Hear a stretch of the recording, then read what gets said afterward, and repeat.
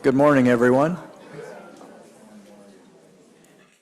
Good morning, everyone. It's March 14th, 2024. I'm going to call the business meeting of the Governing Board of the South Florida Water Management District to order. First on the agenda, as always, the Pledge of Allegiance, and I'm going to ask Ms. Meads to lead us in the pledge. If you'd stand, face the flag.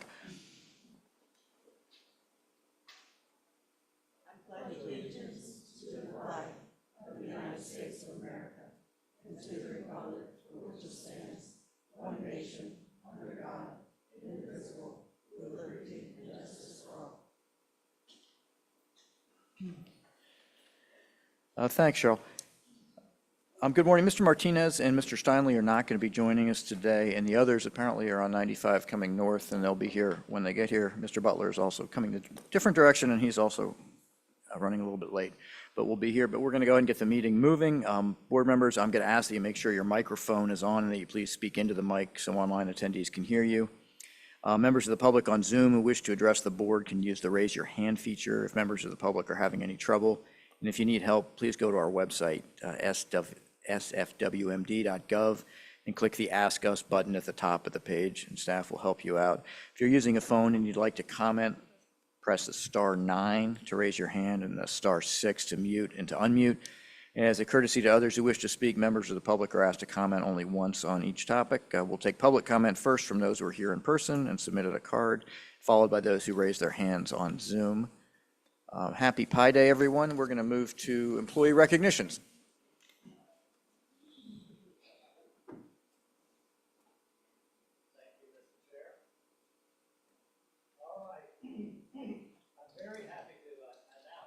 That our March 2024 Employee of the Month is Liz Kaneha, Project Lead, Ecosystem Restoration Planning Bureau.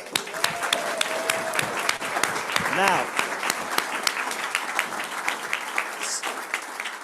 so about a year ago, I was up in DC talking with the Corps of Engineers, with staff, John and Jen and some other folks, about northern storage. And the Corps was thinking about science and underground storage with the ASR program and how they needed to do some more work there, and they were going to delay that off. But in the meantime, they were thinking of reformulating above ground storage. And they said, we are thinking that it'd be a good idea for us to go in and start planning that, and maybe we could get it ready for WRDA 26 or 28. And at that time, there was a lot of discussion about LOSM and the high lake stages in LOSM. And so we came back from that meeting and talked to staff and said, you know what, we could probably get it ready for WRDA 24, instead of waiting for 26 and 28. If we do the 203 process like we did the EAA reservoir, who could we tap to do that planning process and lead that for us? I know Liz Kaneha could do that planning process and lead it for us. And by the way, Liz, you got 1 year. Not 3. This is not a 3 by 3 by 3. This is 1 year to get a planning study done. And she assembled the team, which is vast, and pulled everyone together and was the hub of the wheel to try to get this thing delivered for WRDA 24. The original schedule we had, I pulled it out the other day, said we would deliver it at the end of March. And then we heard from the Corps, actually, if we're going to meet 24, we need it by the end of February. So adjustments were made. They hired field crews, they hired survey crews, geologists, everybody to make sure that we did this planning study right with all the information necessary. There were adjustments along the way where we avoided critical ecological resources. We had to add more models to the group. There was a lot of work and adjustments and public engagement throughout the whole time. This went very, very smoothly. And it was because Liz was there pulling it along, making sure all the boxes were checked, to make sure everybody was lined up, getting where they needed to go. And then last couple weeks ago, February 28th, I signed the letter and it was submitted to the Corps of Engineers, and they received it happily. They've started their 30-day review, but this would not have happened without Liz and her leadership. This isn't the only thing she does, by the way. She plans other efforts as well. But she really made this happen, and that is why she's our March Employee of the Month. Thank you and congratulations, Liz.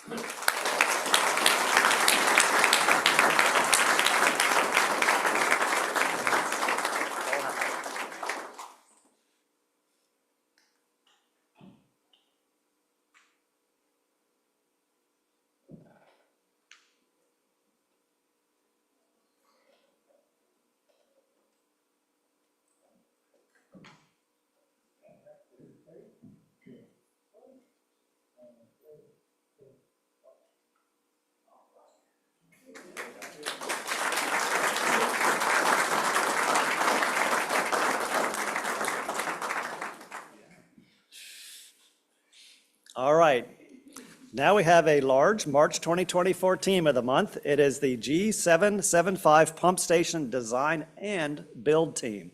That is Joel Arietta, Johnny Brown, Joshua Brown, Chad Burnsed, Steve Congleton, Nathan Conroy, Erica Cozzolino, Allenton Crooks, Ancelot Dorsalan, John Garrett, Ruben Glass, Terry Gosa, Thomas Gary, Robert Hancock, Tyler Hortman, Warren Hubman, Ryan Hughes, Keith Lagata, Maximino Luvano, Gregory Mathis, Daniel Nesbitt, Greg Nolte, Donald Newell, Roscoe Prescott, Orelvis Ruiz, Tyler Sisson, Charles Smith, Ryan Spooner, Holiday Steele, Robert Todd, Omero Torres, Robert Urban, and Dwight Willis.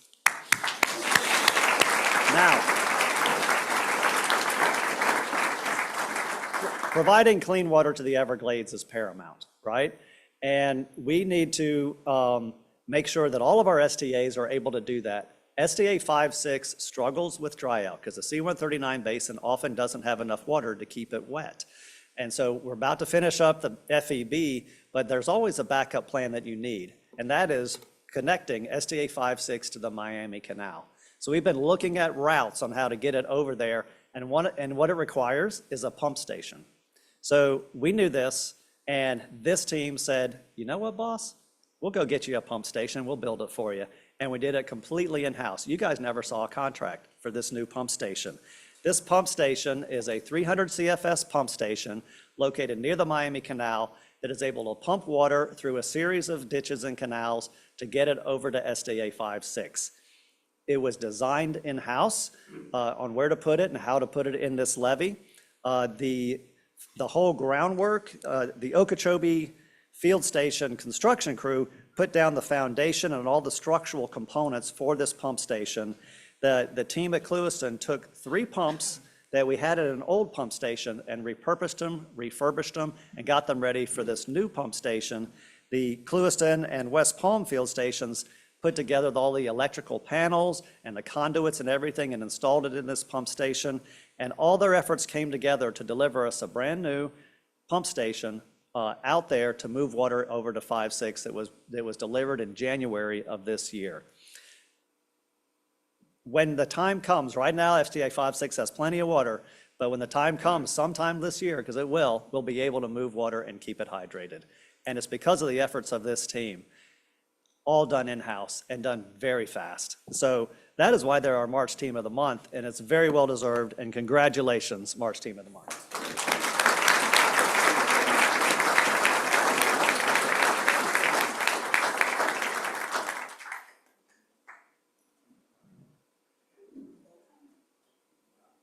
There you go. Yep. Hey, congrats, thanks. Thanks a lot. Good to see you. Got your name right this time. Yeah. Hey.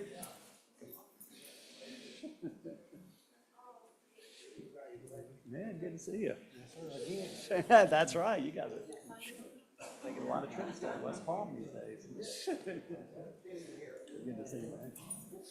Yes, thanks. Yeah. Hey, good to see you. How you doing? Good. Hey, man. How's it going? Yeah. Hey, good to see you.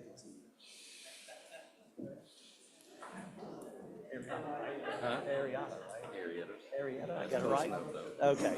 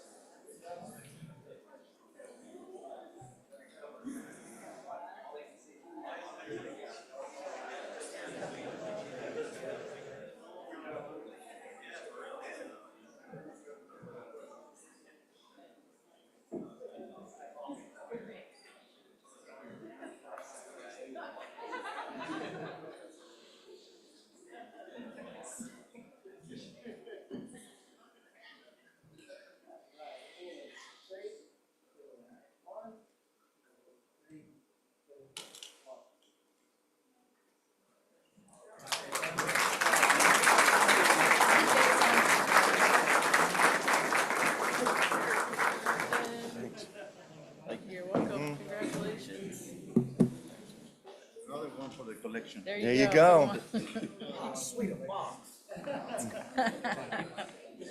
Congratulations, gentlemen. You got it. Thank you. Yep. I know. They probably took extra. Thanks.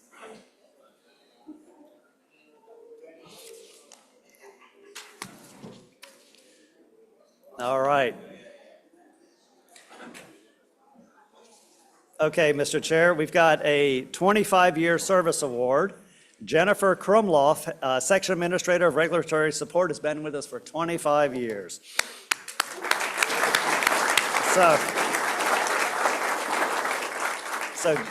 So Jennifer came to us as a staff resource associate and went straight into the permitting program here at the Water Management District. And she's taken a leadership role ever since she got here in that program, helping our permit writers and permit crafters and compliance officers with regulatory support in that program. Such a leader that she became section administrator of that shop in the program. So the stuff she does is like administrative processes, records management, regulatory support for the service centers that we have located around, property review under the permit applications, which is becoming more and more important, coordination, and then of course support with IT. And like any permitting program over 25 years, your information technology has evolved. We've gone online under her leadership and really made a lot of adjustments to make it easier to interact with the Water Management District as you're seeking a permit. She juggles a lot. She's got lots of responsibilities. I just laid them off, but she's able to juggle them very routinely and I understand not get too stressed out about it, unlike me. So anyway, she's got a master's degree in public administration and public management and a bachelor's in political science, which serves her very well in this role. But one thing I wanted to let you know, in case you didn't, we do have a Toastmasters Club at the South Florida Water Management District. It's called Freddie's Forum, and she's been involved in that for many years, including holding titles as Sergeant of Arms, Secretary, and Vice President of Education, and President of our Toastmasters Club, which is a great club that I'm glad she's involved in. So we just want to recognize her for her 25 years, thank her for her service, and really appreciate what she does for our permitting program.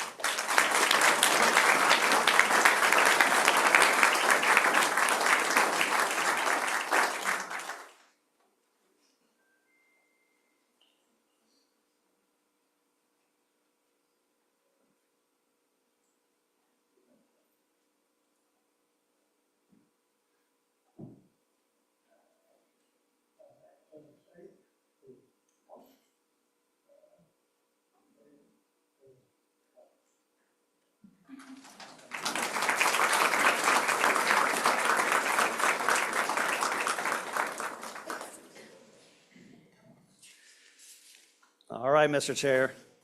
We have 40-year service award recognition today for David Butler. He's a senior hydrologist in the Water Supply Bureau. So David came to us 40 years ago, which was 1984, as a hydrogeologist and groundwater modeler. If you can imagine modeling in 1984, it's evolved a lot since then. And he's been there every step of the way to help us evolve and adapt. He, of course, over 40 years has had many positions in water use permitting, water resource evaluation, hydrogeology, and water supply, all just looking at our groundwater resources, making sure that they're taken care of. He's done a lot of modeling for us. He was involved in the Kissimmee River restoration effort, the Upper Kissimmee Chain of Lakes, East Coast models, Hendry County model. He's been an expert for us in aquifer transmissivity, which is aquifers and how they interact with each other between confining layers. He's estimated Doppler rainfall for us. He's been, very critical to water, essentially, in South Florida Water Management District, particularly as we get into water supply planning with all of our growing economies in South Florida. He's been there every step of the way. He's currently working on the Upper East Coast, worked on and working on the Lower West Coast, Upper East Coast, and Lower East Coast water supply plans, all very critical for the future of South Florida. And he's one of those modelers that's behind the scenes. He's not there in front of the crowd, but he's behind the scenes making sure that those in front of the crowd have everything they need to make the right decisions, get the job done. And in fact, he's so wizened here at the South Florida Water Management District that he also serves as an adjunct professor of earth science at Palm Beach State College. He's a wonderful guy, been here for a long time. He usually says he's about to retire. He is not, it seems, so that is great news.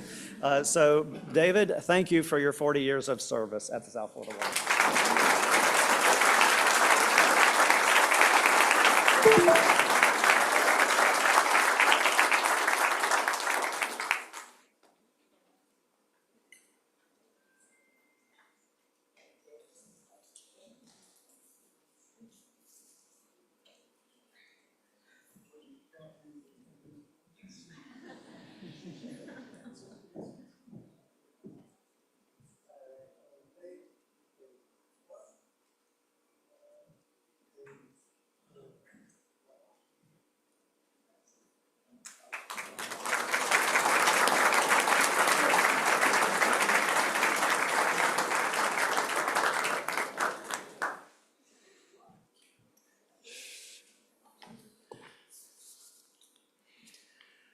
All right, we have a special recognition this month because March is procurement month. And the 23 professionals are in procurement shop. If we didn't have them, we would not be able to achieve more now, quite frankly. These folks really get the job done for us. And I'm going to read you some stats. So last year, they encumbered $1.1 billion.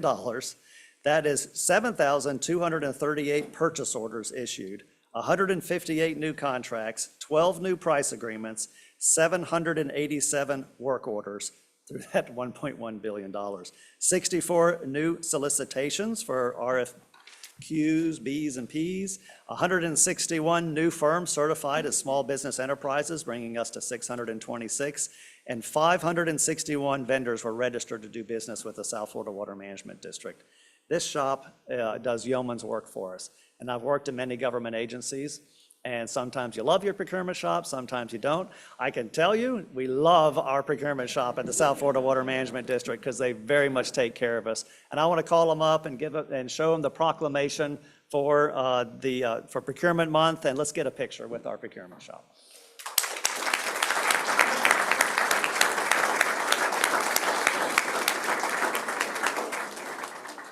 You bet. Thanks a lot. Hey, how are y'all? Good morning. Hey, good. Morning. Hey, how are you? Nice. Yeah.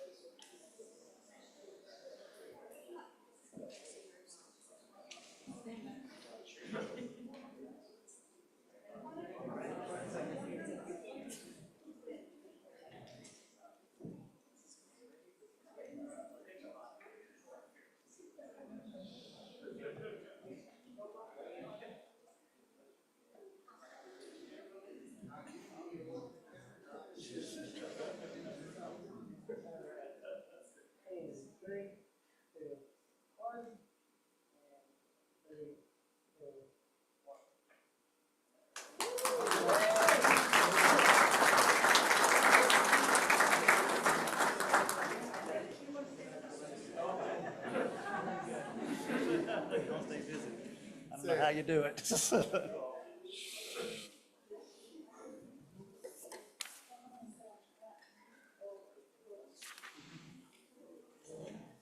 Okay. So every year, Palm Beach County holds a regional science and engineering fair, and the South Florida Water Management District takes part in that science fair. Over 500 local students participate in this science fair, all bringing their smarts to that fair, really advancing our STEM program here in Palm Beach County.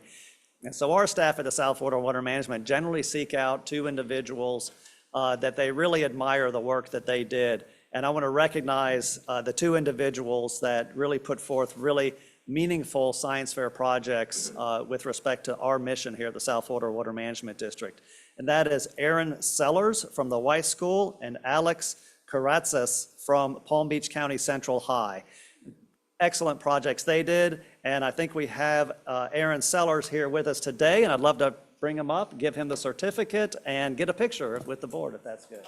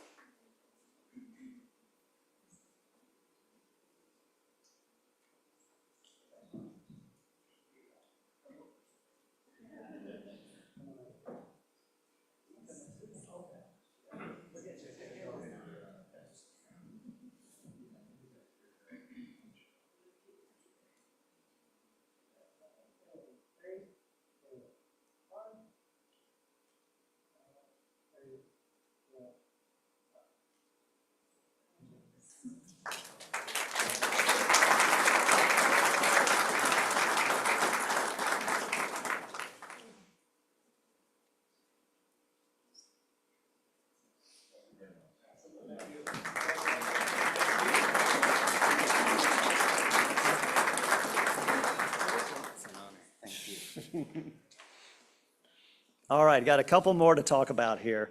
So, the South Florida Water Management District, we have incredible employees, and they do a great job, and then they get known by external folks, and sometimes they go work for those external folks. So that happened within our executive team and leadership team recently.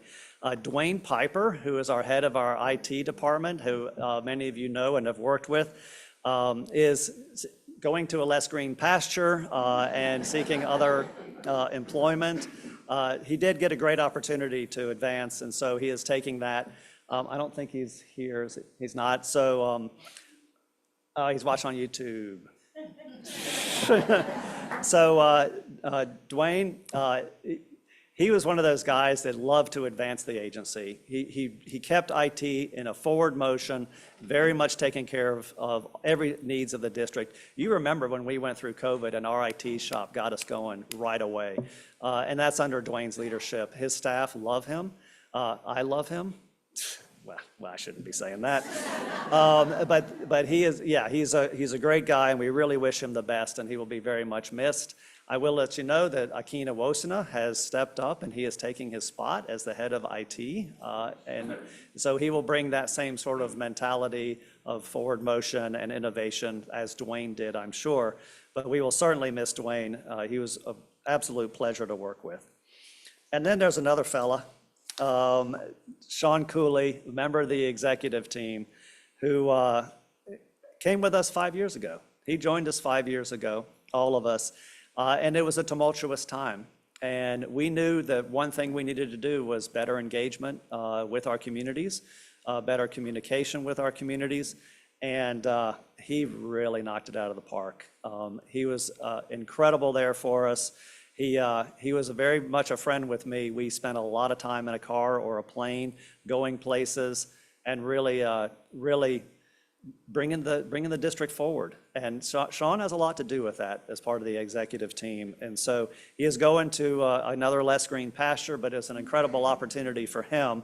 And so we're very proud of him for developing that reputation down here and getting that opportunity. But he will sorely be missed. He will very much be missed by me and the executive team, and I know by every one of you. So he is here, thank goodness. So we will be able to get him a photograph and take a picture, and I know I'd like for him to come up. Thank you, John.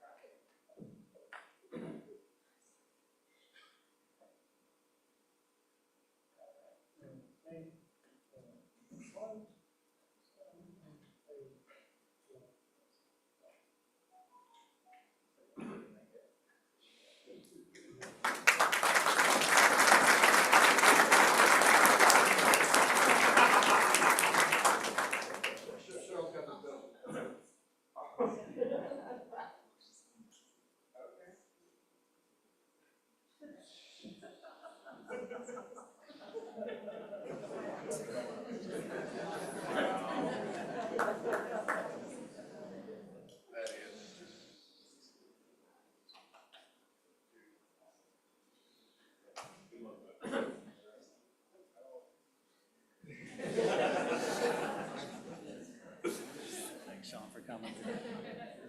That's all I got, Mr. Chair.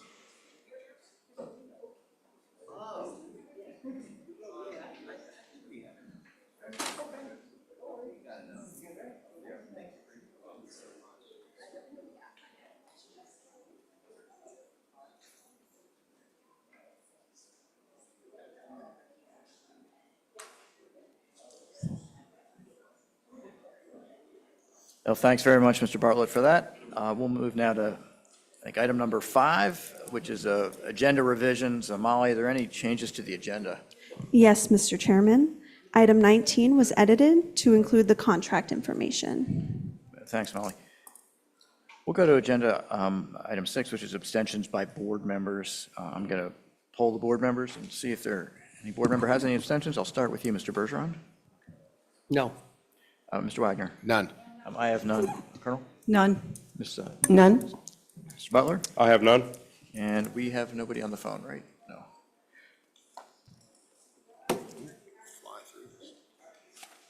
We'll go now to the Big Cypress Basin Board with Chair Roman. Thank you, Mr. Chair. The Big Cypress Basin Board met on February 24th, 2024. We started our meeting with a report from our basin administrator, Lisa Keeler, who gave an update on the Corkscrew Watershed Initiative. This is the technical working group kickoff. The CWI is a very important regional effort that will focus on restoring historic hydrology to the Corkscrew Regional Ecosystem Watershed, which is the headwaters for the basin. Sean Murphy introduced the mowing reduction pilot study. The year-long study will focus on applying 2 different maintenance strategies to small sections of existing Bahia sod around one of our new water control structures. The sections will be monitored monthly during the 1-year study. After analysis, the basin staff will return to the board and present the findings and conclusions of the pilot study. Next, Brad Jackson provided an update on our 5-year capital improvement program. He highlighted new and ongoing projects in design and construction. Currently, we have more projects going on in the basin than we have ever had in our history. We closed out the meeting with technical and staff reports, and our next meeting is scheduled for April 26th at 11 a.m. That's all I have, Mr. Chair, subject to questions. Thanks. Does anyone have any questions or comments? I have one quick one on the sod. I know we spend an awful lot of time mowing our right-of-ways with the district, and I'm sure you guys do. Will you make your findings available to us? Oh, absolutely. And I'm assuming we're doing this in conjunction. Well, as you recall, we had a project with the Naples Botanical Garden to look at alternate ground covers for the banks of our canals. And there were some challenges with those native grasses that were selected. So our land management folks here at the district had suggested maybe Bahia is the best ground cover that we could possibly use. So what we're doing with this pilot study is setting up some demonstration plots to see if we can reduce maintenance cost and save some money. And certainly, this pilot study is for district-wide application if we find success. But it's more challenging than you'd think to just replace what's on the banks of our canal. So more to follow on that one. Well, good. I'm glad you all are running a test project on that. Anyone else? Great. We'll move now to number 8, which is the approval of the minutes of the February 8th, 2024 meeting. Does anyone have any changes to the minutes, amendments? Hearing none, could I have a motion? So moved. Is there a second? Second. I have a motion and a second. Is there further discussion? Hearing none, I'll call that question. Mr. Bergeron? Yes. Thanks, Mr. Wagner. Yes. sir. I'm going to vote yes, Colonel Roman. Yes. Ms. Meads? Yes. Mr. Weller? Yes. Thanks, that passes unanimously. And we'll go now to the Executive Director's report. Mr. Bartlett. Thank you, Mr. Chair. All right, got a few things for you today. You kind of already heard, but we submitted the 203 study, feasibility study for northern above-ground storage to the Corps on February 28th, which is very exciting. Low CAR, Lake Okeechobee Component A Reservoir. And just to put it in perspective, if that reservoir, if we had it today, we wouldn't be doing estuary discharges because that could take half a foot off the lake just, by itself.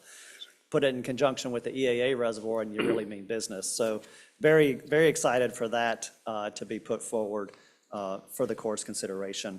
The next step, once it's at the Corps, is the Assistant Secretary assigns it for review, and he's done that, and it's under the 30-day window for review right now. So that one moves on. Mr. Mitnick and Ms. Leeds have already made the trip up there to make sure everybody has what they need. So it's moving along well. In recent news, you may have heard that the state's 404 permitting program hit a stumbling block. On February 15th, a federal district court in District of Columbia vacated EPA's approval of the state's 404 permitting program under the Clean Water Act. They cited that the Endangered Species Act could not be done by anyone but the Federal Fish and Wildlife Agency, which was, not part of that agreement. And so the whole permitting program was vacated. The judge did open the door for a stay for those permits that did not have any effect on endangered species. And of course, the Department of Environmental Protection asked for that stay. But unfortunately, the federal government said that basically filed a motion opposing the stay, saying that it would bifurcate the program, and it was too cumbersome to have it bifurcated like that. So as a result, there's about 1,000 404 permits that are in limbo because of that action. You know who seeks permits? The South Florida Water Management District, 404 permits. So all of our Everglades restoration and that kind of work, our restoration efforts do require 404 permitting. So we had a number of permits caught in that snare, many of which do have endangered species effects. So our permitting staff jumped right on it. We have resubmitted all of those permits to the Corps of Engineers to try to avoid any delays along those fronts. One of these permits was a EAA reservoir component that we are building, that we need to build in order for the Corps to do their work. That is in danger of causing a delay on the EAA reservoir construction. I've certainly had that conversation with the Colonel. That permit was on the precipice of issuance when the court order was filed. So the Colonel is doing what he can to try to make sure that gets turned around. That project is actually on the agenda today. It's the construction village for the EAA reservoir. So we'll go ahead and move forward in hopes that that all works itself out. But kudos to the district staff for adapting quickly and getting those permits to the Corps. But hopefully we'll be able to avoid any construction delays as a result of that decision. So on to other news, let's talk about the budgets. So on the federal side, Congress passed last week a $425 million appropriation for the SERP in 424. And then earlier this week, the president's budget came out for the FY25 SERP request at $444 million.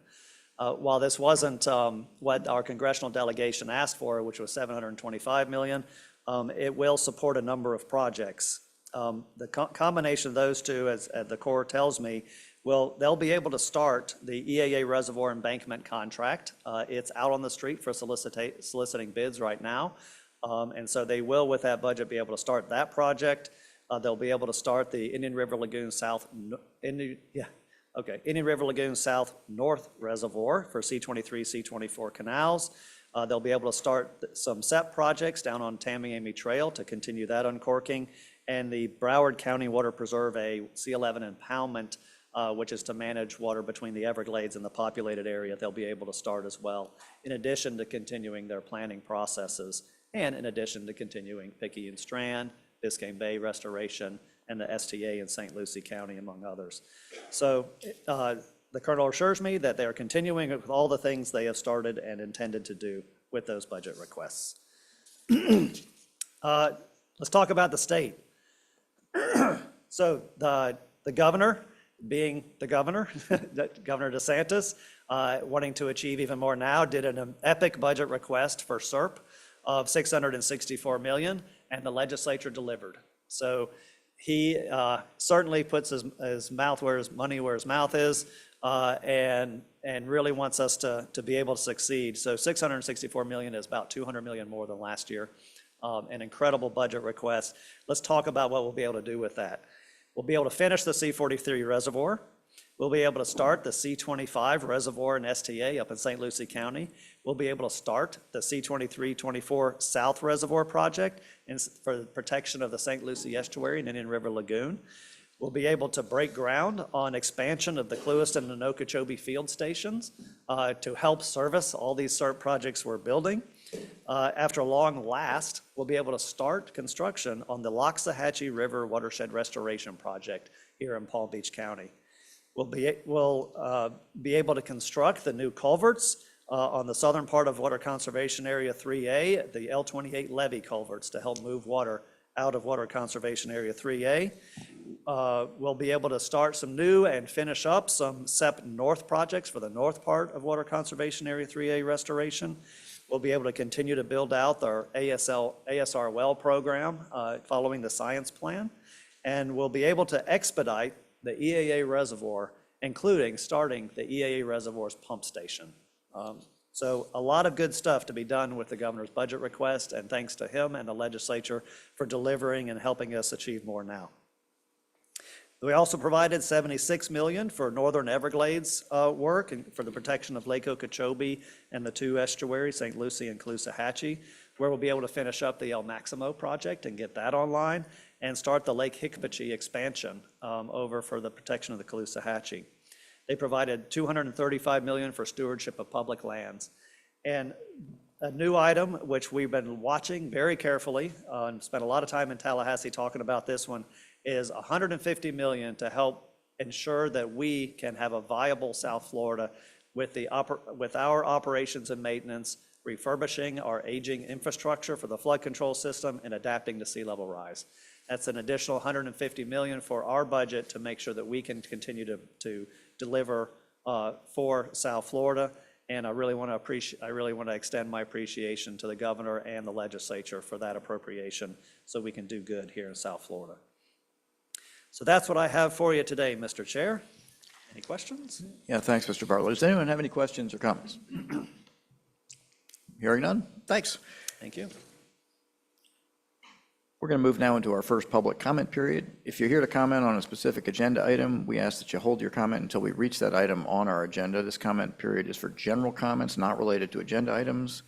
Public comments for consent agenda will be listed as item 13 on the agenda. The public had an opportunity to provide written comments prior to this meeting. We did not receive any e-comments. Molly, do we have general public comment? We do, Mr. Chairman. We'll begin with Newton Cook, followed by Mark Perry.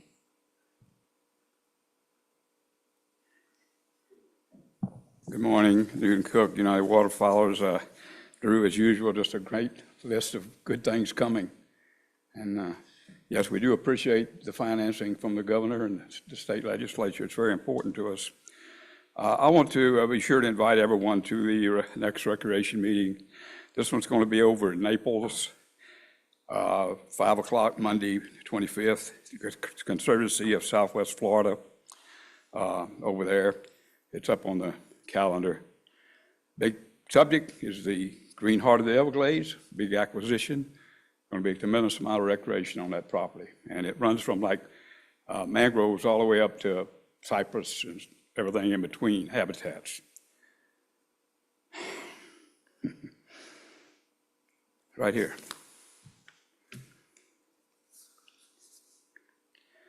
The Water Control Plan, WCP, is loathsome. Will go into effect once it is signed by USACE South Atlantic Division. Additional coordination is still underway with USACE to complete the final environmental impact statement, EIS, The final WC will be released when the final EIS is complete. Who wants to tell us what Losim has done to the environment? Are you watching? Are you seeing? It has destroyed the lake. And now, without even a storm, not even a hard rain, we're destroying the St. Lucie and the Caloosahatchee. Self-inflicted destruction. As Dr. Susan Gray said, I told him last fall what was going to happen, and he wouldn't listen. A few of us have been telling you for a year that Losim is a fatally flawed system that will destroy the lake every year, and without even a rainstorm can destroy the St. Lucie and the Caloosahatchee. With the dirtiest water, filthiest water ever, because there's no vegetation left in the lake. 2,000 acres on a 460,000 acre lake of cleansing vegetation. And we are responsible for it. When I say we, I say Congressman Mast, who I've back and forth with a bit the last couple of days. And I say the people at Stewart and the people at Caloosahatchee side who have demanded to keep the lake at 16 feet during the dry season. The same people who only 4 years ago were demanding we drive the lake down to 10 feet before May. When we let amateur water managers and politicians decide how to manage the system, we're going to have grief after grief after grief, and that is exactly what we're allowed to do this time. There's no excuse for what's happening in the Caloosahatchee and the St. Lucie today. Absolutely no excuse. It's self-inflicted. And if Losim is not pulled back now and revised, and that ban that allows water to be taken out of the lake and to keep the lake at a healthy level, get ready for the next 10 years. Thank you. Thank you, Mr. Cook. We'll move next to Mark Perry, followed by Ben Olson. Yes, good morning, Chair and Governing Board. Mark Perry, Florida Oceanographic. The lake is in trouble. It's been kept too high for too long, and actually since Hurricane Ian back in 22, and particularly last year when the lake was at over its environmental envelope since April last year. But in the fall, the lake jumped up from 15 to 16 feet, and we were saying that you need to start letting water out of the lake because we've got, El Nino's here, and we're going to have a very wet dry season. And sure enough, in January, that happened.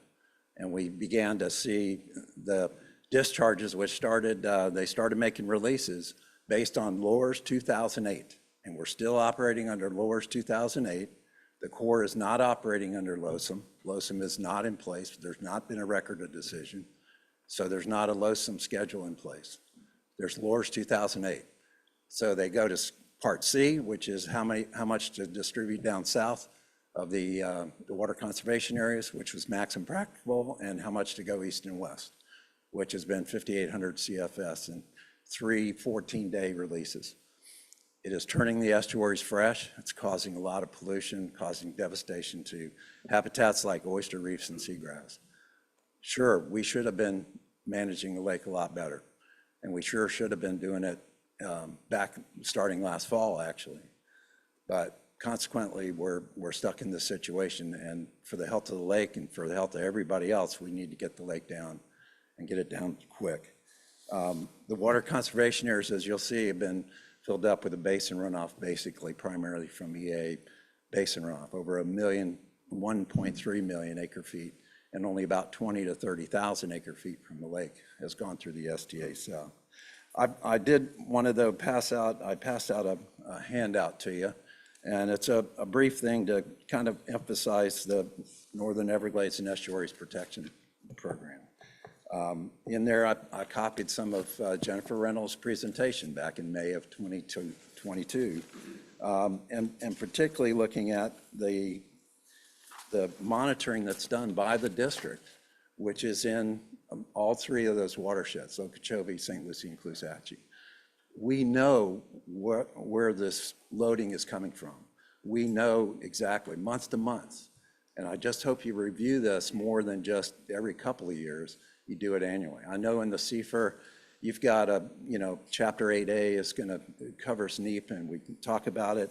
I really appreciate the handouts, particularly attachments in the agenda about NEEP. And in fact, you're going to have that poster session on the South Florida Environmental Report next month, which is really great to have those workshops. And so that reporting has to be done, but the BMAPs and the BMPs are not working to stop that loading and reduce it. They're going to have BMAP reviews coming up this next month for those 3 watersheds. And the review for St. Lucie, for instance, kicked it down the road another 5 years. That's their recommendation because they're not meeting the milestones for reductions. And we know, and because of your monitoring efforts and your efforts, we know where that pollution is and how it's coming from. You need to keep looking at that and getting that together with DEP and FDACS to Please come wrap up up with a your better plan. comments. Thank you. Thank you, Mr. Perry. Next, we'll hear from Ben Olson, followed by Caitlin Newcamp. Good morning. Good morning. My name is Ben Olson. I'm a 4th-generation landowner in Hendry County inside of the West Everglades Restoration Project footprint. I'm not here to talk about WIRP today. I'm here to talk about my sunshine requests for WIRP. I CC'd the governing board and Mr. Bartlett on it twice now, once on February 28th and the second time on March 4th. But for those unfamiliar who didn't get a chance to read or anything, I'll quickly summarize. December 12th of last year, I submitted sunshine requests for all communications pertaining to WIRP from Ms. Mindy Parrott and Ms. Jennifer Reynolds, dating back to 2016, and any communications between water management and the Miccosukees or Seminoles pertaining to this footprint dating back to 93, as both tribes have publicly stated, that's when they started communicating with you on this footprint. After that request, you guys put a $3,400 price tag on those and gave me a 10-day time limit to pay in full. I didn't get an explanation why, so I appealed. And upon appealing, I called about a dozen times. Miss Juanita Bozeman never answered the phone anymore. My voicemails were never returned. So I came in person on January 23rd. After briefly speaking with Miss Bozeman in the lobby, she went upstairs and a team of 4 of your lawyers came down to deal with me. Among other things, they spoke about matters of national security as why I couldn't get these communications. Then in came Mr. Derek Brown. He's your senior attorney for sunshine requests. Without going too far into detail, he explained that there was an exemption for inspection, which required me to pay in full so water management could inspect beforehand, and then I would be charged again for inspection for myself. He did not provide the statute at the time and still has not provided the specific statute pertaining to indigenous cultural exemption he spoke of that day. What we did conclude, however, is I would give him 8 terms to start with as a way to lower costs. Those terms were eminent domain, flowage easement, land easement right-of-way relocation, HECRAS modeling, Audubon Foundation, Everglades Foundation, Brad Cornell, and Eric Eichenberg. The agreement was I would step away for 1 hour to go get lunch. He would collect all of these emails and we would go over them together free of charge. When I returned, Mr. Brown even said he was fine with me inspecting them together because he wasn't concerned about me seeing the classified information, as it was clear I just wanted the communications. When I returned an hour later, Mr. Brown and I spoke on the phone as we discussed. He said he needed a few more hours to collect the information and he would call me at the end of the day. That was the last time Mr. Brown answered his phone. I left voicemails and called to no avail. Since then, I've done everything I can try to think of to communicate pertaining to these. When I first included the First Amendment Foundation, Mr. Brown vaguely responded to me in an email, making no mention of these 8 terms. It took a month for him to respond again when I CC'd you guys, and when he did, again, he did not respond or acknowledge these 8 terms. I insinuated that this was bad faith. He tried to obfuscate that, saying that my claim of bad faith revolved around the price tag you guys put on it. To be clear, it was refusing to acknowledge these terms, and I'm running out of time, so I'm just going to skip forward a little bit. But Please wrap up your comments, Mr. Olson. I will, but I want to commend you guys for working with the landowners in the WIRP footprint, bringing us to the table finally after all these years. I really respect that, and I think that is good faith. But my dealings with Mr. Brown have not been in good faith, and I Please need the wrap up. board to help take care of this quickly. I really don't want to have to hire an attorney and bring legal action forward. I would so much rather work with you guys. So please work with me. Thank you very much. Thank you, Mr. Olson. We'll hear next from Caitlin Newcamp, followed by Bradley Watson. Good morning, governing board members. Good to see you all. Caitlin Newcamp, Everglades Policy Associate with Audubon, Florida. Given this year's El Nino followed by La Nina conditions, high water levels in Lake Okeechobee, and releases scheduled by the Army Corps of Engineers, there's understandably a heightened public interest about our water situation right now. And while water levels in the lake have been too high for the lake to be healthy, water discharges we know could create harmful algal blooms on both coasts. To keep Lake O healthy and avoid these discharges in the future, we really just must continue with Everglades restoration, like Drew had mentioned. For instance, there are several efforts that are already underway north of the lake, the lack of which is directly tied to the current situation we are in, such as the Lake Okeechobee Watershed Restoration Project, the Lower Kissimmee Basin STA, and the Lake Okeechobee Component A Storage Reservoir, or LOCAR. We want to thank the district for expediting LOCAR, which will be the largest storage feature in the region, providing 200,000 acre-feet of storage in an area that desperately needs it. Preventing the lake from getting too high in the wet season and storing water in the dry season when we need it will give us the flexibility that water managers currently don't have. And Audubon and our partners have submitted comments recently in support of LOCAR and the feasibility study. We're excited to see it move forward and to get more additional storage capacity coming online. And I can show you those comments to the board as well. Not only that, but other projects on their way, like the critical EAA reservoir, the Western Everglades Restoration Project, SEP and Tamiami Trail Next Steps will provide additional benefits for water storage, treatment, and conveyance. So we really are making progress. These projects are underway, and we continue to support these efforts, which will create an optimistic future without harmful discharges that we keep seeing year after year. To that end, we also want to acknowledge the state's continued investment in Everglades restoration with the recent conclusion of our legislative session. Our legislative leaders put forward another impressive and needed budget for Everglades restoration. As the state budget goes to Governor DeSantis' desk, we remain grateful for the sustained effort and support for the South Florida Water Management District and the enduring commitment to a restored Everglades. Thank you. Thank you, Ms. Newcamp. We'll hear next from Bradley Watson, and then we will switch gears to our Zoom participants. Good morning. I'm Bradley Watson, Vice President of Policy at the Everglades Foundation. Thank you very much to the governing board for your leadership and the opportunity to comment here today.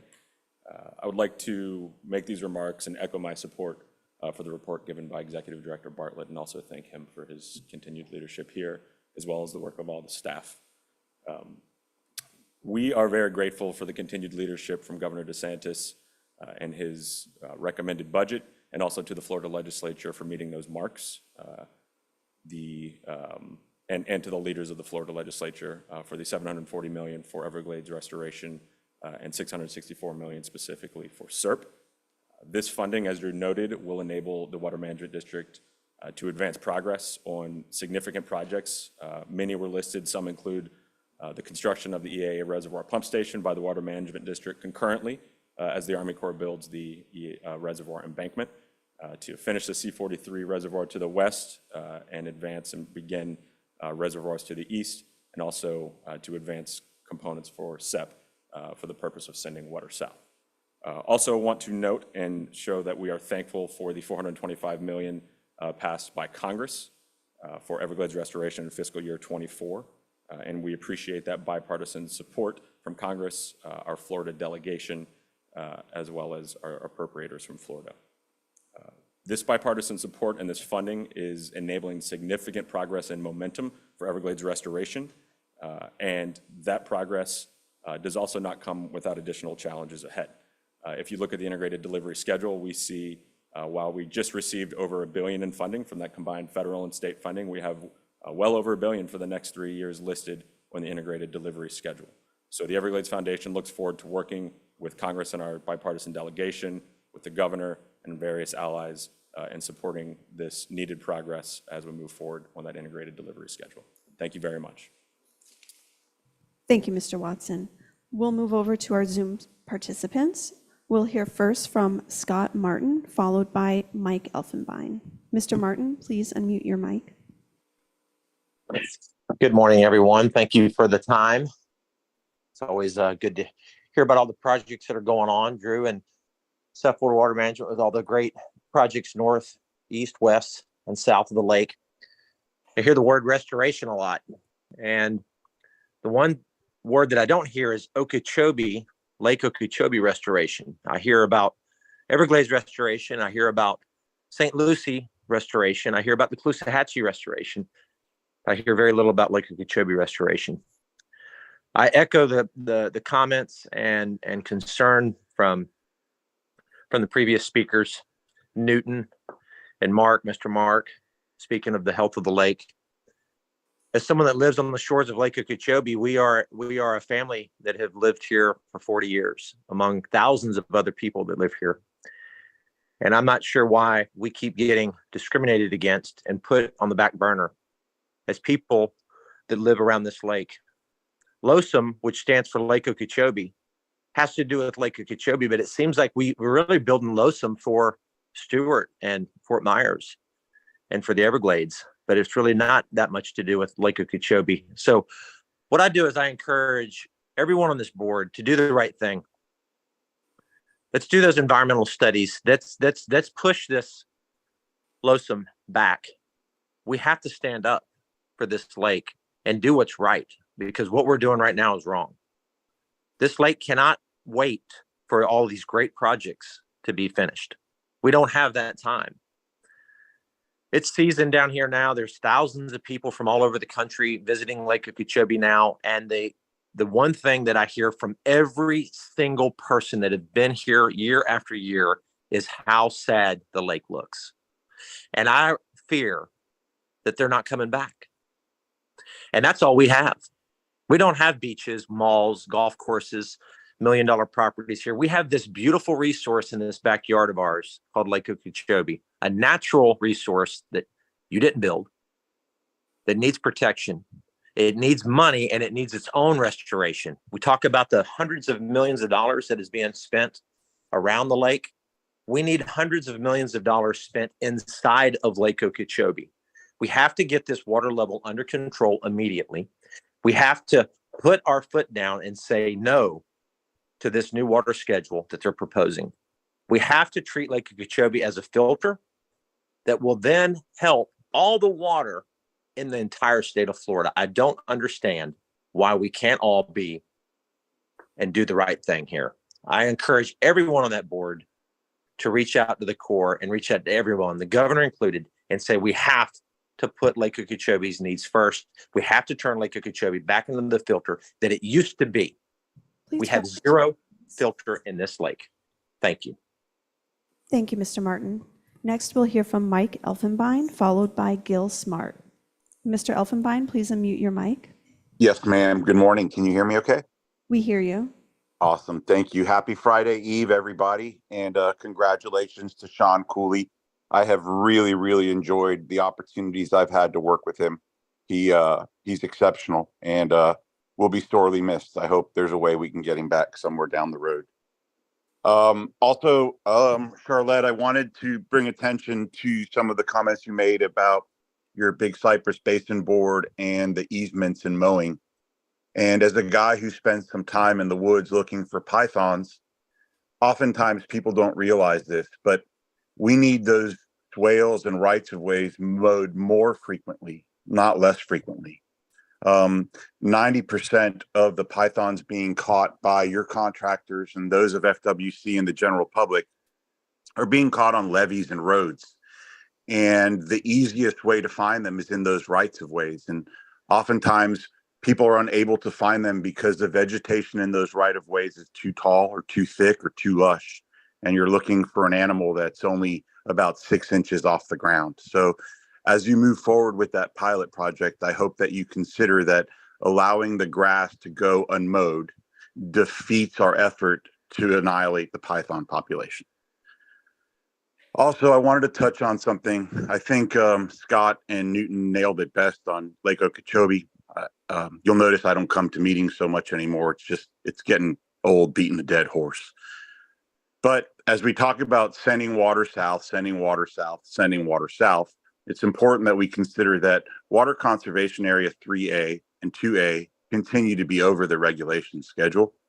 So there is no ability to send water south. But more importantly, is I believe in the next 2 weeks, the Army Corps of Engineers has intentions to once again close the S12 structures, the 344 and the A and B and the S12A and B. And again, beating dead horses, it's getting old. This is a, I don't know, 20, 30-year problem where we continue to have to argue about closing the only structures available to send water south, while we hear folks like Brad Watson and Mark Perry stand up in rooms and recite that phrase, send it south, send it south, send it south. There's nowhere to send it south. South is full, and we're about to close the only structures that allow water to go south. It's the most ridiculous thing I have ever heard. I can't understand for the life of me why we can't get our heads wrapped around this. You know, we all celebrated Shannon Estenos coming in as Secretary of the Interior, and she oversees U.S. Fish and Wildlife Service. Let's open up those conversations and get the S12As and B and C and D and the 344s and the Sparrow sorted out and finished so we can, in fact, send more water south. Thank you. Thank you, Mr. Elfenbein. We'll hear next from Gil Smart, followed by Jackie Thurlow-Lippisch. Mr. Smart? Actually, it looks like Mr. Smart lowered his hand. We'll move next to Jackie Thurlow-Lippisch, followed by Sean McCann. Ms. Thurlow-Lippisch, please unmute. Thank you very much. Hello, everyone. Jackie Thurlow-Lippisch, just for any who forgot or never knew, I did serve on the governing board from 2019 to 2023. I have a couple of comments today. The first one is one that I made at a Rivers Coalition meeting recently, and it was a request that when the Army Corps of Engineers reveals that it is going to start dumping to the estuaries from Lake Okeechobee, that if there is a way that that announcement is made prior to or at the governing board meeting or close to the governing board meeting. What happened last time, just last month, I believe the meeting was on February 8th. And then that same week, just a few days later, the Army Corps formally announced via, their media calls, that they would, what their schedule would be. When I served on the board, the same thing happened the year prior when the Corps was dumping 500 CFS, which wasn't as dramatic, but I always thought that was odd. And I really think that, the South Florida Water Management Governing Board is the local sponsor, as we know, for the Central and South Florida Plan. And we like to pretend that the Army Corps just deals with S80 and I think it's S77 on the Caloosahatchee side, and that the South Florida Water Management District deals with, quote unquote, all of the canals going south. But that's not really correct. It's not really true. It is a joint decision. Yes, the Army Corps has the upper hand, of course, but it is a joint decision. And when I served on the board, I often was digging through all of the recommendations. The district doesn't like using that word recommendations, but they're put forth every week almost. Usually it was one of the most wonderful people working there, Akeem, who would put that out to the executive director, Drew Bartlett. And I just think that the governing board's purpose is to represent the public. It is not just to be an appointee of the governor.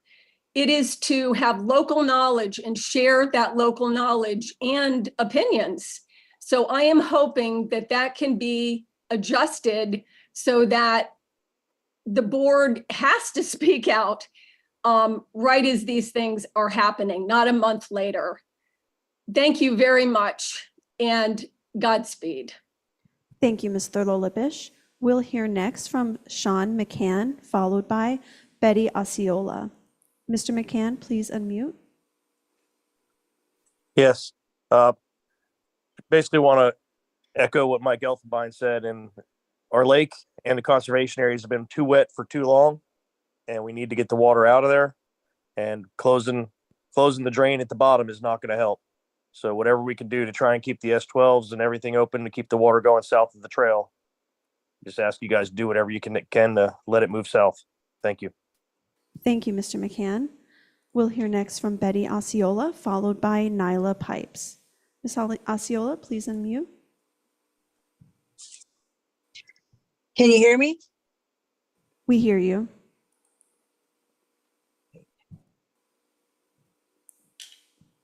We don't hear you. We hear you now.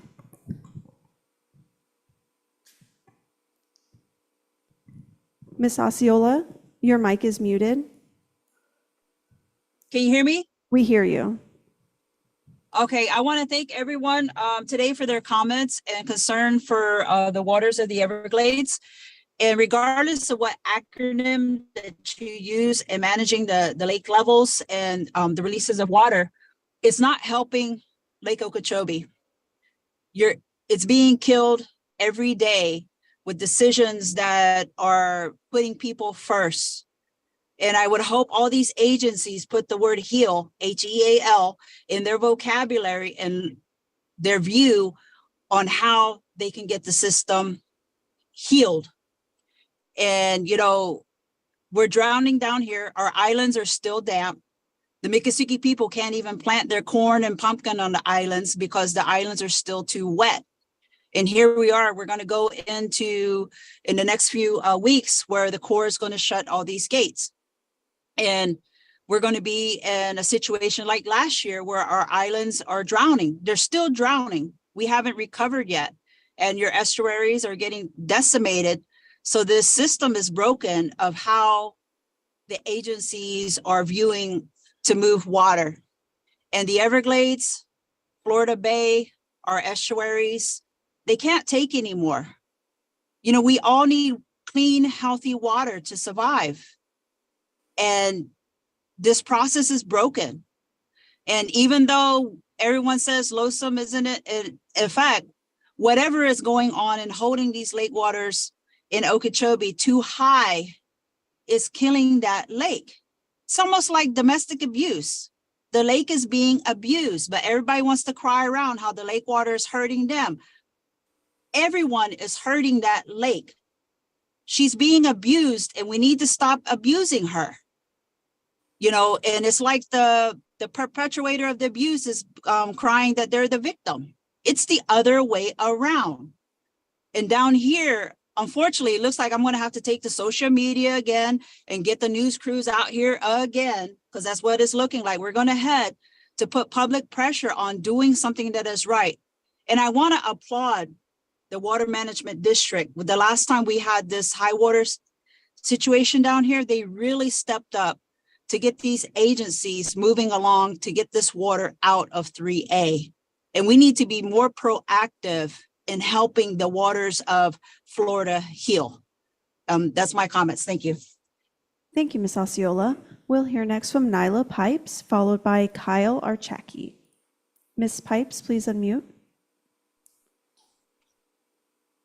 Sound check. We hear you. Fantastic. Nyla Pipes, One Florida Foundation. I want to echo much of what has been said prior. You know, when we started the discharges from Lake Okeechobee on February 17th, we were at 16.31. Today, we're at 15.81. That's only 6 inches off the lake in a month. We still have a lack of infrastructure to change this situation in any material way. We can build south of the lake as much as we want. We can go ahead and expedite LOCAR as much as we want. But the bottom line is, until we get more infrastructure in place, LOSUM is going to kill this lake. And I agree with Betty Osceola and the others. It doesn't matter what we call it. The bottom line is the lake is too high. It's been too high for too long. And that is exactly what LOSUM is going to do. And we all know it. We have to tap the brakes because this doesn't work. And many of us who have been involved for many, many years, and some generationally, have tried to tell you, we need our water management district to step up talk to the Corps, take a firmer stance on LOSM, figure this out. The other thing we need them to do, you all to do, is we need to get conditions-based operations at the south end. Closing the S12s right now and the other structures is pure insanity. We're drowning the Central Everglades. We are drowning the lake. We're ruining the filter throughout. And we're ruining our estuaries as a result. Because once you have killed everything upstream, guess what? It's not great for the estuaries. It's not good for the corals. We've just got to do better. And depending on projects north of the lake, which I absolutely support, to solve this doesn't work because those projects are going to take too long. Thank you. Thank you, Ms. Pipes. We'll hear next from Kyle Archaki, followed by Matthew Taylor. Mr. Archaki, please unmute your mic. Good morning, Kyle Archaki. Thank you, first off, for having this available on Zoom. I'm calling also to stress the fact that the Everglades are way too deep. This is usually the dry time of year out there. The deer are dropping their fawns. We're seeing fawns all over the place. And they really have not enough dry sanctuary. I just want to stress that we need to keep those S12 structures and all the structures along 41 open and let that water flow south of 41. Thank you. Thank you, Mr. Archaki. We'll hear next from Matthew Taylor, followed by Joshua Maxwell. Mr. Taylor, please unmute. Good morning. Can you hear me? We hear you. Thank you. First of all, thank you, everybody, for your time, for the comments that have been made, and the amount of work that the district's put into Lake Okeechobee, both above and below, from Shingle Creek all the way down to Florida Bay. I'm going to kick the dead horse, beat the dead horse, punch the dead horse, whatever you want to say, a little bit more, along with my good friend Mike Elfenbein and others who have commented. You know, the slogan, "Send it south," sure does sell a lot of stickers and ball caps and keep the revenues flowing in the form of donations for many, many environmental organizations around the state of Florida. But here we are years and years later, after those slogans first got started, and we're not sending any more water south truly. We can comment all we want to about, well, we've got a new reservoir, but the reservoir is going to get full, and it's not going to take any meaningful water off the top of Lake Okeechobee. We can comment all we want to about, well, we're going to change things up. We're going to send some more water into those water conservation areas that are usually, in STAs that are usually held back for the EAA. Yeah, well, that same amount of water is still going to fall in the footprint of the EAA. It needs to go somewhere. We can comment about, well, we're doing all that we can. We've opened up more, flow under US 41 on the eastern side down at Shark River. That's great.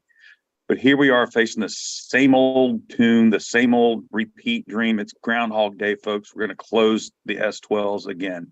And for what? For what? A bird that's probably not even there? People will call it a red herring.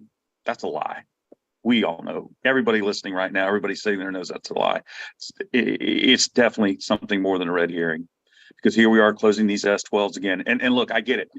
In the scheme of things, the amount of water that can move under the S12s or through the S12s is simply a drop of water in the ocean, but it's the canary in a coal mine. If you had, and what I mean by that is, if you had structures that could truly and meaningfully move water south, would you be closing them too? Well, probably, because you're doing it now with something that's a mere trickle compared to what's actually needed. So, look, let's get realistic on this and on curing the problem, which is the ability to actually send water south, which is the need for additional structures, larger structures, both at the southern end of the lake and under US 41 in the areas where it's required most. Let's get serious about clearing out a lot of the culverts along US 41, opening up the flow paths, and let's get serious about making sure that the Everglades are protected the way they are and not being above requisite levels at this time and causing further damage. Thank you. Thank you, Mr. Taylor. We'll hear next from Joshua Maxwell, followed by Marshall Jones. Mr. Maxwell, please unmute. Good morning. My name is Josh Maxwell, born and raised in Naples, Florida. Recently moved north of the lake a couple weeks ago, but my heart's still down in the Everglades. And it really hurts to continue to hear that you guys will not push the water south because of the seaside sparrow. The fact that you're contemplating closing the structures to protect a bird, as previously said, you may not be able to prove is there. I used to do environmental resource permitting, and there's lots of permits issued with incidental takes. And if that's done for other species, or if we can relocate them, why can't you do this for the sparrow? Because you're now impacting acres and acres of wetlands north of the lake, or north of 41. And by trapping too much water north, as Betty Osceola earlier said, you're drowning their tree island. Who's going to mitigate for all that to save a sparrow? I think it's asinine that it's not being taken seriously. I'm pretty sure my comments right now, everybody's just rolling their eyes and not really giving a damn what I have to say. But it's every year, the same speech is given from me and others to this board and others, and it's never taken seriously. And it really makes me concerned that nobody truly cares about the lake. Nobody truly cares about the state of Florida. I'm third generation Floridian. My roots are deep in this state. And I don't ever plan to leave, but it's really just disheartening that nobody wants to take the lake serious and everything's south and around it. Thank you. Thank you, Mr. Maxwell. We'll hear next from Marshall Jones, followed by the caller with the phone number ending in 2596. Mr. Jones, please unmute your mic. Good morning, everybody. Can you hear me? We hear you. Well, thank you for the opportunity to speak today. I'm coming to you from my airboat out in the middle of Wildlife Conservation Area 3 right now. I'm with a lovely mother and son from Texas out here bass fishing. And though the Everglades is a beautiful place and we get to enjoy it here today with what we are doing, we know that the Everglades is in deep peril. And management practices that are being imparted on this beautiful creation of our Lord is really something that should be considered for the betterment of the environment itself, not just the demands of South Florida to be a burgeoning society and flood control. We need the Everglades to be managed in a way that is more conducive to the wildlife that lives here and to the ecology that cannot be sustained at these higher water levels. Conservation areas were put in place to protect the larger footprint of the Everglades, and it's great that we are moving forward with resources that we have to implement a plan that betters the fish on. Good job, young man. That betters what we have in certain areas of the Everglades. But as previously stated by so many people here today, we need better management on Lake Okeechobee that will provide sustainable downstream water levels and sustainable levels on the lake itself moving forward. The ability for the Everglades to withstand these water levels has come to a dire, bitter end. And the Everglades that we all know, love, and want to protect and preserve is not going to be able to handle another 10 years of this while we implement further structures, the building of further structures. We need to get a management practice in place for the structures that are here now. As previously stated, please keep the S12s open. They're the only chance the Everglades has this year moving forward to keep the water levels within a sustainable level for the Southern Everglades, the Central Everglades, and the Northern Everglades. We appreciate you guys listening to us, and please take it to heart because we truly love the Everglades, and most of us do live, work, and or cherish this place. Thank you. Thank you, Mr. Jones. We'll hear next from the caller with the phone number ending in 2596. Please press *9 to unmute, or *6 rather, to unmute. Hi, can you hear me? Are you able to hear me? Well, we hear you, but it's very low. Okay. Is this any better? Yes. All right, okay, great. Sorry for the glitch earlier. I'm Gil Smart. I'm policy director with Friends of the Everglades. We're based in Stewart, where the St. Lucie River is currently getting pounded by discharges from Lake Okeechobee. Meanwhile, there was a Wink news story earlier this week about blue-green algae blooms in the Caloosahatchee, There have been isolated reports of blue-green algae in the St. Lucie as well. We may well be on the cusp of another full-blown blue-green algae crisis, another lost summer like 2013 and 2016. And if it happens, the anger in this community is going to be off the charts, and people will be right to be angry because we are watching our government, that is government agencies like the Army Corps of Engineers, and yes, the South Florida Water Management District, we're watching our government harm our estuary and harm our community. As such, we would again ask the Water Management District to redouble its efforts to find additional capacity for lake water somewhere in the system. There's been a lot of talk this morning about we can't send more water south, we can't send more water south. Well, why is that? Who's using up all the capacity? Well, we know the answer to that. Isn't it interesting that the sugar industry continues to enjoy optimal growing conditions, even as the lake has been destroyed, even as now the estuaries are being destroyed? We know how little water has gone to the STAs so far this year, and of particular interest in the charts you'll see today is how little from the lake has gone to the STAs this dry season. Even as we knew this disaster was looming, there was still no room at the inn. We keep hearing, be patient, help's on the way, more storage is coming. That does nothing for us this summer. There simply has to be more capacity reserved for lake water in the STAs when the lake gets this high, and we urge district officials to do all they can to find that capacity and utilize it and give our beleaguered estuaries a break. Thank you. Thank you, Mr. Smart. We'll hear next from Don DeMott, followed by Tiffany Grantham. Mr. DeMott, please unmute your mic.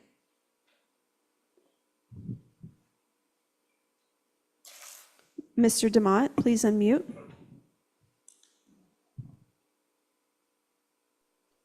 Good morning. Can you hear me? We hear you. Okay, thank you. Sorry about the technical glitch. Hey, I just wanted to thank you guys for having the opportunity to present.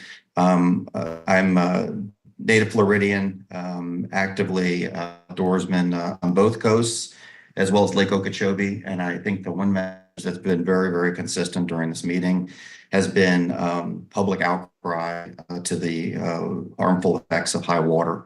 And I just implore you to really take this to heart, to look at some other options. I think we have to continue to look north, right? All of this water comes down essentially from Orlando. You know, are there some opportunities up north? I'm not a hydrologist. I'm sure there's plenty of people on the board that can speak to that. But the one thing that is certain, and the one thing that I've seen in my 30 years fishing Lake Okeechobee and my time at the coast, is high water is incredibly damaging. It's devastating. I will tell you from a personal perspective, Lake Okeechobee is in the worst condition I've ever seen it. We have zero submerged aquatic vegetation. The spraying program continues on at a relentless pace. And subsequently, we just have a big mess that at some point has to go out to the coast. And I feel for the folks at the coast. I live at the coast. I see what that damage does to the grasses and obviously to salinity. So again, what I would just implore you guys to do is to really rethink this, figure out a way to get the water coming into the lake at the levels that it is. And then maybe there's some logic to lowering this concept of loathsome. This whole idea of these pulse releases are very, very damaging, as everyone on the call has stated. And why not have more of a trickle effect, or why not have where it's a consistent flowing versus being kind of dammed until we get to a place where we're north of 60, and then we have this damaging situation. I cannot articulate it well enough, and I don't think anybody on the call can, but I would invite you to come out to the lake. I know there's plenty of people that would love to show you around, you know, second, third generation residents that can show you the damage that's been done. And I also invite you to engage some of those people. I live in one of the Western communities as well. We're fortunate to have another home there. And many of my neighbors have just kind of thrown their hands up. And I know that's not indicative of this organization. I know that that's not what you guys intend to have happen, but I would engage those people and really try and understand their perspective and their history on the lake. And let's get back to a lake and a water situation that really celebrates the diversity of Florida and the great opportunities that we have. Thank you for the time. Appreciate it. Thank you, Mr. DeMott. We'll hear next from Tiffany Grantham, followed by Captain Chris Whitman. Ms. Grantham, please unmute.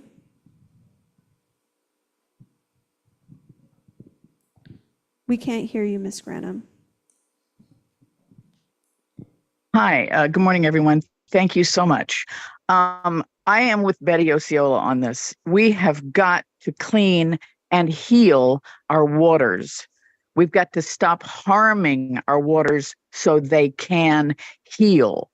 The people of this state, 101,000 of them, have signed a petition for a fundamental right to clean water to be in our state constitution.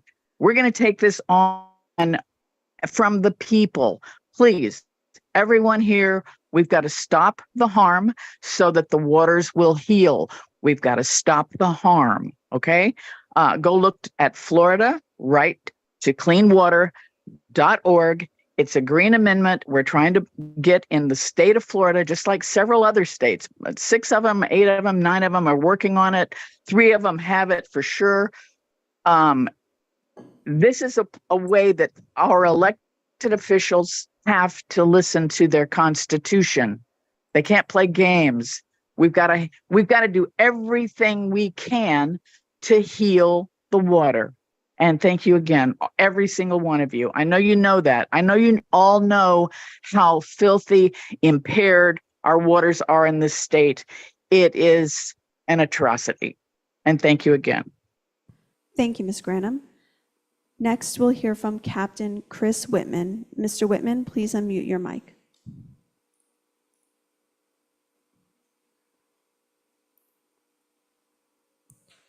Captain Whitman, please unmute.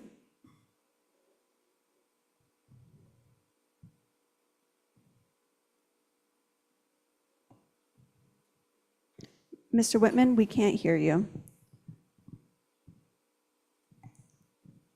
Mr. Chairman. Hello? Yes. Can you Yes, we hear you, Mr. Whitman. about that? Good morning, everybody. Captain Chris Whitman from Captains for Clean Water. I appreciate the opportunity. I think it's important to recognize there's been a lot of talk that we're in this situation today because of LOSOM. And the reality is we're not operating under LOSOM. The reality is we're largely in this situation due to weather conditions. The fact that the hurricanes drove up this lake extremely high, followed by an El Nino, wet, dry season, has put us into this situation. And this exact scenario is why we have always advocated for managing Lake Okeechobee lower, especially in the dry season, for maximizing those beneficial flows to the Everglades all the way to Florida Bay, not just into the conservation areas, but getting that water out of the conservation areas and all the way to Florida Bay where it's beneficial is critical. It's why we've advocated for maximizing the beneficial flows to the Caloosahatchee during the dry season to help with salinities. And the reality of it is the entire system is hurting right now. And until we have additional infrastructure in place that gives capacity, we are faced with the likelihood of these scenarios repeating. And it's important to see that we're making progress. We've got bridges on Tamiami Trail that can allow some water to flow, but until that road bed is raised and they can push significant more water under those bridges, the conservation areas remain inundated. And luckily, the road construction is under construction. It's happening. The EAA reservoir is under construction. But as we have seen with LOSOM, the sugar industry has advocated for High Lake. Some of the very people that we hear saying, LOSOM's going to be responsible for this High Lake, we're saying LOSOM is responsible for driving the lake too low and it's going to threaten water supply. And the sugar industry today has a lawsuit against the Army Corps of Engineers, against that EAA reservoir, which will provide significant capacity to alleviate these situations in the future. And so I think we all need to realize everybody here wants to see a healthy lake. We want to see healthy coastal estuaries. We want to see healthy Everglades. And we need to keep pressure on the progress that is being made and not let confusion and misinformation stand in the way of why we're in the situation today and making progress for the system as a whole in the future. So I appreciate everybody's time. I hope you have a great day. Thank you, Captain Whitman. Mr. Chairman, we have no additional public comment. Right. Thank you, Molly, and thank you all very much for your comments. Appreciate them. We'll move now next to board comment, and I'll start with Mr. Bergeron. Thank you, Mr. Chairman. First, I want to thank my fellow board members. It's an honor to sit with you, and I want to thank our staff. I get overwhelmed when I see the task that they're under. You know, it amazes me, and the responsibility that South Florida Water Management has in order to water supply, flood protection, and obviously the Everglades restoration, the largest environmental restoration in the history of the world. What an undertaking, and it's certainly an honor for me. I want to thank the governor and the legislators for the kind of funding we've been getting. And I think the important thing with all of the funding that's coming forward and all the projects that we've been able to complete and projects starting, and we're moving forward. But as we continue to go forward, I think it's important that we recognize that the infrastructure that we have today, like the S12 A and B and the 343 A and B and the 344, which is capable of moving about 3,000 cubic feet per second south, naturally by gravity, that we have to recognize that is important. When you go back to about 1918, the Cape Sable Sparrow was documented in Cape Sable. When the Tamiami Trail was completed in 1928, it cut off the natural flow. Well, Everglades restoration is to reestablish the natural flow compatible with the environment, the wildlife, all our plant communities. That allowed the single species to nest on the ground in certain areas that's not compatible with the natural flow. Now, we have 70 endangered species, and every one of them is important. But I think it's important that we work with U.S. Fish and Wildlife. I've had multiple conversations this week about captive breeding, even though it's been documented that the bird is extirpated, which isn't even there. But if they are there, we need a program to relocate them to a habitat that's compatible with modified water delivery. We built 3.6 miles of bridges. We're raising the Tamiami Trail. We have an additional 6 smaller bridges being built as we're sitting here. And are we ready to move water south and not continue to shut the S12 A and B, 343 A and B, and 344? Now, when you shut them, you're going against your own science. The science is 60 to 70% of the water flowed in the eastern part of Shark River Slough, and 30 to 40 flowed through the western part of Shark River Slough on into the 10,000 Islands to Lossman Slough. So we're going against our own science to continue to do this. And I'm excited to say that I've had very positive conversations with U.S. Fish and Wildlife. Drew and myself have been on Zoom meetings for 4 or 5 years now in regards to this particular issue. And for us to be able to get the benefit of all the bridges, we have to resolve this issue. I want to compliment our staff for moving forward with the 3 additional culverts that allow water to flow southwest. And if you look at a satellite aerial in natural sloughs by gravity through the whole face of the Tamiami Trail across 80 miles. And we need to make sure that we don't shut those gates March 31st.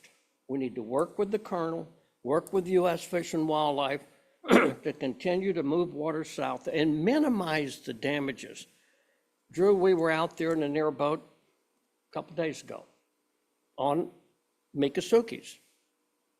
And their island is within 3 or 4 inches of being underwater. And we're at the tail end of the dry season. And like Newton said, we haven't had one tropical storm. So it's a setup going into the rainy season if we don't continue to utilize the infrastructure we have. We're cutting off infrastructure we have. There's more infrastructure to come that'll give us, with the EAA reservoir, extremely important.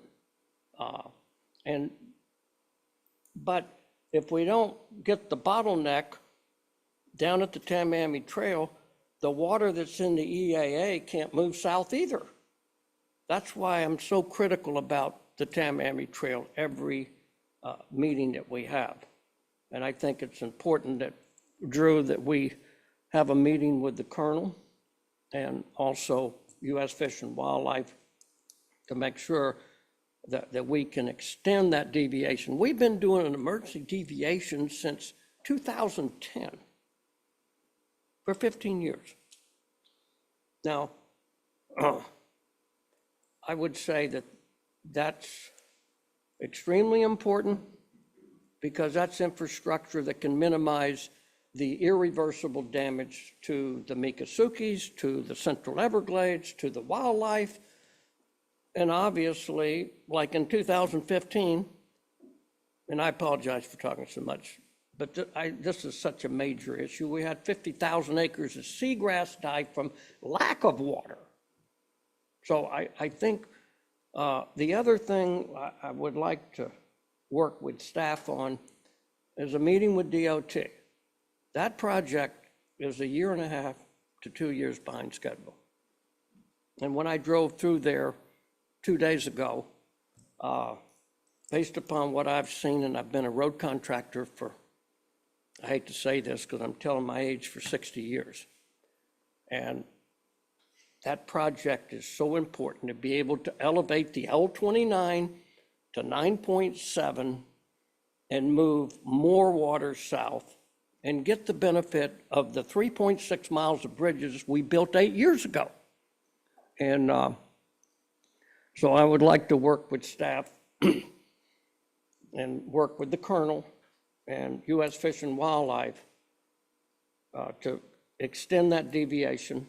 We need to start moving water out of Area 2 that's a foot above schedule through the S11s and get ready for the rainy season because we're 1 foot above there, and that water has to all move south in the next 6 weeks before the rainy season starts. And I apologize for talking so much, but listening to all the stakeholders, you know, everyone's saying the same thing, move water south, and we need to. And we have a certain amount of infrastructure to do that, and we're just about ready to shut it off. So let's work together, and I apologize for talking so much, but can't help myself. You don't have to apologize, Mr. Bergeron. Vice Chair. That's how you know it's over. The third time that Mr. Bergeron says, I apologize for talking so much. Love you. I want to talk about quickly 3 things. Number one, I just want to thank staff. I've had a couple of issues that have come up recently on a local level in Miami-Dade. And I know we generally talk about system-wide projects and more of a macro view on what's going on in the entire district and how one relates to one another. But you should all be very thankful and have a lot of gratitude for staff. I mean, they are dialed in on the details down to nitty-gritty local small issues. They know all the players involved. They know all the stakeholders. They know all the stuff. And you can get briefed probably in 30 minutes on anything you ask them. I think we should do like the staff Olympics where we start asking you about little projects and see how quickly we can get up. It really is unbelievable, but it's also very heartening because when I receive a telephone call from somebody on a particular issue that's a granular, local issue, typically I don't have the details at my fingertips. And for me to be able to get back to somebody in a timely fashion and give them the lay of the land because you guys have that stuff ready is fantastic for us. So I just want to say thank you. Second issue I wanted to raise is an issue that came up that I don't know if many of you are aware of, but it's something that I'm now tracking because somebody made me aware of it. There's an executive order that came down from the President of the United States regarding federal procurement. That executive order requires contractors who are bidding on large federal projects like infrastructure projects to comply with labor agreements and other collective bargaining agreements of unions.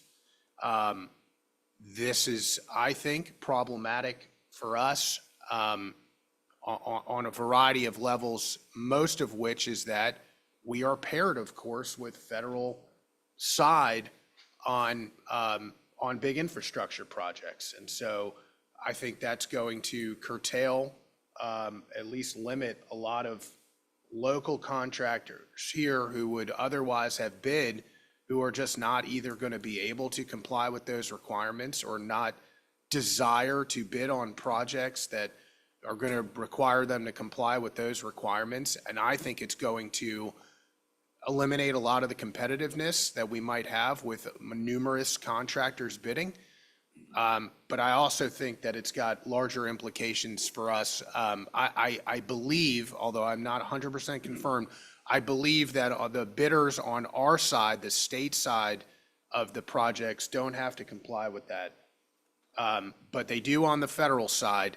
And one of the major concerns I have as a direct impact on the district is that the state has to keep up with its side of the ledger on the cost share in order for, unfortunately, the federal side to not go completely inert.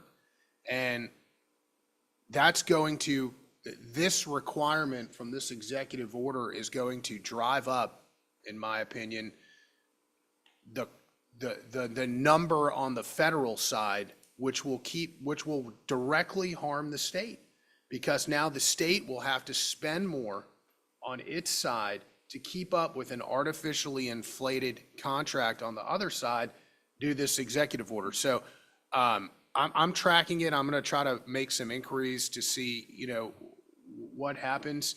My understanding is that Louisiana Attorney General may have filed a lawsuit already on it.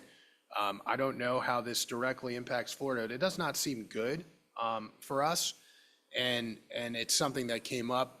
It's, got a lot of factors involved, but I just wanted to raise it to some of your attentions because, of course, this is the only forum that we can all have these conversations. Last is,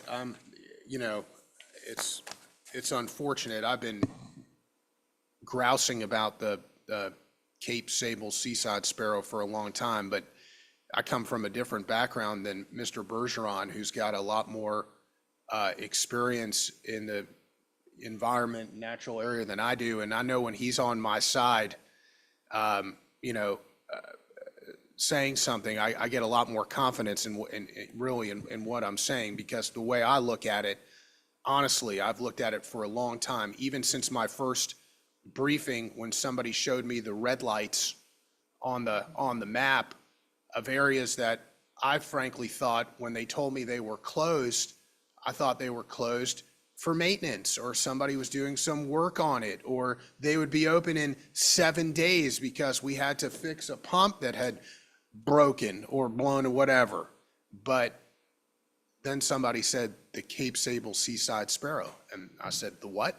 And they said the Cape Sable seaside sparrow. And the more and more I went down the rabbit hole investigating why we would close the bottom end of the system and artificially compartmentalize water flowing south, the more I found how absurd it was. And there's no doubt the Cape Sable seaside sparrow is, I don't think if history ever looks back on this, because, perhaps this is one of those things that'll get lost in history. But it will be, in my opinion, looked at as the dumbest decision of all time in the history of trying to do something better for the environment. This is the equivalent of spending all your energy, all your time, all your resources on protecting a hangnail at the expense of your heart, your lungs, your kidneys, your liver, merely because, for some fortuitous reason, your hangnail made it onto a special list. The Cape Sable seaside sparrow, like 99.99999% of other subspecies that have ever graced planet Earth, would have naturally gone to its own extinction without human intervention whatsoever. In fact, in this upside down world, we are intervening to screw the environment on behalf of the Cape Sable seaside sparrow, which, by the way, as far as I understand it, nobody has even seen in at least a decade, maybe more. I would argue that if you want to save this thing, forgetting about all the substantive reasons nobody can ever give you. I mean, it's not like there are no sparrows. It's not even like there are no seaside sparrows, because as far as I understand, there are at least 8 subspecies of seaside sparrows, okay, one of which happens to be the Cape Sable seaside sparrow, which, but if you just let 1935 hurricane do what it was going to do, it would be gone forever on its own without any human intervention. But somehow now we are going to, at the expense of everything else and all the money we spend, and I have not heard, since I've been here, I've not heard one person come here. I mean, we got a lot of disagreement among stakeholders, a lot. Okay, and you know what? Sometimes you have surprising agreement. I've not heard a single person come here to advocate on behalf of the Cape Sable seaside sparrow. Not one person.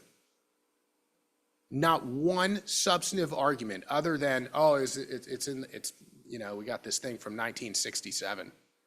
Somebody lobbied on behalf of this little thing to get it onto this list, and it has somehow now screwed us at every turn from doing everything that every stakeholder wants to do. It makes absolutely no sense. I would urge somebody, one person, send me a picture of one you've seen in the last 10 years. Okay? This whole audio, I heard one, I think I heard one, that is nuts. At the expense of the entire system, it has got to end. We have got to be better about doing the things that everybody agrees we should try to accomplish. We have got to push to open up the bottom of the system, to let the water go where it wants to go. Doing this is harming, without question, the entire system, artificially, for a thing that may not even be around. People looking back on this, objectively looking at this, will say is the most insane, stupidest, dumbest decision we have ever made in our lives. I mean, there's a lot of stuff out there that can arguably be there. This one is, to me, without question, number one dumbest thing that we deal with every year. People come and yell about it. They're right to yell about it. They are 100% right. The last guy on the telephone said, well, you guys are probably sitting up there rolling your eyes, not giving it. No, we're not rolling our eyes. We give a damn. It's the dumbest thing. And you know what? The U.S. Fish and Wild, they don't show up anymore because they got no argument, zero. We have got to figure out a way to work with them to allow us to do what the natural environment wants to do. Otherwise, we're actually harming. That's all I got.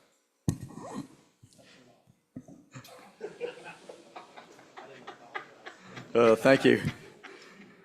Thanks, Vice Chair. I've got a couple things, and then I'll go to you all. First of all, I'd like to thank the Senate very much. They confirmed myself, the Vice Chair, and Mr. Steinley to another. Yeah, I don't know if that deserves applause or not, but thank you. I'd like to thank Cheryl for shaming me into getting an Everglades license plate. And I'd like to thank the tax collector in Lee County, Noel Branning, for making it painless or relatively painless.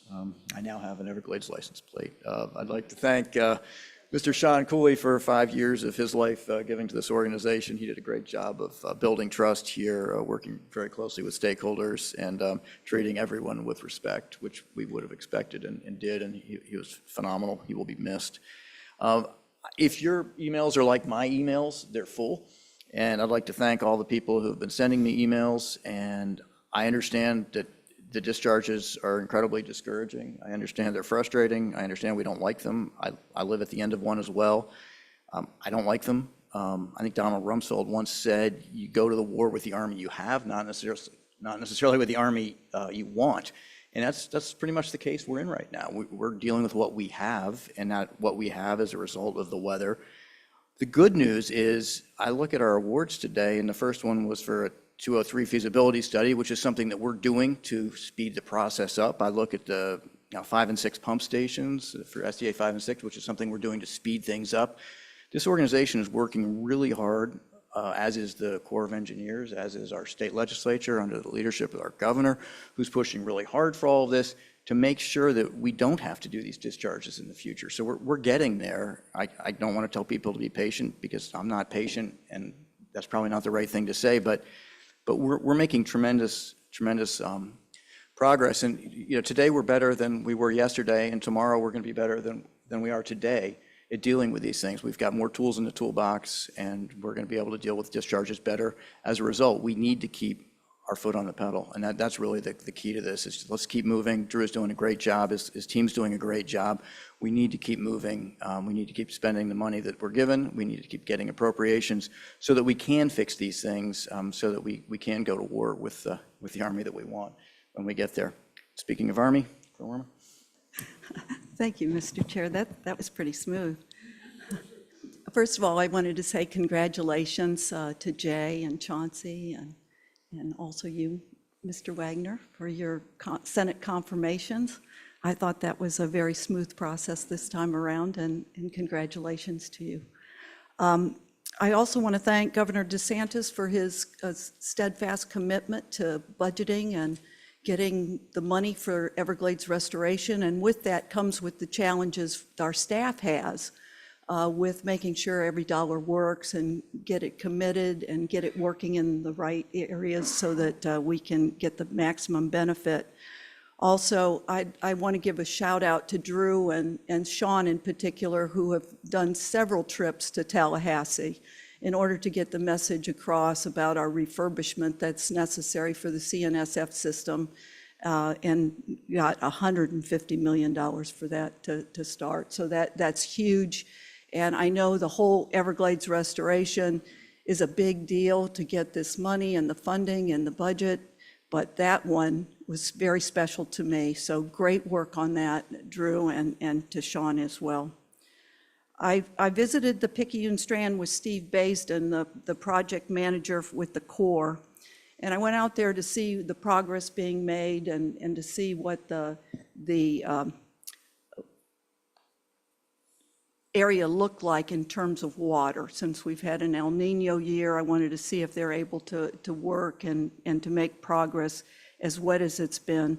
And they are making incredible progress. The Southwest Protection Levee, which is the 7.2 mile levee to protect agriculture, they have 4 lifts done all the way across the levee. They have 6 in most areas that they have is completion. Completion is 6 lifts, they've got 4.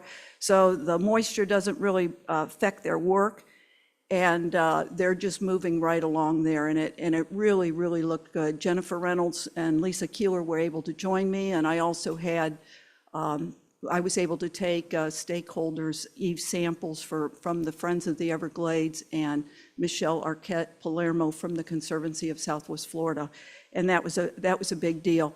Also, I was able to go out with Felix Colon Cardona the core heavy equipment team. That's in-house resources that they have that they're using to plug the rest of the Facka Union Canal.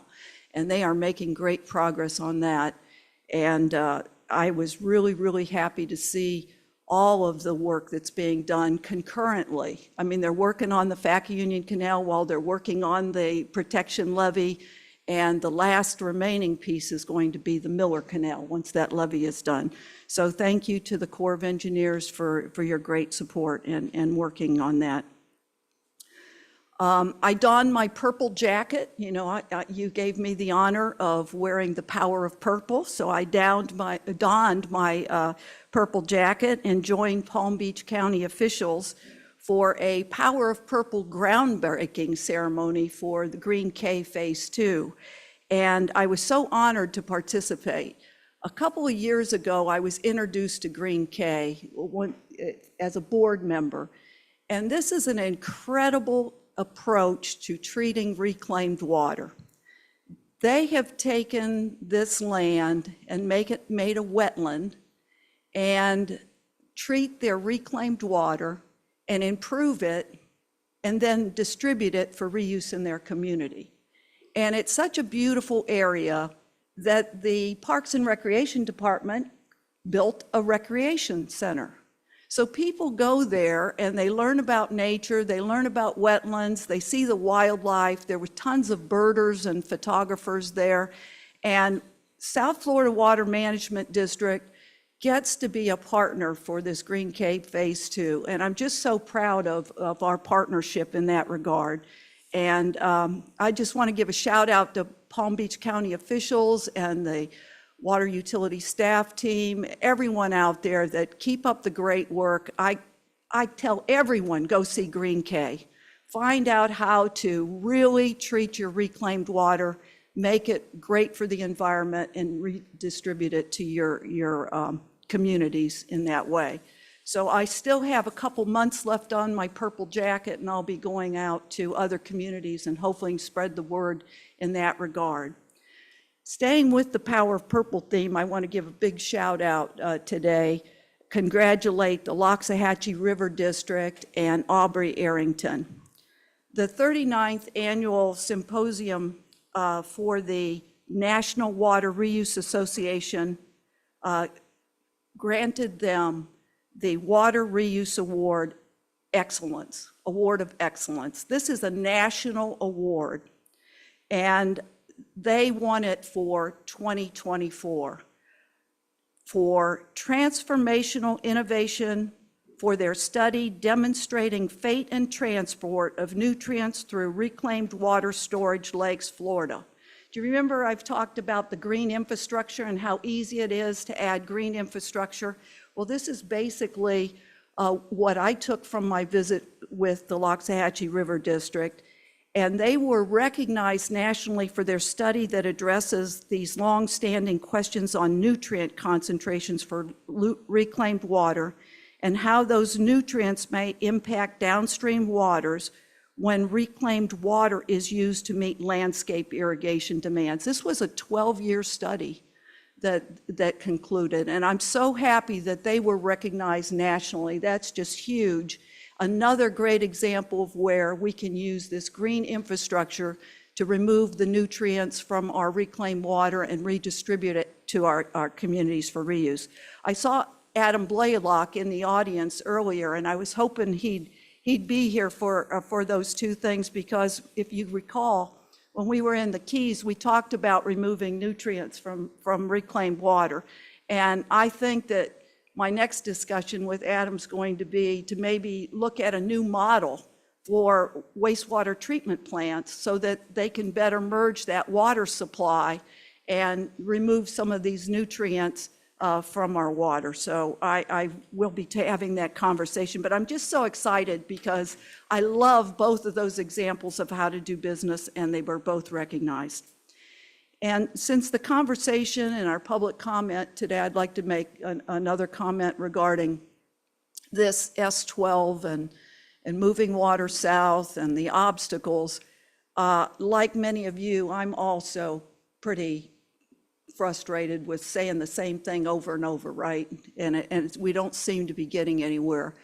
And I'm wondering if South Florida Water Management District couldn't be the lead in forming some type of working group where we bring everybody together in a public forum, or maybe somebody else needs to be the lead, and we could encourage them to do it, where we can bring this to the table. You know, Mr. Bergeron's doing his part, Mr. Wagner's doing his part, somebody else is talking about the lake, I'm out there on the lake with folks, but there's no real clearinghouse where we can bring it together and make a list of the obstacles and bring national, Fish and Wildlife with us, National Fish and Wildlife with us, and we can tick off a list or a plan of what needs to be done. And maybe we could take that list and organize it in such a way that we could do it near term, midterm, and long term. And if there's something that's long term that we have to navigate, maybe we could identify workarounds to those obstacles. It's not unlike what we've done before, but it just seems to me that these comments get made. I've been in water conservation 3A, and it's had too much water. Next thing you know, we're moving the water out of it, and then you can't open the gates, and this emergency, that was shocking. Mr. Bergeron, about the fact that this emergency has been for 10 years, or since 2010, I think you said. And it's like, when does an emergency that's gone for 13 years not become an emergency? When do we solve the problem?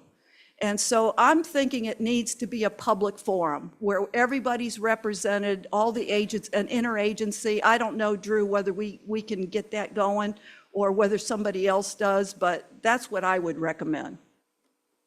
That's all I have, Mr. Chair. Thank you. Thanks, Mr. Bartlett. You want to say something? You don't have to.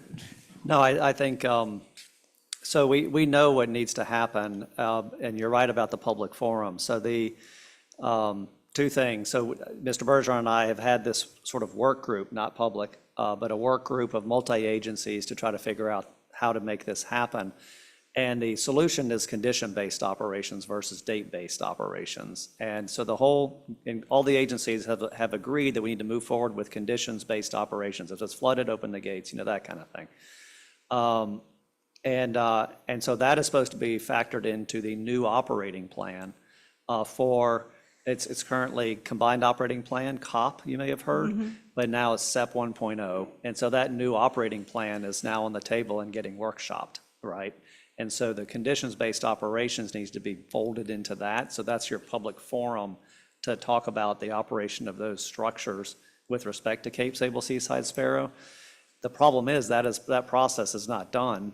And so now we're trying to make sure that, in the interim, while that process is getting worked on, which could be another year, that you have these deviations in the interim so you don't end up in the situation we're in right now. And so early on last January, December, when we were moving forward with the deviation, we thought there was a plan to have another planned deviation to not close the structures at the end of this month. That seems to have not unfolded. And so that's why we're hearing all the stakeholder comment. And so certainly I and Mr. Bergeron and others, Larry Williams and Fish and Wildlife, have engaged the Colonel on how to deal with the end of this month when the gates under the current 90-day deviation are not supposed to close. But that we haven't gotten a resolution on that yet. But the public forum is the CEP 1.0 operating plan to have that discussion and put it on the table. But that's the solution, is a new operating plan the Fish and Wildlife is supposed to be putting together, which is conditions-based versus date-based. So, well, maybe some of this good work that Mr. Bergeron and you are doing could come to the board. Maybe somebody could give us an update so that we know, because we're all talking to stakeholders, and if there's work being done, this is the only forum we have to hear about the great work and the interagency cooperation or whatever it may be. And John Mitnick, he mentioned that whole process that you just mentioned the last time I brought this up. But it's like, a year away. Right. Okay, so then maybe the bottom line is, we can't do anything about it at this point until this is all done through the process. But that's the answer. It's not, what are we going to do? And what about the Sparrow, right? I remember our FGCU meeting when Larry Williams came to that meeting and told us about the Sparrow. That had to be 4 years ago. It was 5. 5, it was No, 5, four. Sean. It was 4. It was 4. It was one of our November. first road meetings. It was and November. It was Ben's your first meeting, Ben. Yeah, so I meant, if the answer is no, that we don't have any flexibility, then that's the answer. But I'd like to see if you are doing work with Mr. Bergeron aside, I think the whole board needs to be brought up to speed on what's been done and who's agreed to do what. We can do that. And Thank you. We may want to pursue a perpetual deviation until they finish COP. So you Right, don't have to and that keep was the idea behind having it. expire every 3 months or 6 months. Right. It's That a was the lot of idea. work. Yeah. And frankly, I don't know why we have to keep it in that formal framework. I just, like I mentioned about, can we get a letter, you know what I'm saying, to do have some flexibility, to be more adaptable on the ground. I just don't know why we have to stay in that lockstep, right? Going down this path when we know what needs to be done. And if there's already an interagency group, folks have come to the table and they're willing to work this out. So I'd like to be updated on where we are, and maybe we could have some of those representatives at that meeting, that governing board meeting when you present it. Thank you. Thanks, Mr. Bartlett. Ms. Meeks? Oh boy, it's my turn. So I don't know if you've noticed, but I've gone long periods of time without saying anything, no opening comments, no closing comments. That's because I have an on switch, but my off switch is faulty. So I just want everybody who's on Zoom to grab a frosty beverage and some popcorn, because today, here I go. So first, I want to start with Tallahassee and funding. We serve at the pleasure of the Senate, and we also do great works here at the pleasure of elected officials in Tallahassee, and I want them to know how grateful we are for the funding. You have been paying attention, I'm sure, of our budget conversations and what it's like to pay our bills in a timely fashion. There's a whole lot, it's like a duck on the water. It seems so calm, but underneath there's a whole lot of flapping and pedaling going on. And we are really, our staff is getting it done. It amazes me every day. It makes me proud and pleased that I happen to be sitting up here. And with Tallahassee, I have an ask. So Chairman Wagner spoke about a new federal rule, and I happened to notice that in a bill here recently, a lot of money was thrown in for electronic tags on cows. And that's a federal thing that's happening. And I love to talk to you about my own life. Really grab the popcorn, here I go. So I'm the one governing board member that keeps floating around from one place in the state to the other. I may be wrong, but I don't think the rest of you have moved very far from where you were 5 years ago. I started out in the Florida Keys where we didn't get nothing. And then I have moved up to Hobe Sound, right, Martin County. So that's a huge change in dynamics there. And you probably may or may not know that I now am a proud ranch owner, a working ranch that has an Okeechobee address. And some of this is because I want to be a better governing board member. And the best way for me to do that have you ever seen the cartoon Pinky and the Brain? Sometimes I think I'm the brain, but maybe I'm just Pinky. But hey brain, what are we gonna do today? Let's buy a ranch so we can see how hard it is to do that and what it feels like to do that. So Pinky bought a ranch. And I have my cows, and I love them so much. And I do not want to tag them. And I think that with all of I'm talking to the Senate, right? I'm talking to the governor, I'm talking to the House. With all, and just so you know, I am actually a libertarian at heart. And I don't think that the big problems in the world is cow flatulence. I just don't. And I am not in favor of my tags or my cows being tagged or any cow on any ranch in Florida, the state of Florida, having to put federal tags on cows. I have 3 cows coming in, by the way. Cowboy is bringing them in from Oklahoma. I can't wait. I'm so excited. I'm gonna share pictures later. But so I'm just hoping that state rights will allow our ranchers not to have to tag their cows. I am grateful for the funding. I'm grateful that my governing board members have been reappointed. I want to talk about sparrows. And I'm going to roll into systems. I want to remind you that the Endangered Species Act came about on December 28th, 1973. And I told the staff yesterday stupid things about me, because if you're not going to talk about me, then what good is it, right?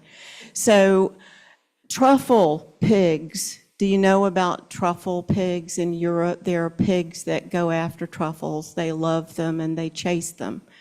And they just can't wait to find them. And they're valuable, black ones, white ones. I like truffles. But I'm a systems pig. I run after systems. I love systems, functional systems. I grew up in one of the most regulated industries in the world, the pharmaceutical industry. And the reason that any medication is safe, pure, and of the systems that we've created and don't always live inside, but should. And we adopt a lot of that, have adopted a lot of that from the military, standard operating procedures. We embrace that. And that's also the reason that nuclear power plants don't melt down all the time, and that airplanes don't fall out of the sky.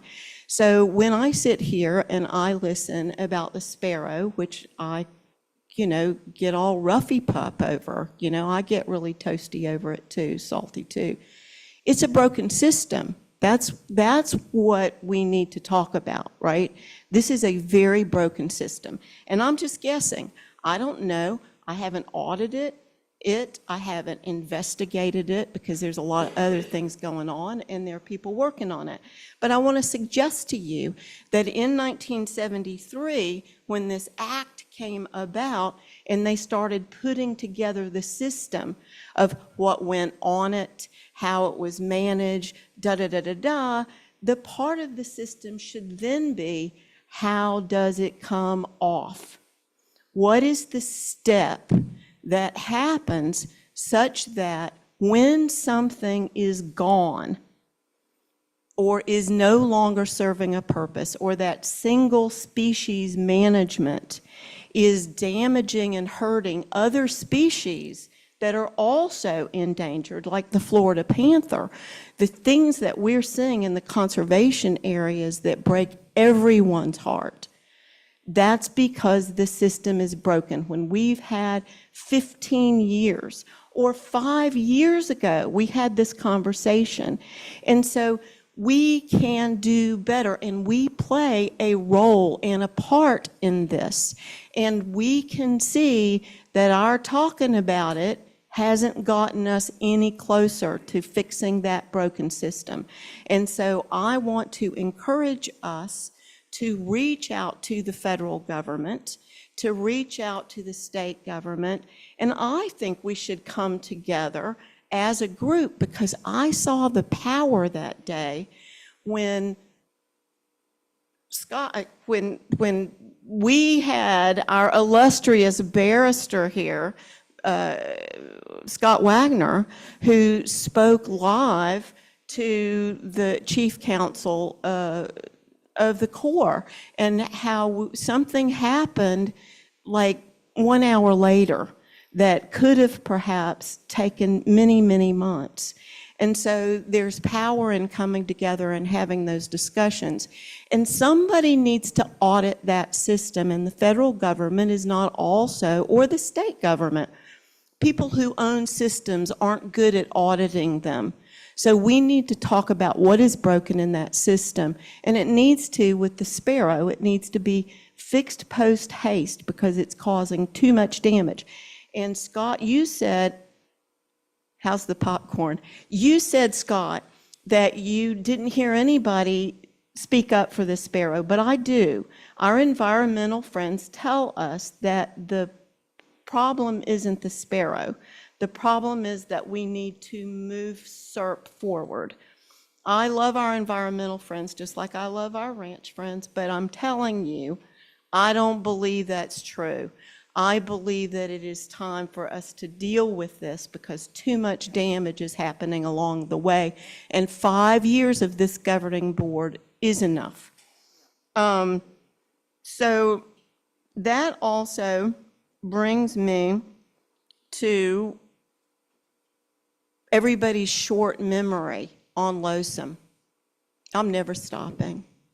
The short memory, and I'm not apologizing, the short memory on LOSUM.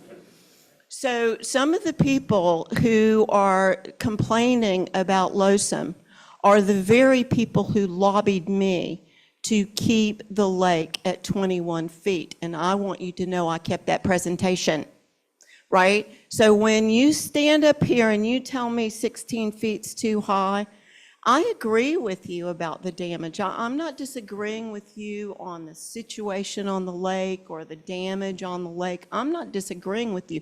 I want you to remember how I told you back when you were lobbying me on LOSUM for 21 feet, I told you that you knew and I knew that that would damage the ecology. So when you stand up here, I believe in free speech. I don't mind listening to it.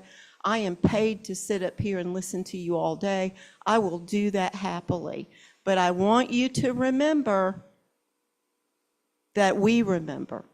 And then when it comes to people saying, complaining about the discharges now, hey, when's a good time? When's a good time? It was July better? Is July better than February? I don't think so. I think that I remember the last time we met, I wanted it to happen now because the Corps said that it was going to happen in the middle of the hot weather, and that wouldn't have been good for anybody. We are where we are because of the things that no one talks about, and now I'm going to say it out loud. Development, right? We drained the Everglades to make money. And that is not only farming and ranching, which I just love, I eat all of it, but it's also about houses and roads and shopping and all of those things. So as we all stand up indignant about the horrible situation that Florida teeters on sometimes. Look, this is the best state in the country, and I'm not going to live anyplace else. I'll live all over Florida, but I'm not leaving.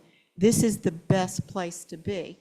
And we have problems that we're dealing with, and I want us to talk about the whole system, you know, systems, every system. And when we talk about reservations today, I want you to remember what I'm telling you now as a system pig. We've got a broken system, and we are making decisions that impact the future, and our staff has done an incredible job of taking no system at all and starting to put framework around it. And I love them, and I don't have anything ill to say about any member of our staff because we have come a long, long way.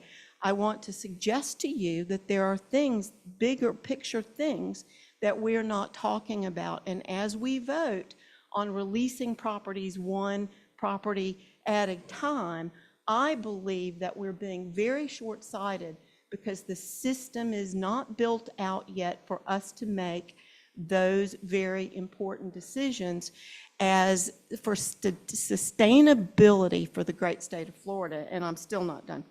So I want to thank Chris Whitmans for his really bright words today. I heard you, Chris, and you were the voice of reason, and I really appreciate it. Chairman, thank you for your license plate. I also have one on the back of my car. I'm not going to poll the rest of you because I love you and I don't want to make you feel bad. But I will tell you that if you go to get your license plates on Tuesday, Wednesday, or Thursday, you will find that you won't have the same kind of line. Don't do it on Monday and Friday. Just don't. You'll be... Okay, good. Then there's no excuses. It's $49, and it is a beautiful, no, it's $49.95. I just got it. What you talking about? So anyway. I'm paying more. I think there's some calculation. Oh, okay, I'm sorry. See it, Pinky, not the brain, Pinky. So for me, it was about $50. And it's a beautiful spoonbill. And I also have some, I'm retired, but I do have some business vehicles and a boat, trailer, and those sorts of things. I only have one, but I'd like to challenge Mr. Bergeron, who has 60 companies. And I bet you he's got lots of license plates. 64, don't cut me 64, short. he has lots of license plates. And I have more license plates than I should. And I'm going to stand in line 1 or 2 vehicles at a time. And my husband, we've always been Marine Corps, blah, blah, blah, license plates, but no longer, right? Blah, blah, blah, Semper Fi, no longer. So I'm almost done now. So thank you for that. Lila is important. I miss every staff member that leaves us. I have a very special place in my heart for the work that Sean has done, and we will miss him. It reminds me of that song for every season, you know, turn, turn, turn, there is a reason. So he has left us and has gone on to a new season. And he has been very important here in the groundbreaking work that he's done in educating the public and educating us and helping us at every single turn. And if I have forgotten anything, I will catch you up on closing comments. Thank you. And Ben, it's all up to you now. Mr. Butler, the bar has been set high. Y'all dropped the mic several times today. You had to go wait off in the EID discussion, didn't you, Cheryl? No, there's something more controversial than Everglades restoration. Yeah. You get talking to cattlemen around. There's controversy there. I have to agree with you on a lot of things. I'm just real brief here. My comments would echo pretty much everything everybody said, just not as eloquently. But Sean Cooley, thank you for 5 years. Good luck. The 203 low car study, congratulations to staff. I'm sorry I missed Liz being here, getting recognized as the project manager earlier this morning, but no, congratulations staff, and it was great to be over here and get to kind of celebrate, eat breakfast with them, and meet everyone that was a part of that. That was quite a team that got assembled, and to pull that feat off. And again, my challenge to them was they were able to do this study in a third of the time. My challenge to Drew was to find the money and find the way to get this thing built in a third of the time. We need it. And everybody laughed when I kind of brought that up at breakfast, but no, seriously, it's 6 inches would make a big difference right now off Lake Okeechobee. With that being said, I certainly it's difficult to have to sit here and listen to the comments on Lake Okeechobee. You know, it certainly is a helpless situation. And just kind of sitting here reflecting, I do want to kind of get an update, and maybe I just do it individually, or maybe if we can as a board. But I'd like to kind of get an update from FWC on where we are with when LOSUM comes into effect, where they go with their management plan on Lake Okeechobee.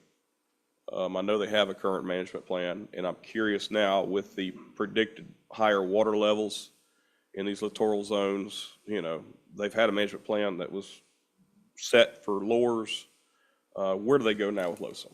And I'm sure that all that's been happening, but I am curious of where we go now, because FWC does play a great part in this, and hopefully helping to make the situation better. A bad situation better. But with that, the only other thing I had, congratulations on the reconfirmations. Drew, congratulations on your reconfirmation. That was probably the most important one, by the way. Oh, that's right. And I didn't congratulate you. yeah, that Congratulations, Drew. I'm sorry I left you out. frankly, we're all expendable. Drew, you're not. You know, you're the one that has kept the wheels on this thing, kept us in, you know, made us look good as board members. So congratulations. That's it. Thanks. Can I say one thing, Mr. Chair? Yep. Mr. Butler, I was going to mention, since you brought up the Lake Okeechobee Management Plan, that one of the conversations I had about that pilot project down in the southern part of the lake, one of the discussions had to do with how they might introduce that into the management plan as well, but they have that framework. So I think that's a great thing to take a look at. Thank you. Thanks, Mr. Bergeron. Yeah, I'll try to be brief, but where there's no confusion, and I think it's a great suggestion by Colonel Roman, if needed, we've made a lot of progress, and I do want to compliment U.S. Fish and Wildlife and the Corps for listening to the concerns of altering the natural flow, even altering the environment with the S12s and the 343A and B. And I think, Drew, we're making pretty good progress. I got a text here shortly ago in regards to U.S. Fish and Wildlife, Larry Williams, the Colonel, talking about extending the deviation. The thing that I want everyone to understand is that they have a certain process, and they have to put together a captive breeding, even though they've documented that the bird is extirpated. But if there's one there or two or three, or they have to go through a process if they can find any in Zone A. And if you go back to 1993, due to we altered the environment with the Tamiami Trail, there was about 2,700 birds. Started shutting the gates in 1993. In 1994, we grounded 5,000 fur-bearing animals in the Central Everglades. 5,500 was documented.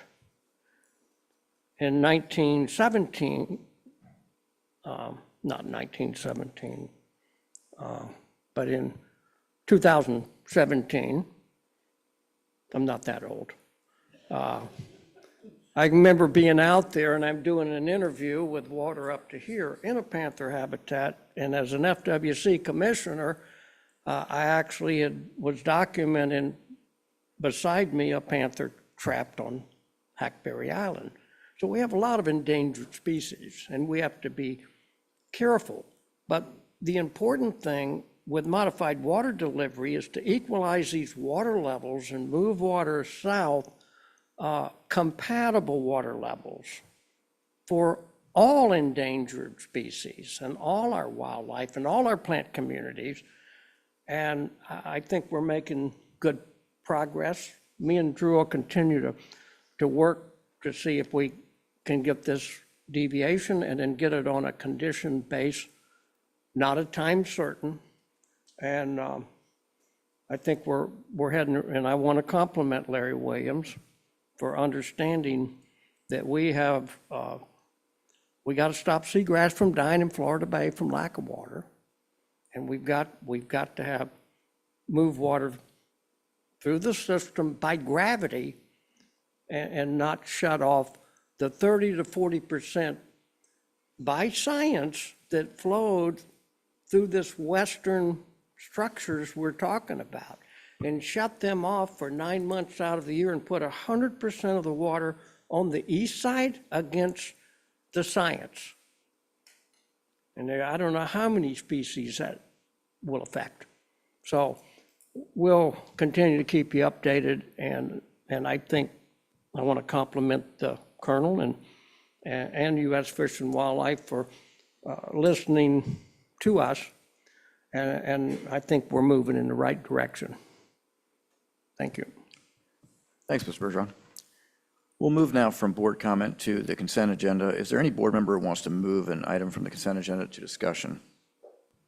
Hearing none, is there any public comment on consent agendas, which will be items 15 to 21? We have none, Mr. Chairman. Great. Can I have a motion and a second to approve consent? I'll move to approve consent. Second. I have a motion and a second to approve consent. Is there further discussion on that? I'm going to call the question. Mr. Bergeron? Yes. Mr. Vice Chair Wagner? Yes. Colonel? Yes. Mr. Butler? Yes. I'm going to vote yes, and Ms. Meads is out of the room. That's all we need, so that passes unanimously. Here she comes. Would you like to log a vote? Yes, on consent? I do want to log a vote on the consent agenda. I would like to vote yes on the consent agenda except for item 16, and I vote no on item 16 because I don't feel like we have a system to make that decision today. I'm not going to pull it because I don't want to make it about any particular piece of property, but I have a problem with this. I want to just talk just a second so you'll understand. Palm Beach County is asking us to release reservation so that they can turn that property into conservation. If they're going to turn it into conservation, then why do they need to release the reservation? That doesn't make sense to me. I don't think. I think it has something to do with mineral rights, oil and mineral rights. I believe that they can make an exception to their rule and we can keep our reservations. And I counsel us, I think wisely, that we shouldn't just release reservations because people ask for it. We should think about why we're doing it and why does it make sense to release reservation on something that's just going to be conservation land? So I am going to vote no on 16 and I'm voting yes on everything else. Thank you. Thank you. And speaking of release of reservations, we're now going to go to our discussion agenda for release of reservations with Ms. Reynolds.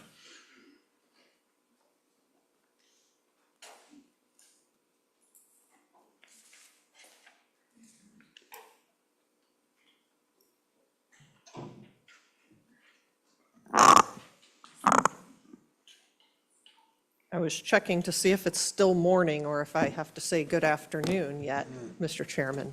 So good morning. It's a pleasure to be able to present this item on release of reservations. You know, we're talking about reservations again with the board, and this is indicative of a policy shift reflective of the changing conditions in our district, right? We have a growing population, growing development, pressure on our lands, vacant lands, natural lands, agricultural lands. We have growing demand on our water resources.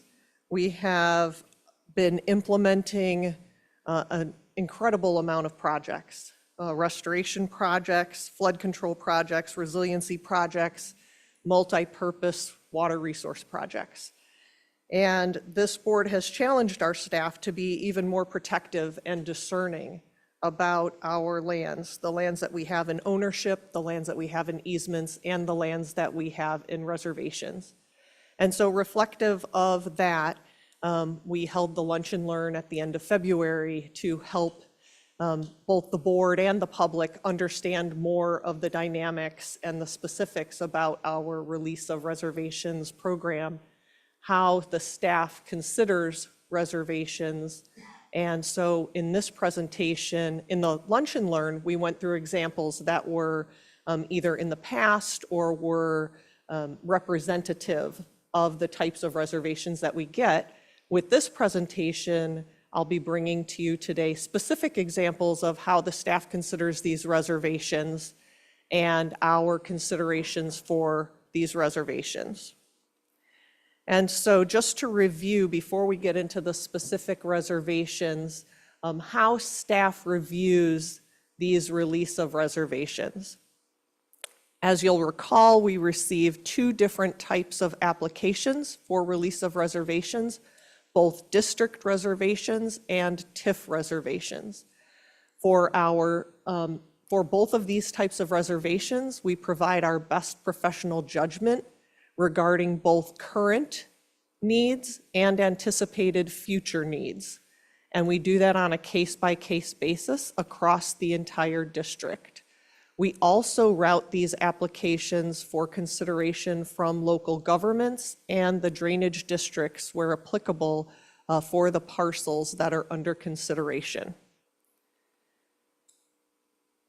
And on the top of this slide, it says staff concludes that we have no apparent need. But I have been thinking about this since I put the slides together, and I would say it's even a little bit different or nuanced from that. I think it's probably more reflective to say that staff concludes that we can achieve our current and anticipated future needs with other district-owned lands and easements and reservations, and that's when we bring it to the board for your consideration. Because we are not required, as you'll recall from the Lunch and Learn, to release our reservations. There's no requirement for us to do that. In fact, there's a requirement, arguably, for us to retain it, and what we're allowed to do is we may release the reservations if, in fact, the staff determines that there is not a current or anticipated future need. And so that's the evaluation that staff does for your consideration. And so when we bring them to the board, what we are saying is that we believe that our current and future needs can be met with the lands that we have, either in ownership, in easement, or in reservation. Of course, as you all know, there are always cases where we have additional projects that we develop, and then we have to acquire additional lands. Some of those projects in the past, we have had easements or reservations that have helped us implement those projects and reduce our requirements for purchasing land. And in other cases, we haven't had any of those things, either because they were released long ago or because we never had reservations, easements, or ownership of lands. And so what I'm bringing to you today are 5 reservation release applications. There are 2 parcels involved. One parcel, the first parcel in Broward County, there are 2 overlapping reservations. One is a district reservation, the other is a TIF reservation. And then on the second parcel, it's 3 separate applications, but those parcels are immediately adjacent to each other, and so they form a 40-acre block. Those are 3 parcels, a 10-acre, 10-acre, and a 20-acre, and we'll go through each of those, each of these parcels now, and I'll give you the staff evaluation and the considerations that we took a look at. And so the first one, this is a release request. Again, there are 2 separate resolutions. One is for an 8-acre district reservation. The second is for a 44.6-acre TIF reservation. And you'll see in a moment that those reservations actually are overlapping. So the district reservation is included in the TIF reservation. And as you take a look at this map, the blue shading are all properties that are owned by the Water Management District. And so this area here is Water Conservation Area 2. Here is Water Conservation Area 1. This parcel is about 1,660 acres. It's called Site 1. This is in ownership of the Water Management District. This is a proposed SERP project. Part of this SERP project, Phase 1, was to enhance this federal levee along the boundary between Water Conservation Area 1 and this parcel. The SERP project intended for this to be a reservoir.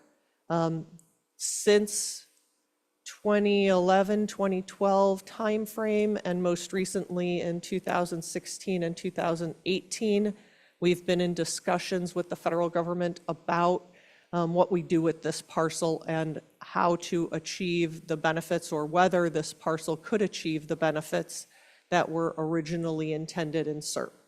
But the bottom line is that we own this parcel in order to plan and deliver some kind of a water resources project that will benefit the drainage of both this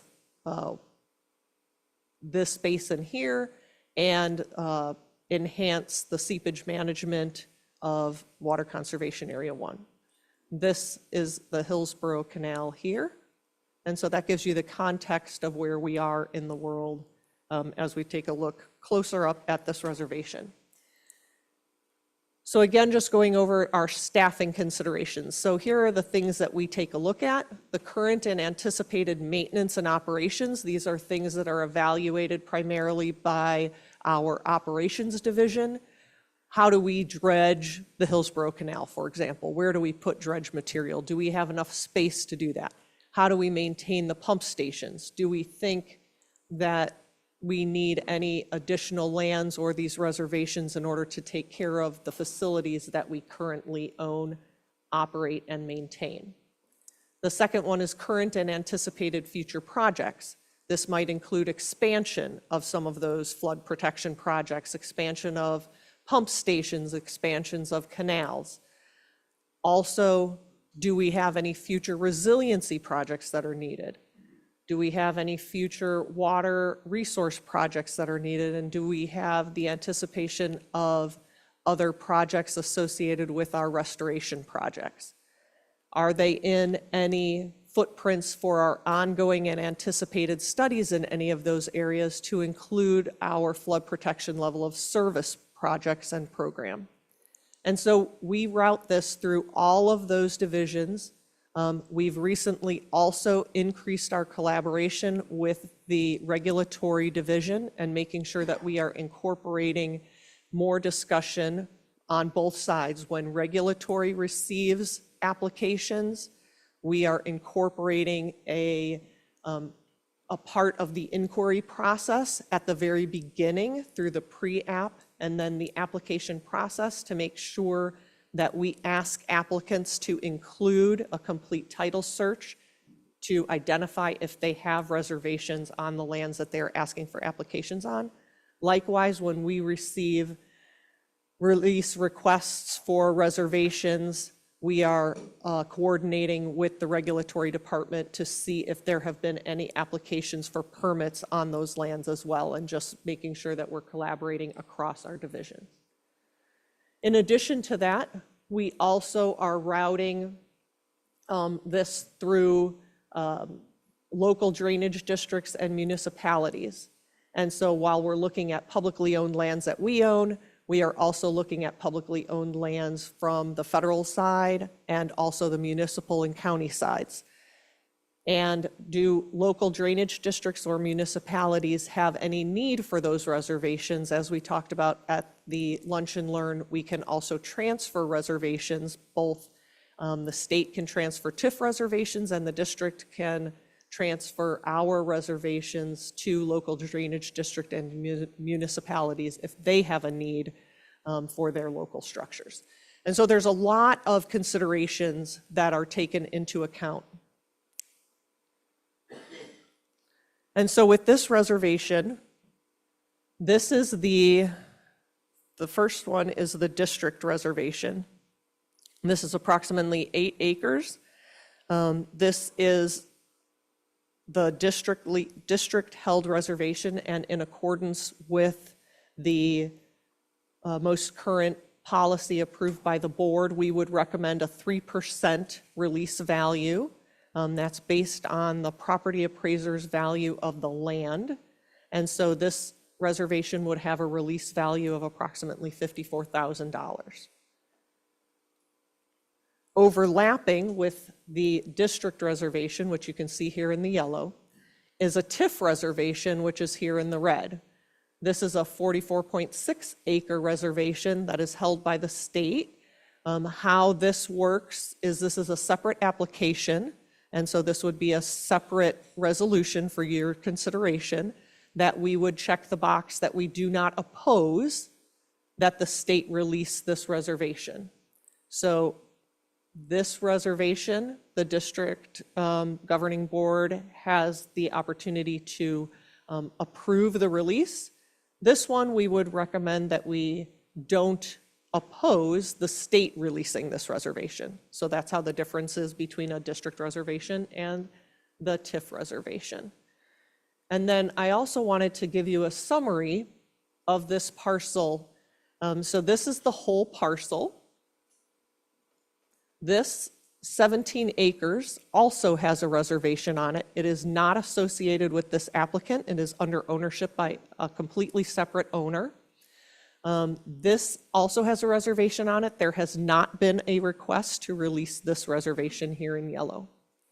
Also, this yellow block has a reservation on it. This is a TIF reservation. It's approximately 5 acres. This parcel has been conveyed to the city of Parkland, and the city of Parkland plans to make a park on this parcel and put it under conservation easement.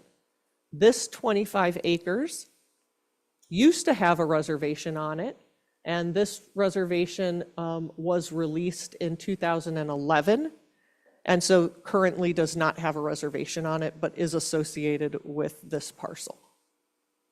And so that's the bulk of the information about this parcel. We routed it to the North Springs Improvement District as well as the city of Parkland. Neither one opposed the release of these reservations. We routed it through our team, and because of the property that we already own, as you see here in blue, the operations and maintenance folks feel that they have sufficient land in order to do the maintenance and operations of our existing facilities, as well as the property for us to explore, plan, and construct a water resource project on this Site 1 parcel that is north and northeast of the parcel under consideration.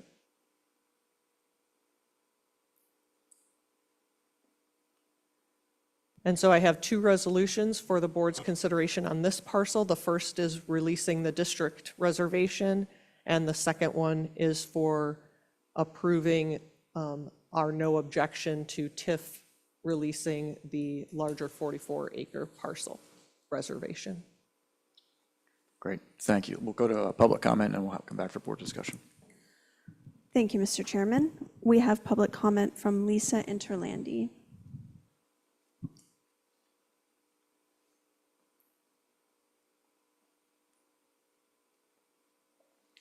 Hey guys, Lisa Interlandi with the Everglades Law Center. I actually just wanted to comment on these generally, not so much these ones specifically versus the Palm Beach ones or anything else.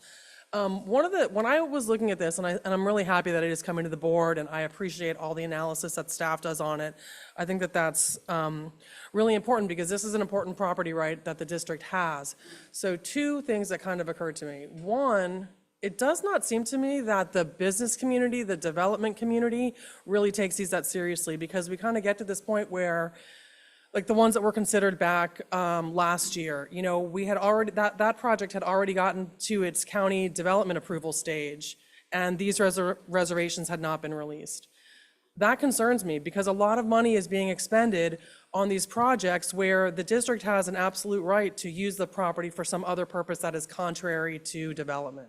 So somehow, that message, and I appreciate everything that the district is doing to kind of get that message out there, but somehow I feel like we have to do more or just continue that effort and hopefully get some better education to the development community that these are real, true interests that the district could legally choose to exercise. Then the second point, and I think that staff is also addressing this, is just trying to look at this on a bigger picture scale. It's very hard to look at any given 17 acres, 12 acres, 6 acres, 20 acres, and determine whether that's going to be valuable.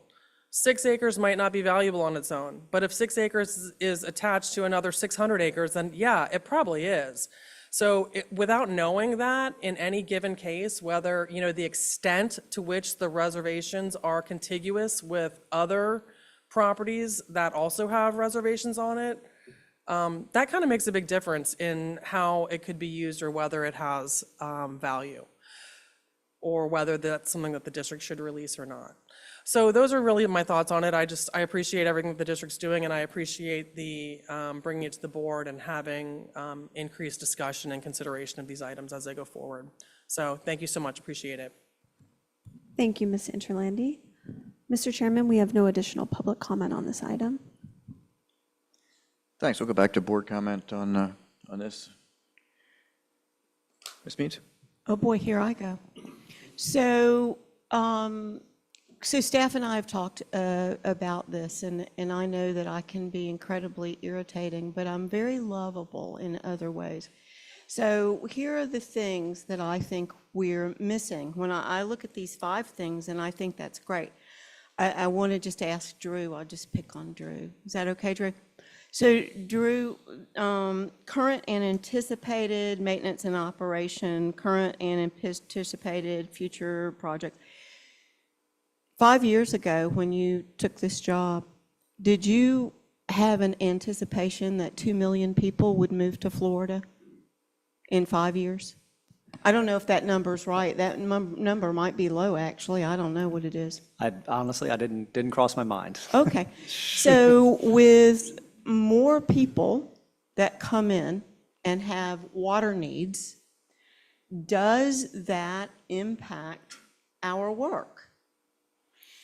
Would you say that, let's say we... So certainly from a water supply standpoint, yeah, we have to project, future demands and make sure we have water supply plans that meet those demands. Yeah. Absolutely. From a flood control, it depends on the development they use as they move here, and whether how the stormwater capacity is evaluated, and certainly we look at, when we're doing our flood protection level of service, how that development has changed our ability to provide flood protection and what opportunities exist to make sure that we can sustain that into the future.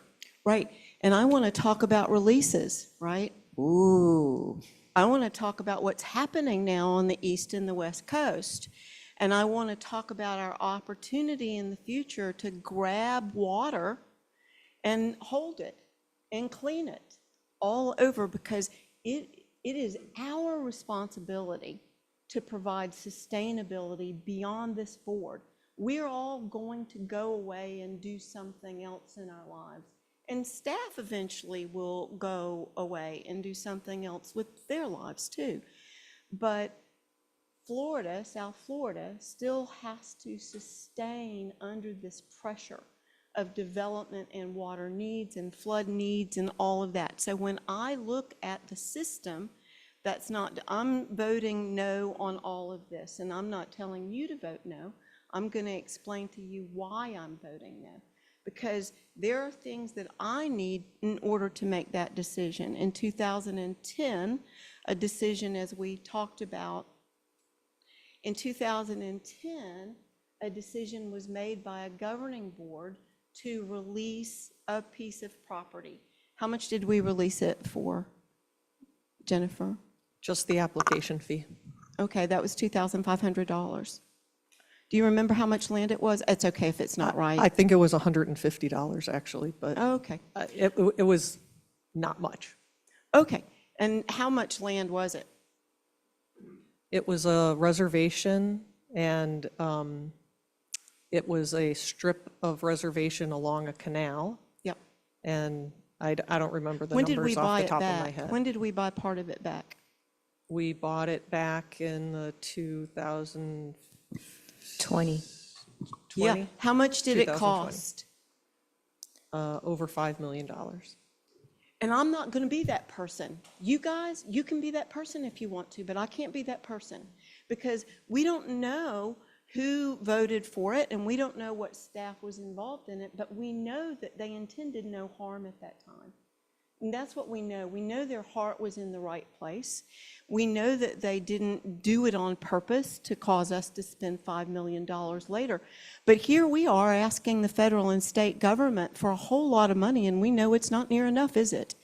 And so we have these opportunities with these pieces of property and the other sorts of questions that I want to know. And in our real estate division, you know, they gave us this. I love this, but this isn't done, right? Do you know what this is? This is what we own. This is the start. This booklet is what we have reservations on and what we don't and where it's near and what that means. So when I look at this particular one, I see that we have this great piece of land that we're going to do something with. And I say to myself, okay, we don't have to release a reservation. We don't. And it's across the street and it's across the canal. And I'm just me, you know, I don't know what that means. I just know I get a vote in the big chair, right? I get a big vote in the big chair. And I'm going to take my big vote and I'm going to vote no. I'm not like Mr. Bergeron. I didn't start road construction when I was 5 years old. And he did. And he understands better than I do. But what little bit I have done, you always need a space for gravel. You always need a place to park things. You always need a place for something. And yeah, this is across the road. I get it. It's across the canal. I get it. But I'm not releasing it because I think when we start that project, we might just need it. And this isn't about what a developer wants to go into it. That cannot factor into our decision because that's not our concern. Our concern is about sustainability and the health of water in Florida in the mission that we have.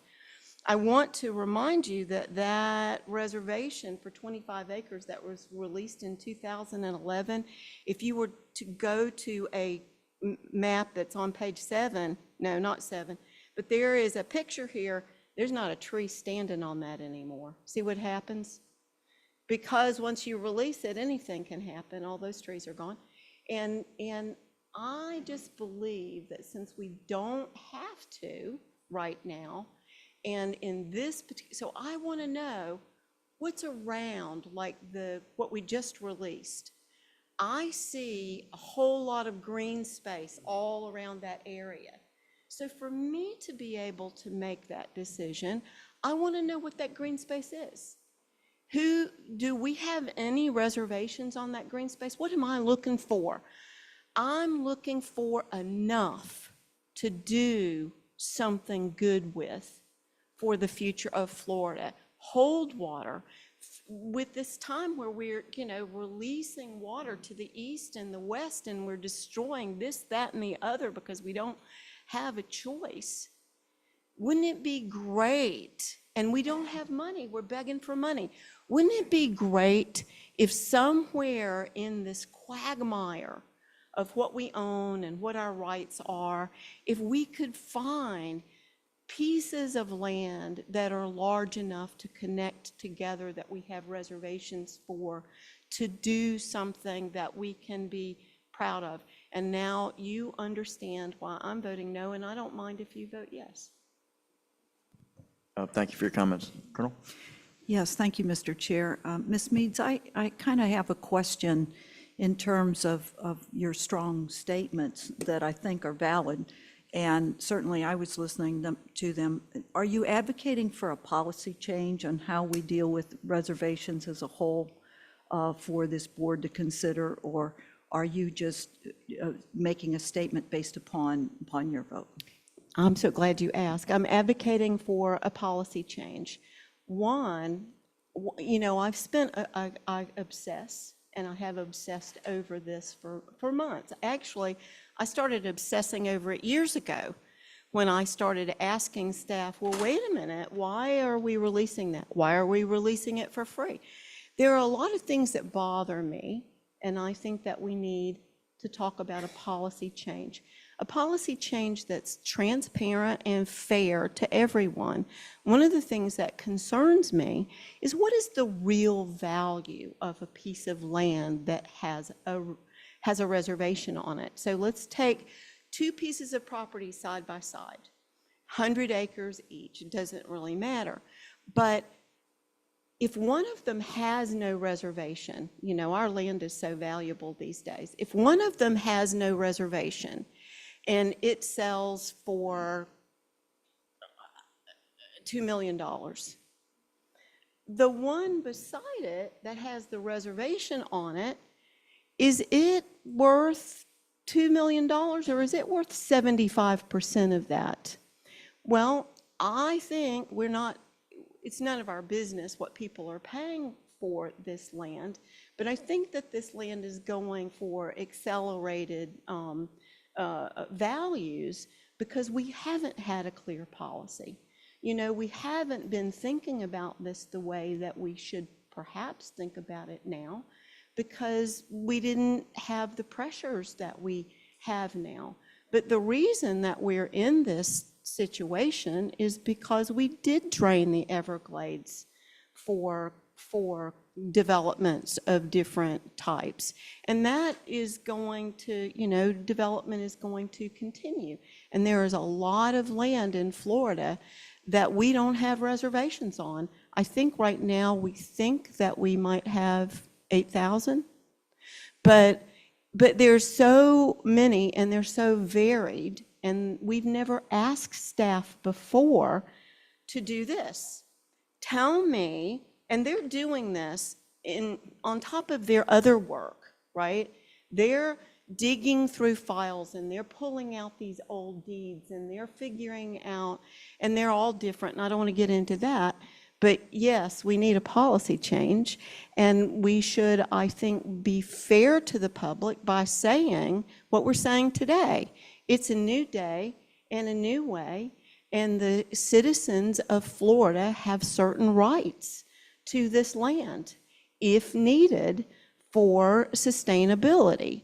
And are we doing the right thing just by saying, oh yeah, they're going to make it conservation land? Did you look at that number 16 in the consent agenda? There was green all around it.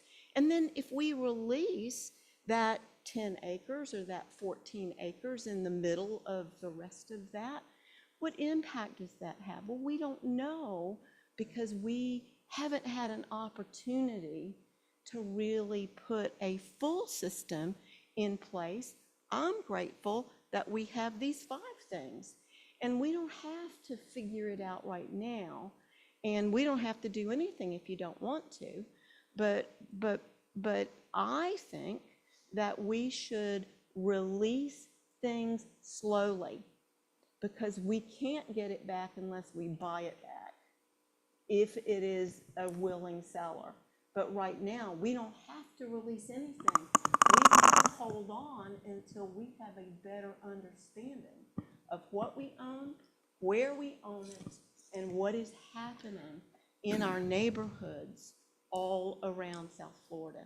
So I think we need a policy change, and I think we need to slow down what is coming to us, and so that our staff has a fair opportunity to decide and bring to us. And did you notice that the ones that they decide without us, it doesn't cause a wrinkle in the road, right? They don't. They say, no, we're not going to release it. We never hear about it. It just, life goes on, and we have preserved that for the good of the people that we sit up here and support. I'm done. Thanks, Ms. Peace. Mr. Bergeron. Let me, I've been in business for about 60 years. We've had an awful lot of growth in Florida. And we have a fiduciary duty, I believe, to protect the future and regarding flood protection and water supply. But I think we have a fiduciary duty. Obviously, Florida's a balance. And there's certain areas that we need jobs and economical growth. You've heard me say that many times. And then there's certain areas like the Everglades and the wildlife corridor, our watershed, that's so important to a quality of life for future generations. So we have to balance. Now, I know as a developer for 60 some odd years that the local drainage districts require what's necessary to provide flood protection. You have your 100-year storm retention, you've got wetland mitigation, you've got all kind of processes that you have to go through. And in the past, I've seen these reservations asked for by the local drainage districts to release and put another reservation, maybe even larger than the one they're releasing, that is compatible with the basin to improve the basin. So it's actually up to our staff when we're looking at this is to make sure that the local basin signs off, South Florida, and we have all the needs to allow economical growth and jobs are important too, but to make sure that we're improving our position. I've had reservations where I was asked to release a 60-foot reservation and supplement it with a 120-foot wide reservation because the basin wanted that to improve the whole basin. We have to rely on our staff to find that balance. And I think it's important that we achieve that in regards to future development and that we're flexible with economical growth and jobs and also making sure that we're improving our position. Because I can tell you on multiple times in my career where I have given a reservation twice as big as the reservation and asked to put it in a different location to improve the basin, to improve flood protection, water supply. And I think we have to reach that balance and we have to rely on our staff. I do have a comfort level that we've got, 1,000 acres on the other side for future Everglades protection? Is it 1,000 or? It's 1,660. How much? 1,600. 1,600. So I think it's important that before we issue a permit to develop the property, that our staff is getting reservations where they want them, maybe not where they are, to improve flood protection, water supply, and being compatible. And we have to balance as we go forward. The idea that we're holding reservations because I think we need to analyze that right at the beginning. And I've had a lot of experience in this before, but believe me, we have a fiduciary duty to economical growth and jobs in the right areas, and we have a fiduciary duty that our staff is thoroughly analyzing where they need reservations and versus which ones can we release, and at the same time improving where the reservation needs to be. And so that's my 2 cents. Thanks, Mr. Bergeron. Ms. Reynolds, can you tell me what this reservation is actually for? So we went through the lunch and learn about the sort of standard language. And Mayor Cruz, I think I asked you to have it available because I didn't have it in front of me. But it does include a series of different structure improvements to include canals, sluiceways, and other works of the district for the drainage and reclamation of the land. Correct. Molly has it too, and she's going to pull it up for you. Great, thank you. Reclamation of the land they're developing? The one with the underline, up, no, up. Slide, yeah, 9. Thank you.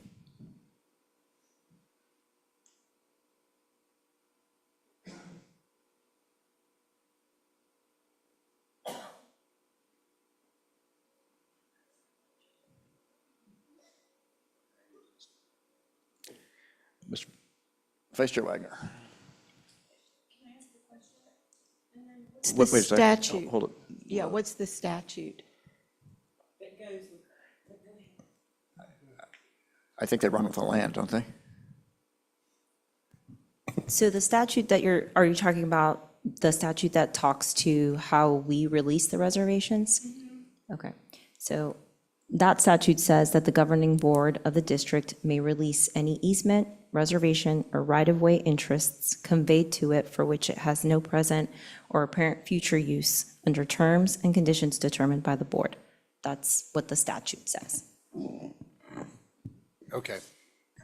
And when you're looking at a site plan, are you, sorry, can't all help good. myself. When you're looking at a site plan, you're getting other reservations in different areas, and you're getting 100-year storm, and you may be moving a canal that's in the middle and moving it where it best fits the basin, where you have better protection. Am I correct, John?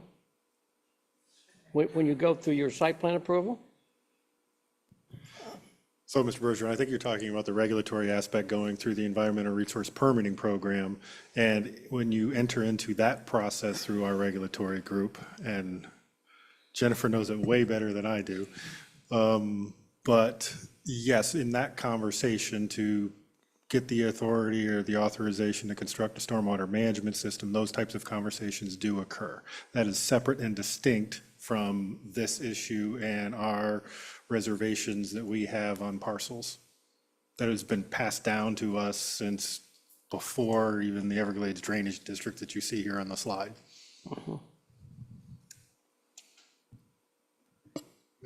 Vice Chair Wagner, please. All good? I'm good. I just want to ask permission. I hear what Cheryl is saying, which is she has reservations about reservations. And I understand that. And I think, generally speaking, the issues that are being raised are important. To me, I've always tried to do my best to create harmony between all stakeholders, all interests, all things we're doing. I know this particular area well. I grew up in Coral Springs and Parkland, not far from this spot. I mean, this, to me, this particular little piece, which seems to be sort of the last parcel of the northwest area between WCA and north of Locks Road, et cetera, just seems to me to be the last piece, not the first piece, of what is a natural flow of home and residential development that's taken place probably over the last at least 45 years in that particular area. I think that we have to be careful about importing legitimate issues with general questions about reservations into a specific applicant on a particular date, which I think we may be doing here. And I think we had this conversation at one of our prior meetings also, maybe with a little bit further north situation. But I mean, this particular applicant on this particular release of reservation does not seem troubling to me. I mean, we've got land all around it. And I'm also very comfortable with the fact, and I think these are bigger issues that we have to ask questions about, but we are at probably the best period of time in terms of being a water management district than we have ever been in the past in terms of technology, capability to model, do things in a way that I don't think anybody could have contemplated 20 years ago, and even 10 years ago. We're like light years ahead and whatnot. I'm also comfortable with the fact that I believe our staff is evaluating these release of reservations with an eye towards, is it something that we think we need? And I think that if it's something that we think we need, we don't release them. And if it's something that, we don't think we need, that's maybe really minor, it gets on the consent agenda. And then if it's something they don't think we need, but it's a bigger topic, it gets on the discussion agenda. So I'm comfortable structurally, I think, where staff is in terms of determining what we keep, what we don't want to keep, et cetera, et cetera. And I also think that staff is looking at, are there contiguous properties next to each other with reservations, which added up, would give, I think that if we had a string of connected contingent parcels next to one another, all with reservations, that in the aggregate would give us the opportunity to do something we thought was meaningful, we would not release it. That being said, my understanding is this particular parcel doesn't have any of those characteristics, and that we have a significant amount of land around it, whether it's 1,600 acres or 1,606 acres. To me, that doesn't, it's negligible. So I'm going to vote in favor of releasing these reservations. But I also think that we should be having these conversations. I think Cheryl raises a good point, which is an excellent point. When a buyer goes in to buy a property that has a reservation on it, why don't they make it a condition of closing to get that reservation released? And the answer is because they're trying to buy it as a discount and say to somebody, oh, I can't pay that much, this one has a reservation on it. I'll deal with that risk. I'll deal with that problem. But I'm not going to pay you what you're asking. I'm going to pay you what you're asking minus X. And let me deal with the problem of the South Florida Water Management. Did they get a discount? And then later, knowing full well they're going to want to get that reservation released, they come in and seek I'll pay $2,500 or $54,000. I'm not trying to diminish the amount of it. I think it's, depending on circumstances, is either a small, a fair, or a large amount of money. But I do think it's curious, knowing how these transactions go down legally, that somebody who goes in to buy a particular parcel that's got a reservation on it doesn't make the seller, as a condition of closing, release the reservation, which I think would be normal if you weren't otherwise trying to achieve a discount over here with the reservation and then add value yourself later by just, you know, coming to the governing board and trying to convince a bunch of people is not. So there is, I do believe there is a, I don't want to call it a game, but I think a business move being made. I'm not commenting one way or another, but I do think it's a reality, because if I were buying a property that had a reservation on it and I wanted to do something with that property that did not contain that reservation, I probably would make the seller deal with that, or I'd get a discount and take the risk. But they are factoring in that risk. And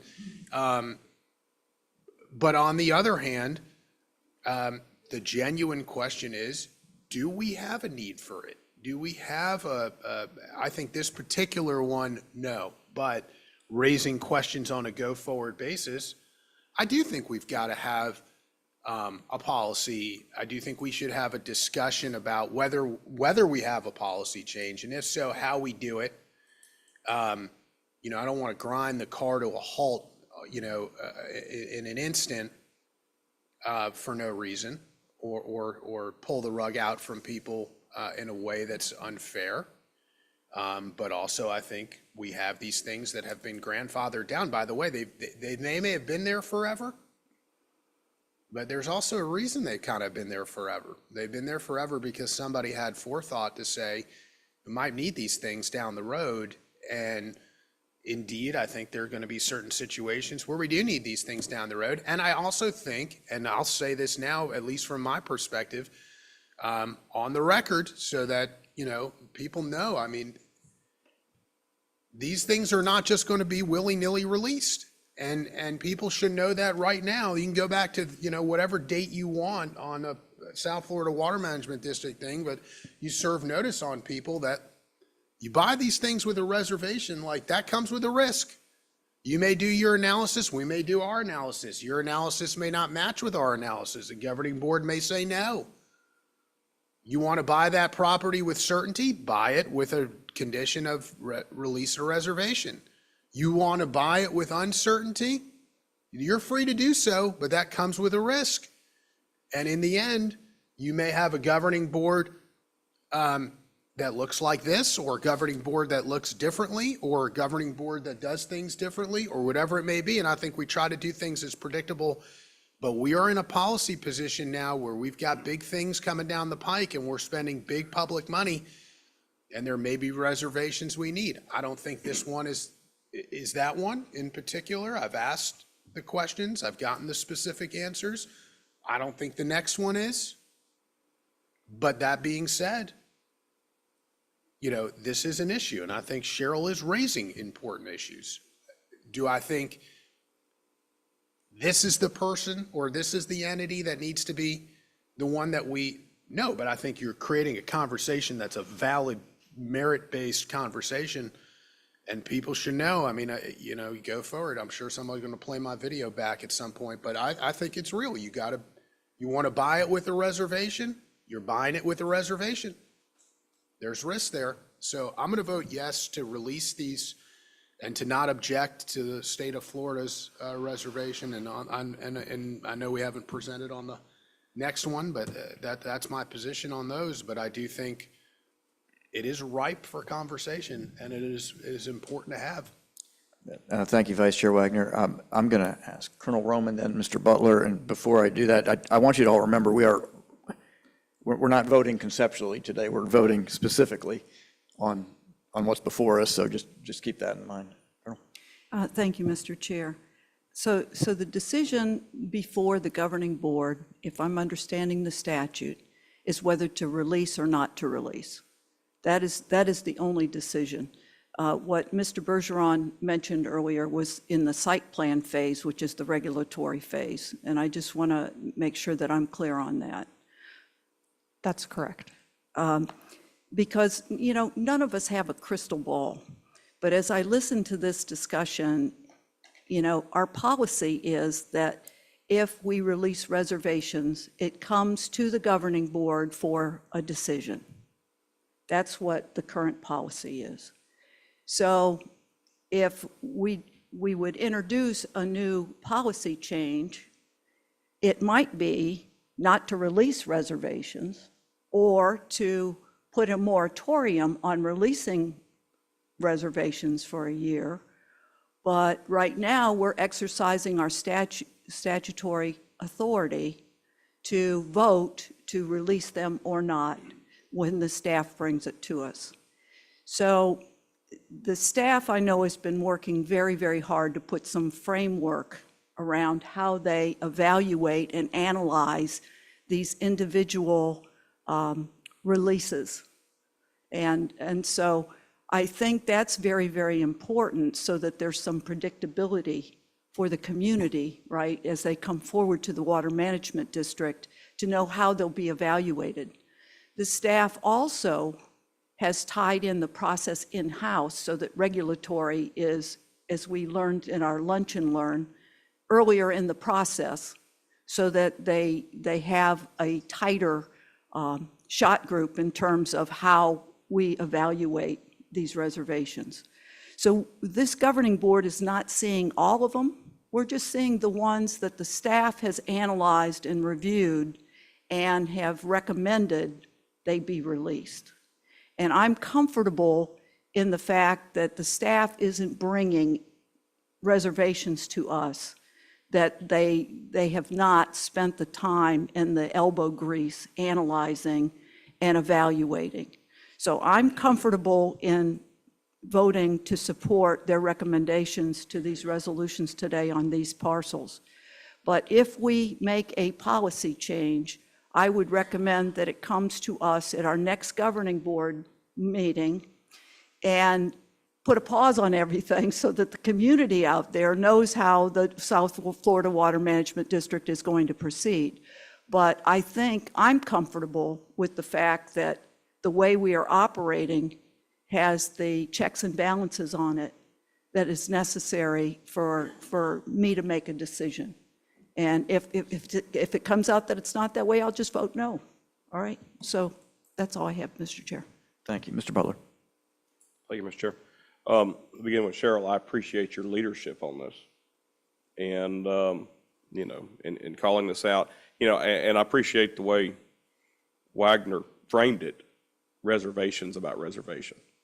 Every time I've voted on these things, yeah, every time I've looked at it, I've had a gut reservation about releasing reservations. And, you know, I mean, there's a lot of trust that goes into staff to do the due diligence, and it's the due diligence of today. You know, nobody, we've said it, nobody has that crystal ball. But, you know, you go back to the diversion canal example. What has changed since then? That was an application fee. Then a subsequent board went to a 1% fee. And then a subsequent board has gone to a 3% fee on those release of that reservation. When you look at the market, and Mr. Palmer, correct me, I think we talked about it in my briefing, you know, other reservations, mineral rights, considered another reservation. Off the cuff, I asked Mr. Palmer, you know, what's the market value on mineral rights? 3 to 4% was off the cuff was what Mr. Palmer gave me. I think we're kind of on the money with a 3%. You know, I had a finance class back in college. I wish Jay was here. Jay could roll that number off. I know there's the power of sevens and all that, but the whole time value of money, the current value of money, that 3% that we're having today, if you have to go back and buy that land back at a future time, there is a certain time where lines intersect. I don't know what that is. Jay could probably roll that off. I don't know if Ray could roll that off his head. Engineer, they don't deal in money, I guess. Mitnick, can you roll that one off? They spend it. Y'all just spend it. That's right. That's all it is. So I think that our board going from 1% to 3%, under our board going from 1% to 3%, has certainly brought us up to market value on these things. You know, you get into the other intricacies of, you know, if you're in a situation, yeah, you can get into other intricacies. I think that given the best information we have today, I'm in favor of moving forward with the release. Again, every time though, it's with the reservation. And I'll leave it at that.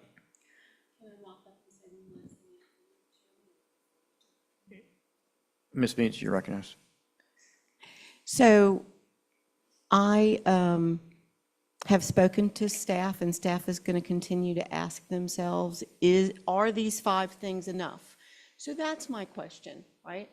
Are these 5 things enough to create the right system for making the decision? It's not that I doubt them. I just know that in the past with the Food and Drug Administration, systems have been changed or created based on mistakes, right? Thalidomide and other things. Something happens, unfortunately, in that arena. It's because people die, and fortunately for us, no one dies. But when you have to go back and buy something, then you create a system, which our staff has done. My question is it enough? And there's also case law that I'm not a lawyer, but I've spent 20 years in court. So it's awful.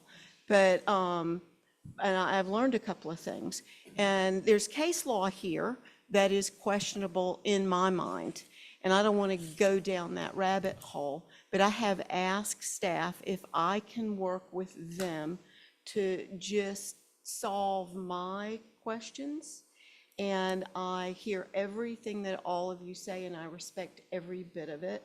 I will tell you that I do not see anything about development up there in our mission statement or anything about the economy. I think that we're supposed to safeguard and restore the water resources and the ecosystem, protect our communities for flooding, meet the region's water needs while connecting with the public and the stakeholders. And I think maybe that's the piece, connecting with the public and the stakeholders. So I've done development too, and I've really enjoyed it. And I'm not anti-development. I am Long Live Florida, and I appreciate everything you said, and I'm still going to vote no, but that's just because that makes me sleep better at night, and it's going to pass, and I'm okay with that. I don't mind. Thank you, Ms. Mead.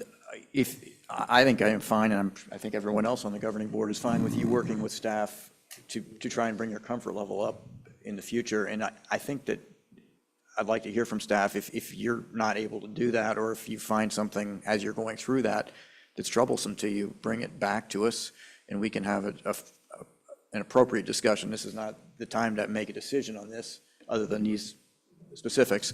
But in the future, if you see something different and you'd like us to make a decision, or you think we should at least revisit it, I think we should. In the meantime, tell me, do we need 4 votes or do we need 1 vote on these resolutions? I'll make a motion. You want me to make? I need to know how many motions I need. Should we make a motion? I got one more question. Hang on, Mr. Bergeron.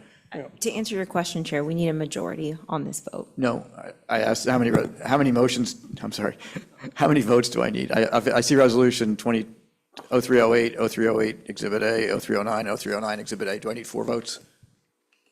2. You need to vote on each resolution, yes. Okay, but There's 2 here. In the agenda, so on the slide, there are 2 resolutions, but in the agenda, it references a third, and a 4th resolution. Correct. That one includes Exhibit A, and the other includes Exhibit A. I think that's probably a mistake, and it sounds to me like it's resolution number 2024-0308 and resolution number 2024-0309. Correct. And that the 2 exhibits are part of Part A. 0308 and 0309. Correct. Okay. Yeah, we haven't had So you Part need B 2 votes, yet. so would you make a motion on? Yes. I will. You ready? Go ahead. Okay. I'd like to make a motion regarding resolution number 2024-0308 to release district canal reservations, and a motion on resolution number 2024-0309 to approve recommending release of canal reservations held by the Board of Trustees of the Internal Improvement Trust Fund. Is there a second to both those motions? Second. 2 seconds. Yes. Thank you. Mr. Bergeron, you had a Yeah. question for discussion. I just, Colonel, you've already approved the site plan, correct? I see that development has already started. The applicant submitted a permit application for an ERP permit through our regulatory program, and regulatory approved their site plan for their water management system. I would just like to see in the future that the reservations are addressed before a site plan approval, if possible. And in my understanding that you have reservations all over this property, they're just not in the same location as what we're releasing. You have reservations for 100-year storm, you have reservations for inflows, outflows. Am I correct? We don't have reservations associated with the storm water management that the applicant needs to provide specifically, no. We don't have reservations for that. They have to provide assurances that they can provide stormwater management for their property in accordance with the requirements for stormwater management by rule. But you have drainage easements and storage easements and like you normally do with any site plan approval? We don't have those on this property because it's not our property. So if it were our ownership and it was our project, then we would provide those drainage assurances. In this case, the applicant is required to do that. Okay. Thank you. Thanks. Is there further discussion? For Mr. Butler to come back. Hearing none, I'll call the first question, which is on Resolution 2024-0308. Mr. Bergeron? Yes. Vice Chair Wagner? Yes. Colonel Orman? Yes. Ms. Meads? No, thank you. Mr. Butler? Yes. I'm going to vote yes. That passes 5-1. On Resolution 2024-0309, Mr. Bergeron? Yes. Vice Chair Wagner? Yes. Colonel Orman? Yes. Ms. Meads? No. Mr. Butler? Yes. I'm going to vote yes. That passes 5-1. Thanks. We'll now move on to the next one. Unfortunately, you're stuck with me again for one more parcel. So this property includes 3 reservations. It's located in the village of Wellington.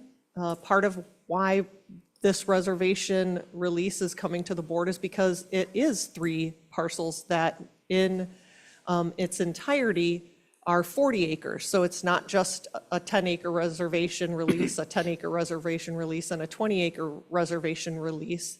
In this case, the applicant did bring them to us together. That doesn't always happen, but we wanted to make sure that the board understood to look at them together. And because of some of the reasons that you've been discussing today. And so here's where this parcel is located. This is the Village of Wellington area. This is Water Conservation Area 1. This property here, although it's not shaded, is owned by the federal government. That's why it's noted USA here. And this parcel is also owned by the Water Management District.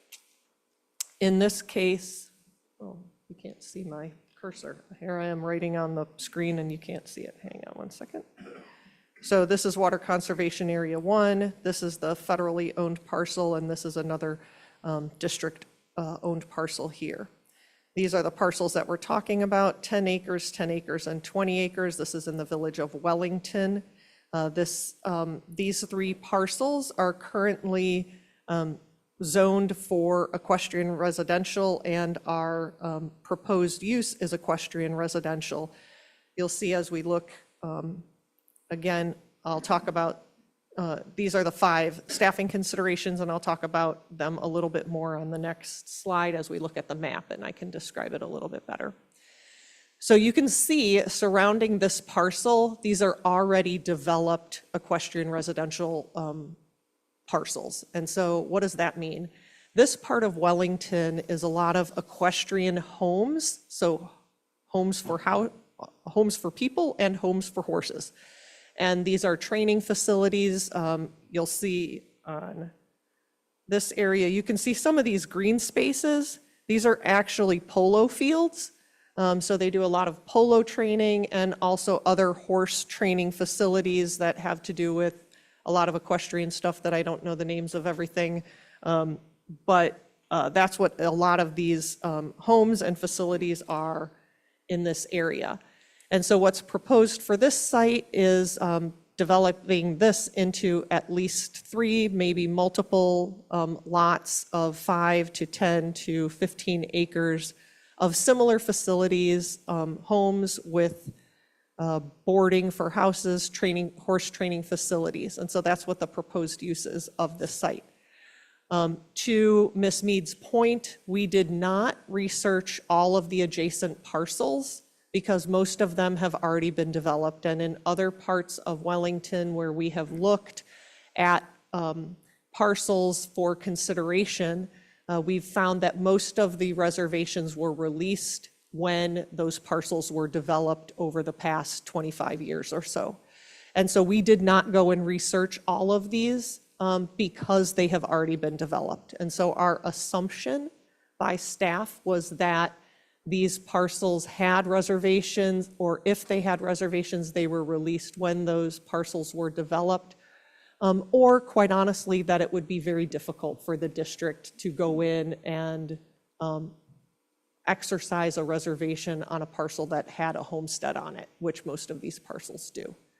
But we did want to make sure that the board had the ability to consider these parcels together because of their adjacent proximity.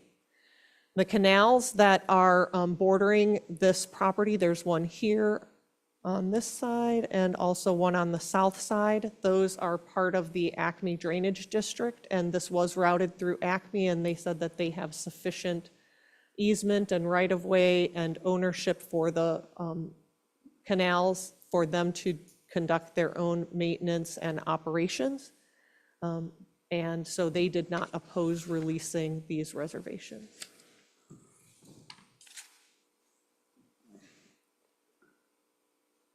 I'm happy to take any additional questions that you have, Mr. Chairman. Thanks. Do we have any public comment on this? We have none, Mr. Chairman. Thanks. We'll go to board comment. I make a motion. I'll second it. I have a motion and a second. A motion regarding resolution number 2024-0310 to release district canal and road reservations. Thanks. I have a motion and I have a second. Is there discussion by the board? Hearing none, I'll call that question. Mr. Bergeron. Yes. Vice Chair Wagner. Yes. Colonel. Yes. Sneeze? Yes. Thank you. Ms. Butler. Yes. I'm going to vote yes. That passes unanimously. Thank you, Ms. Reynolds. Is it lunchtime? Yeah, it is. Okay, we're going to take lunch and be back around 1:30-ish. Thanks.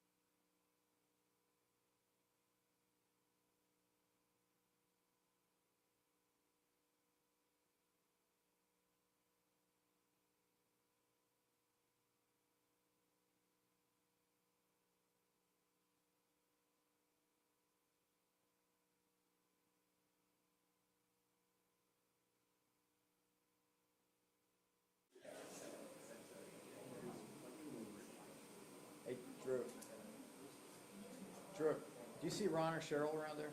Yeah, Cheryl's right in the hall talking.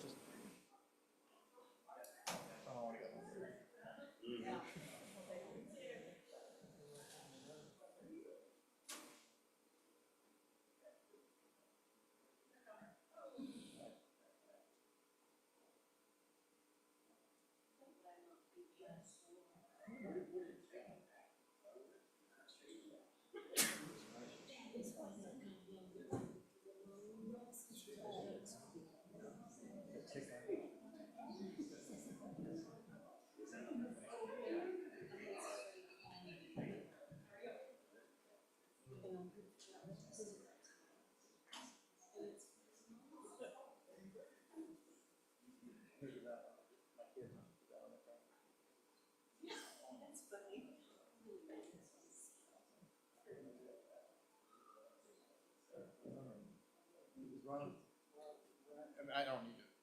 Is it close? All right, ready to start.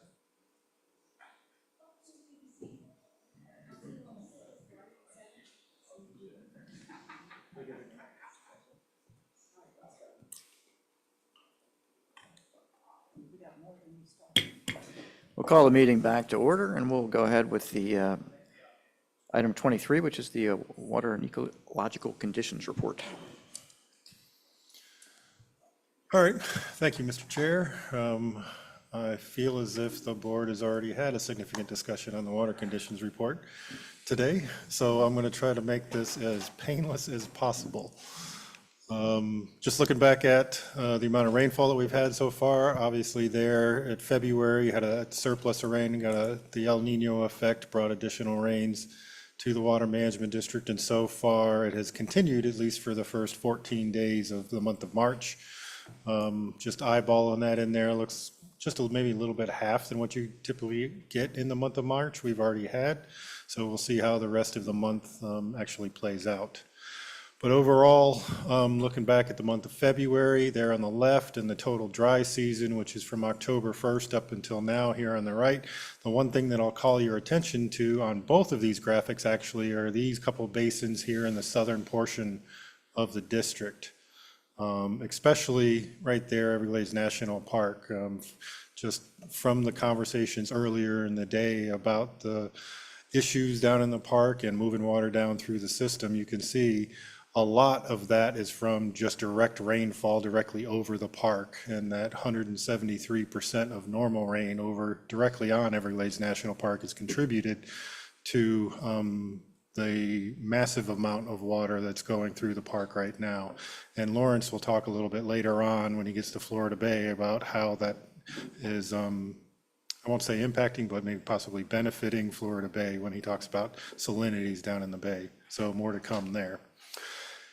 As we usually do, just looking up at the upper part of the system, starting up here in the upper right-hand side, East Lake Toho, just kind of following down through its recession, trying to get down here and have a gradual slide down to the summer pool, as opposed to a steep recession there that is brought in by the regulation schedule. So we've been moving water, just trying to keep it consistent, coming down from East Lake down into West Lake. Similar story with West Lake, just following that glide path down here to the summer pool, which takes us over here to the upper left at Lake Kissimmee as it trickles down and works its way through the system. As we've talked about in previous months, currently operating at the direction of the Corps and under the construction deviation for Lake Kissimmee, and keeping it below this dotted line right here that kind of cuts the corner for that springtime recession. Again, just reminding everybody that's in recognition of the construction work that the Corps has on the Kissimmee River down at the U-shaped weir, the S-69 structure, that had some failures following the hurricane in 2022. Was it 22? Yeah, it was 22. So, like I said, just following that construction deviation, trying to manage those flows and keep them below 1,400 cubic feet per second coming down the restored reaches of the river so as to not impact that to construction, which is down in this area down in here. Lake Istapoga, just following its regulation schedule across. It'll start its recession down to its summer pool here about the 1st of May. I'm sorry, the 1st of April. And Lawrence? Thank you. So if we look at then what is going on in the river and the floodplain, and John just talked about the releases that were made at S65, and those have been for a construction base instead of an ecological base. So we had a lot of flow during this period of time trying to get lakes Kissimmee, Cypress, and Hashtanaha down. Because if you go back and you see up here, we were above schedule. So that release from here down to here is what is reflected then in the amount of water that you see that is above bank and moved out onto the floodplain. Currently in the dissolved oxygen, which is the graphic below, you see is about 5 to 6 milligrams per liter, which is well above any threshold we have for concern, which is at 2 milligrams per liter.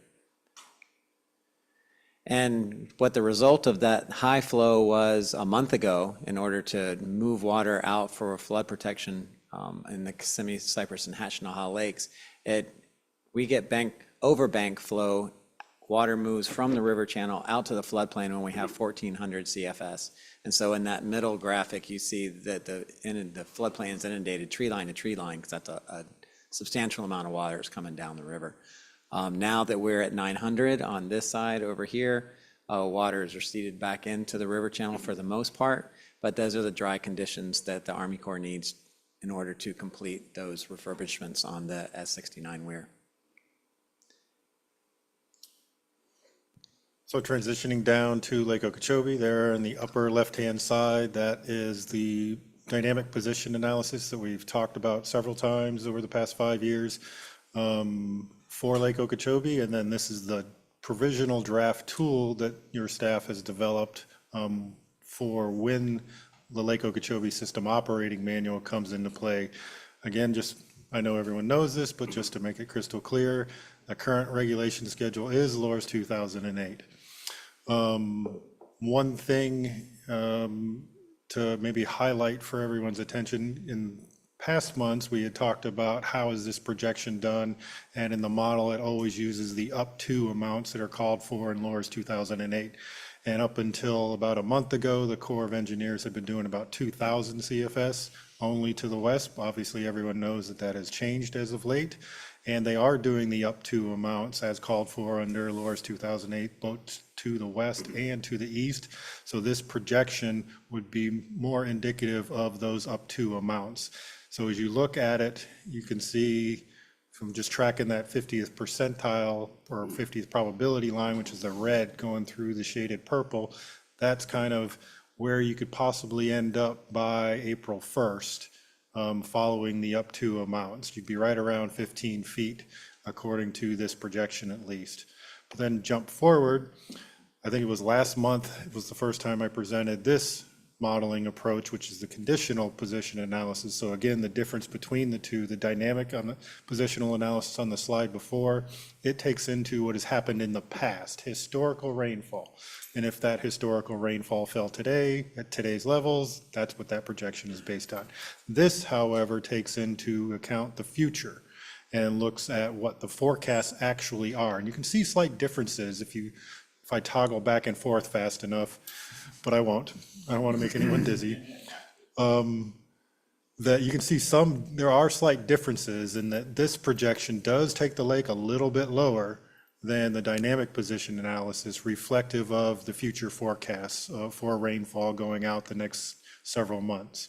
So just wanted to highlight that. And this tool, I think as we transition through the next several months and into the next dry season, this will be the tool that you start to see more and more of, and we'll start moving towards the more conditional position analysis. So just how has water moved around the system since May 1st of 2023? Overall, into Lake Okeechobee, you can see just less than 2 million acre feet of water has been moved into Lake Okeechobee, and that's reflective of those heavy rains brought not only from the wet season, but also just the El Nino winter that we've had.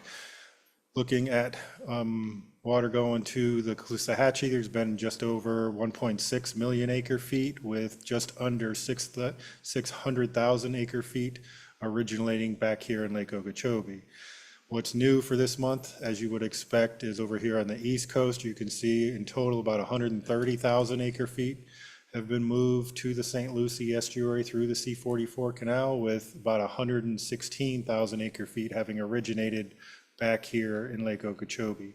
Adding to that flow into the St. Lucie estuary is the basin runoff for C-23 and C-24 basins at just around 200,000 acre feet, and then just shy of 140,000 acre feet up in the Fort Pierce area going to the Indian River Lagoon.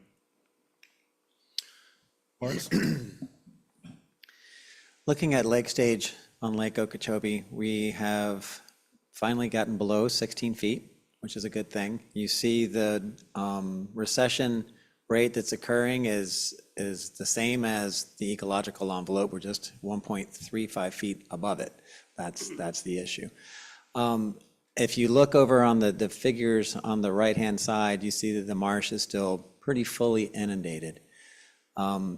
As we talked about in the past, we've said, if we were going into recovery stage, which we can't because we're in an El Nino, this is where we would want to be going. So we're substantially above that, and where John's position analysis has said we're going to be about, between 13 and 14. What that means for the recovery of submerged aquatic vegetation is this current summer, isn't promising for that recovery, but hopefully we'll have conditions in the next year to be able to get there. If you look at inflows and outflows, the easiest thing to do is look at the graph over on the right-hand side. If it's orange, it's coming in. If it's blue, it's going out. So we're putting more water out of the lake now than is coming into the lake, which is helping that recession.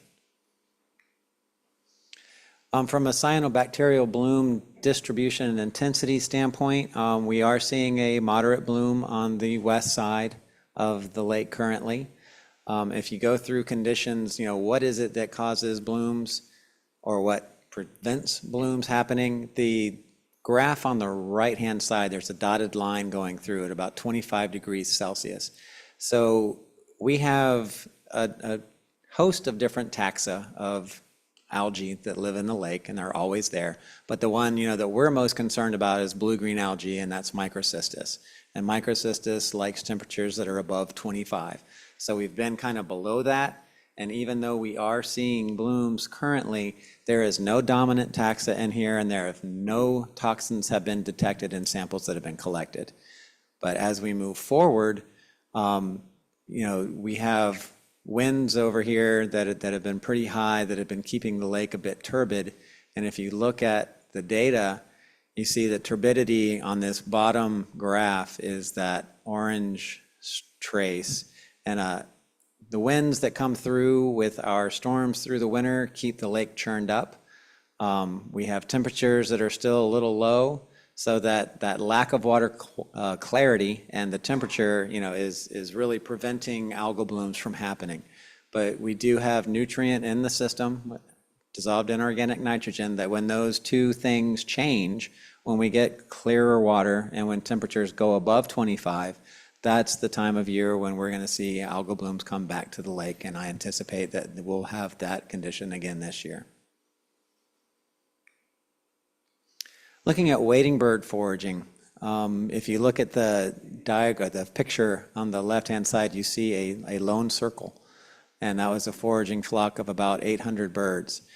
If the coloring on that picture of the lake is a habitat suitability index, is saying where are conditions that are good for long-legged wading birds. A little bit lighter blue is short-legged wading birds, and you see that there's not a lot of those colors, so you wouldn't anticipate a lot of bird use when the lake is at the stage and the depth that it is currently.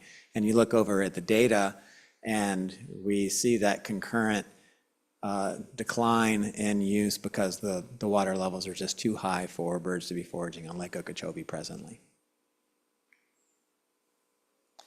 Moving to the St. Lucie, and we follow this trace up here at the top, and we see no dark blue from lake releases, and so we do have lake releases occurring now. And if you look at how that's changed the salinity setup and dynamic you have the South Fork and the North Fork, and you see currently those are fresh now. So we have a large freshwater input going into the system. the forks are fresh. You still have your brackish water in between in the mid-estuary, but in the mid-estuary is where the majority of oysters are, and it has pushed the salinity condition out of the optimal range down into the stressful range. So the water that is being released now is causing salinity, or has caused salinity to drop, that it isn't stressful for adult oysters. Wanted to present some submerged aquatic vegetation data for you, and I wanted you to notice a trend in here, and it's June typically is the peak of the growing season, and when we have the majority of the biomass of submerged aquatic vegetation or in the estuary itself. And so when we get down into the March timeframe for every year, it's usually, just because this is the peak of the growing season, during the non-growing season, it declines. And we were seeing that all the way out to, in this last year, we had a kind of a bump up in the relative coverage of SAV, so we were seeing some recovery, and we have that natural decline during the winter months. And so as we consider, the timing of the releases that are being made, one of the factors was, is it the peak growing season for submerged aquatic vegetation? And it was no. And then was the spawn happening for oysters and for fish, currently? No. So these are some of the things ecologically that were brought into bear into consideration by the Army Corps of, are they going to make releases or not? So if you had to make releases, when was the best time to do it from an ecological standpoint, if you're going to have to put damaging flows into the estuaries? So this is some of those data that we reflected upon to make a recommendation of, this is what we see. If you're going to do it during this time period. And as you see from an oyster standpoint, we haven't had the reproductive process really kick off. It's been a little bit cool. Towards the end of this month and the beginning of April, temperatures come back up to where spat, we believe, is reproduction is going to go. So these are things that are thought about as releases were being contemplated. Going over to the Caloosahatchee side, had releases for, we've been doing pulse releases that side of 2,000, and then you get to the pulse releases of 4,000, and you see it's slightly fresh in the estuary, but not tremendously, because it's just a different configuration and a larger size than the St. Lucie is. And if you look at where the majority of oysters are within the middle estuary here, we're still in the optimal range from a salinity standpoint. Looking in the Caloosahatchee from a submerged aquatic vegetation, you'll see zeros on there, and you'll see NM, and that's not monitored. So that was a time frame when we weren't doing monitoring. And the real take-home story for submerged aquatic vegetation and what the change is from, you have 2023 to 2022, this is when Hurricane Ian came through. So the majority of the change that we're seeing post-Ian is because of the devastation that surge brought, that the intense flows brought, and submerged aquatic vegetation was either covered by sand or was damaged. So it's in a mode where it needs to recover still from Hurricane Ian. And just looking at what types of vegetation are there, of course, in the area where there is none anymore, this area is usually dominated by tape grass, which is a freshwater species. And then down at the bottom, you have your marine grasses, turtle grass and haliduli, and they're in the same basic relative abundance that they've been in over time. And then looking on the Caloosahatchee side, has oyster recruitment begun from the February samples? No, it hasn't. We anticipate that to kick off on this side probably in April.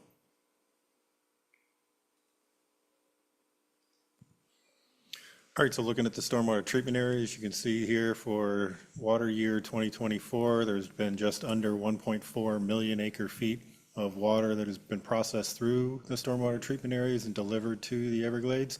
And if you just eyeball that across, comparing against all the other bars on this chart, that's about the 7th highest total that we've had since we started tracking this since 1995. And after Lawrence talks a little bit more about the conditions in the stormwater treatment areas, then I'll come back around in the conservation areas and talk about not only that 1.4 million acre feet, but some of the other water that is stacked up in the conservation areas. So John has already told you the volume that has come through. You look and you see that all of the STAs, or most of the cells of the STAs, are above their optimal range currently. But when we look at how well they're performing, STA 1 East is 22, 1 West is 18, 16, and STA 2, 3, 4 is at 13, and 5, 6 just, it keeps dropping. It keeps us performing well during when it's wet, and it is wet now, which is really nice. So when you go through and you look at, what kind of work are we doing in the STAs currently? We have this cell in STA 1 East drawn down because we had erosion from a previous hurricane drawdown in there that we're going up and we're repairing. But otherwise, all other cells are operating, they're functional. We do have different constraints in there for flow that they can receive based on the work that we are doing. STA 2, so when we talk about flows from the lake, when we bring flows from the lake into the STAs, we use STA 2 and STA 3-4. These are the STAs that go into Water Conservation Area 3.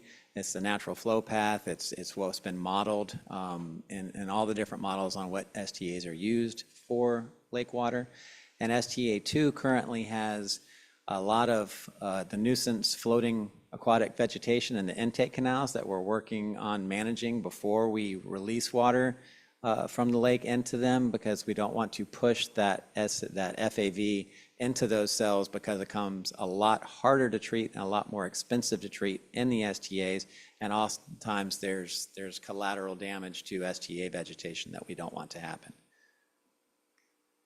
And then in stormwater treatments areas 3 and 4, you see everything is on line and taking water. And currently, we have 400 CFS capacity for lake water in STA 3-4 and 100 CFS in STA 5-6. So how's the water moved around the southern portion of the system? You can see there, that's the 1.4 million acre feet that I talked about on the previous slide, but in total into the conservation areas from all directions, just shy of 1.9 million acre feet has been flowed into the conservation area, into Everglades National Park, inclusive of some of that seepage return over here on the eastern boundary of the park is also about a little over 1.8 million acre feet. And for the runoff off the lower East Coast going to Biscayne Bay and the coastal areas, in total, it's been just over 3.1 million acre feet, and about 1.8 million acre feet of that have been to Biscayne Bay itself. So looking at the conservation areas, starting up here in the upper right-hand side, Area 1, you can see was above schedule. The Corps of Engineers had implemented operations to pull it back down to schedule and move some of that water down to Area 2, as well as the Water Management District move some of that water out to tide down the Hillsborough Canal or out to the Intercoastal Waterway there. But had some rain event up here by these little blue bars, which drove it back above its schedule. And just this week, the Corps of Engineers implemented some gate changes at the S10s to once again begin moving about 500 cubic feet per second from Area 1 down into Area 2. And in conjunction with that, we're continuing to try to move water through the Hillsborough Canal and out to the Intercoastal Waterway. For Area 2, right now, I just said the 500 CFS, it's coming in from Area 1, but the S11s have been open for quite some time now, and they're moving about 1,500 cubic feet per second out of Area 2 into Area 3. At the same time, the Water Management District is moving about, I think it's a combined total of 600 cubic feet per second from the S38 structure, which goes right through Broward County here to the Intercoastal Waterway, as well as the S143 structure that goes down the North New River through Fort Lauderdale to the Intercoastal Waterway. However, even with some of those operations, you can see Area 2 is about a foot. Right now, we tend to look at this green line as the judge of the regulation schedule, so it's about a foot above regulation schedule. Sort of a dance in Area 2. You don't want to completely always drive it down to the regulation schedule because there's a very narrow band here between the schedule and the water supply floor, which would necessitate bringing in regional water and making decisions from a water supplies perspective. I don't think we're going to have that problem this year, obviously, because we all know there's a bunch of water stacked up here in Lake Okeechobee that we can move down through the system for that. So I would expect Area 2 to continue its recession down and hopefully get closer to that regulation schedule. I don't know if we'll get all the way down to it, maybe keep a half to a quarter foot buffer above that regulation schedule to ensure not only the water supply issues, but Lawrence will talk a little bit about the ecology of Area 2 and how much of the portions of northern Area 2 has dried out, both last year from some of those lower water levels that it experienced last year. So then transitioning over into Area 3, you can see it's been above schedule pretty much all dry season from those excessive rains that you see up here on the top, these little blue bars. It's gone up. We've managed a good recession coming back down only till the next rain event. And now it started once again having a recession, trying to get back down to schedule. As you heard a lot this morning, the deviation is in place. That deviation runs from 90 days. Day 90 will be on March 31st. Right now, Drew had already talked about how we're engaging with the Corps of Engineers and the Fish and Wildlife Service on the extension or possible extension of that deviation.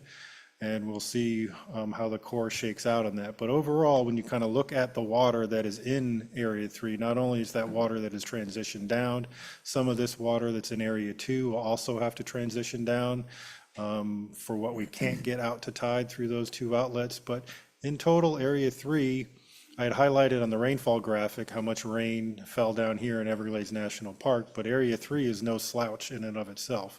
So far this water year, it's had just about 54 inches of rain directly over Conservation Area 3, which is just a fair amount higher than 2 million acre feet, if I'm doing quick math, just from direct rainfall. So not only was that 1.4 million acre feet that came into the Everglades as a whole from the EAA basins on that STA bar chart, and the majority of that 1.4 million acre feet was basin runoff from direct rainfall over the EAA. But there was over 2 million acre feet of direct rainfall just over Conservation Area 3A, which has led to these sustained levels above schedule that we're trying to get back down to schedule. If Mother Nature is able to cooperate with us, it's very likely that by the end of March and the beginning of April, or at least halfway into April, that we will be back to schedule according to this projection. So this is the same position analysis that you're always used to seeing, but just for Area 3. And there is no up twos, it's just maximum releases. So this projection is projecting those maximum releases. And you can see a lot of the lines up through that 50th percentile sort of cluster right in there, the 1st of April through maybe the 15th of April. So depending on what Mother Nature brings us, there is a likelihood or a good chance that we can get back down to schedule by March 31st, or if not then definitely the first part of April is what it would be looking like that we could get back down to schedule. Lawrence? John mentioned before the volumes of water that were being released into Biscayne Bay, but what you see from a salinity standpoint is that has brought salinity down to about almost 20, which is a good setup from a salinity standpoint for Biscayne Bay. Looking at water depths, John has talked about the 2 million acre feet of just rainfall in itself. You go across the page with your eyes and you don't see a significant amount of change over the past 3 months, especially in the past 2 months. I mean, you have a little bit of change here where the 2 is starting to dry down a little bit, maybe a little bit drier here in the top of 3A, but we're not seeing that recession that you would expect at this time of year. It's great connectivity in Lost Mins and Shark River Slough and then down in Taylor Slough, which is fantastic, and we'll get to the Florida Bay portion of that. But water levels just have not receded, and ecologically there is an impact to that. So we look at the wading birds foraging and nesting in February, and it is absolutely tremendous, especially down here along the coast. I mean, look at the number of wading birds that are foraging off of the coast there. It's just tremendous. And what you would expect to see, I mean, here's pictures of foraging this occurring. What you would expect is this is a habitat suitability index, again, based on depth, with green being the optimal depth for wading birds. And if you look at where the large numbers are within the Everglades National Park, it's right around where those green areas are. And what you expect during the dry season is for those green areas to start moving inward as water levels start to decline. And what those levels are, that's the depths where you're starting to get the concentration of prey because that water level is receding. And it's kind of concentrating all the prey in these nice little pools that makes really easy grocery shopping for the birds. You know, they're like, hey, this is awesome. It's hard for them to catch the fish and prey when the water's deep and they're scattered, but you get that water to where it's concentrated them, it's easier to find your food. And that's what you want to see. But we haven't seen that. The two maps between the 2 months look very, very similar. And so you see that typically, if we started to get those greens starting to move inwards from each side, this number of birds right here typically moves into the interior to take advantage of that. And because water levels have remained the same and actually got a little deeper in Everglades National Park because of the last rain event, we're not seeing that. So the birds are going elsewhere to look for food. So it's a good indication of how wet conditions are and just what the ecological response is when you don't get the recession that you anticipate.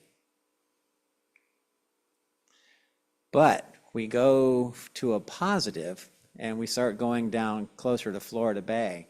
Florida Bay, you have these coastal lakes all through here, through this part right here. And in those coastal lakes, the fresh water that is coming down into those lakes and down into Florida Bay is just creating incredible production. And then that right-hand side, you have 48,000 lesser scalps, you know, these ducks that are using that area, which is just tremendous. It's fantastic. So where you have water levels being not right for one species of bird, it's really good for another. So there's kind of trade-offs in current conditions. But if we're looking at salinity within Florida Bay, this is the interquartile range, and that's just what it had been over since 2001 to 2016. It's not the restoration target, but we say if we're in there, you know, we're doing pretty well. And you see that we are below there in both in all of the portions of the bay, Eastern, Central, and Western Bay. So the salinity setup right now, because of the fresh water that is coming through Everglades National Park, is fantastic. And if you want to make a comparison of where we were last year to this year, going on the scale down at the bottom where here's fresh water going to saline conditions, you see a lot more or a lot greater area. Where's my? Okay. That is actually, these lakes are pretty fresh. You have a really good setup in the Central Bay, and you just look at differences in area 1 over here to over here. Last year it was 31, this year it's 19. In the Central it was 25, this year's 10. And then in those interior lakes, 12, and this year is 2. So salinity within Florida Bay and within those coastal lakes right now is at a good place, and it's hitting those restoration-like targets.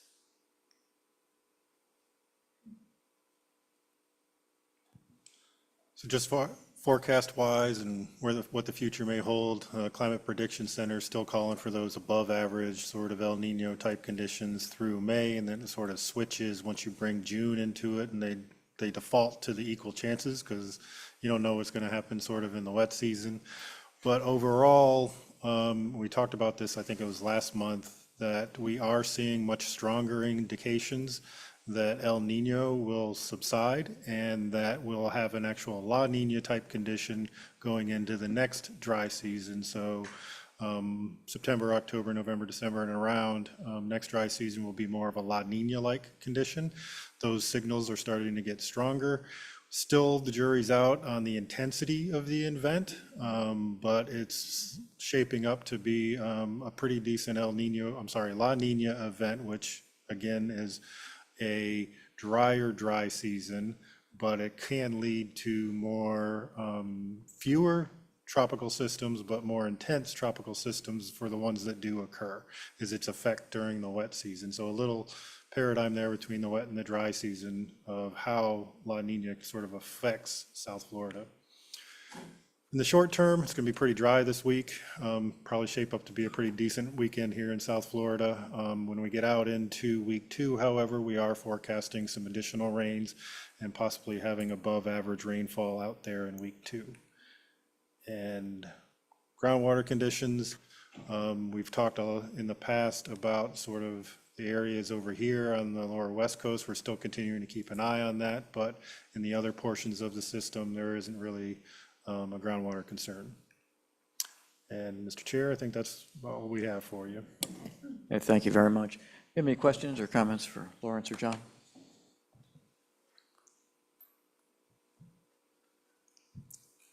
Thanks very much. Appreciate it.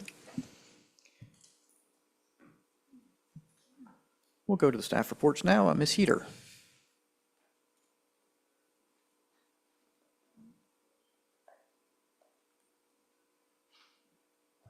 Thank you, Chairman Goss. Good afternoon, board members. I do have 2 items for discussion to report on. The first one being the monthly financial report and the second one being the fiscal year 23 disposition of assets. So for the first, the monthly financial report, it is through the month of January. For the month of January, we have collected thus far $431 million in new revenue. This is on trend and it sufficiently covers our expenditures through January. The $431 million comprises of $119 million for state appropriated funds, mostly for Everglades restoration, and $289 million from ad valorem. I do want to make a note that there was an adjustment made to the intergovernmental revenues due to accruals through the, we're going through our audit. Ad valorem taxes thus far, we've collected 85%. This time in the fiscal year, according to trend, we should be at 84%, so we're slightly ahead. Investment earnings, we've collected $4.6 million of the $3.8 million that we budgeted, so we're ahead on that as well. Expenditure highlights. Expenditure highlights, we are averaging about $77 million a month. It was about $61 million through December. Holidays, it'll start ramping back up again. Highlighting $51 million for Everglades restoration and $16 in O&M. To date, we've expended $260 million, and we've obligated funds in the amount of $1.2 billion. We are $23 million higher in expenditures through the month of January compared to last January. So a little common theme, a little ahead of trend this year compared to last year. Okay, the fiscal year 23 disposition of assets. So Chapter 274 of the Florida statutes authorizes the South Florida Water Management District to dispose of obsolete tangible personal property as surplus. The governing board delegated its authority under this chapter to the executive director. The executive director further designated this authority to the Director of Administrative Services. Section 274.07 Florida statute requires that the district record in its minutes the tangible personal property disposed of under Chapter 274. A list of the tangible personal property declared as surplus is described as a separate document in the meeting packet under this agenda item. and a hard copy is available upon request.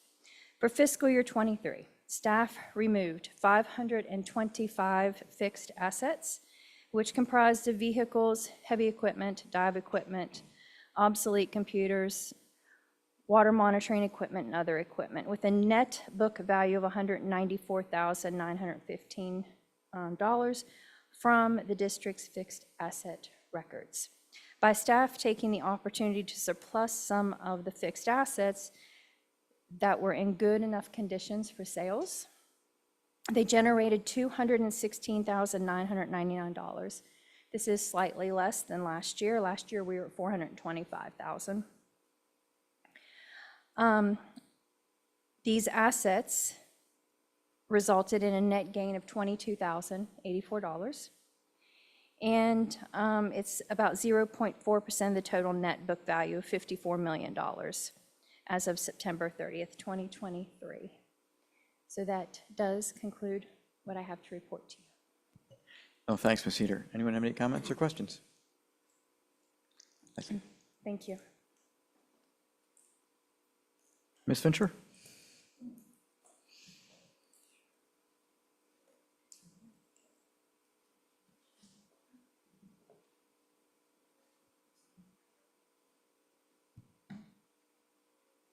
John was just giving me a hard time because I stood up instead of doing it from my chair. But I was telling him I use my arms a lot to talk, so if I do it while sitting down, I look like a T-Rex.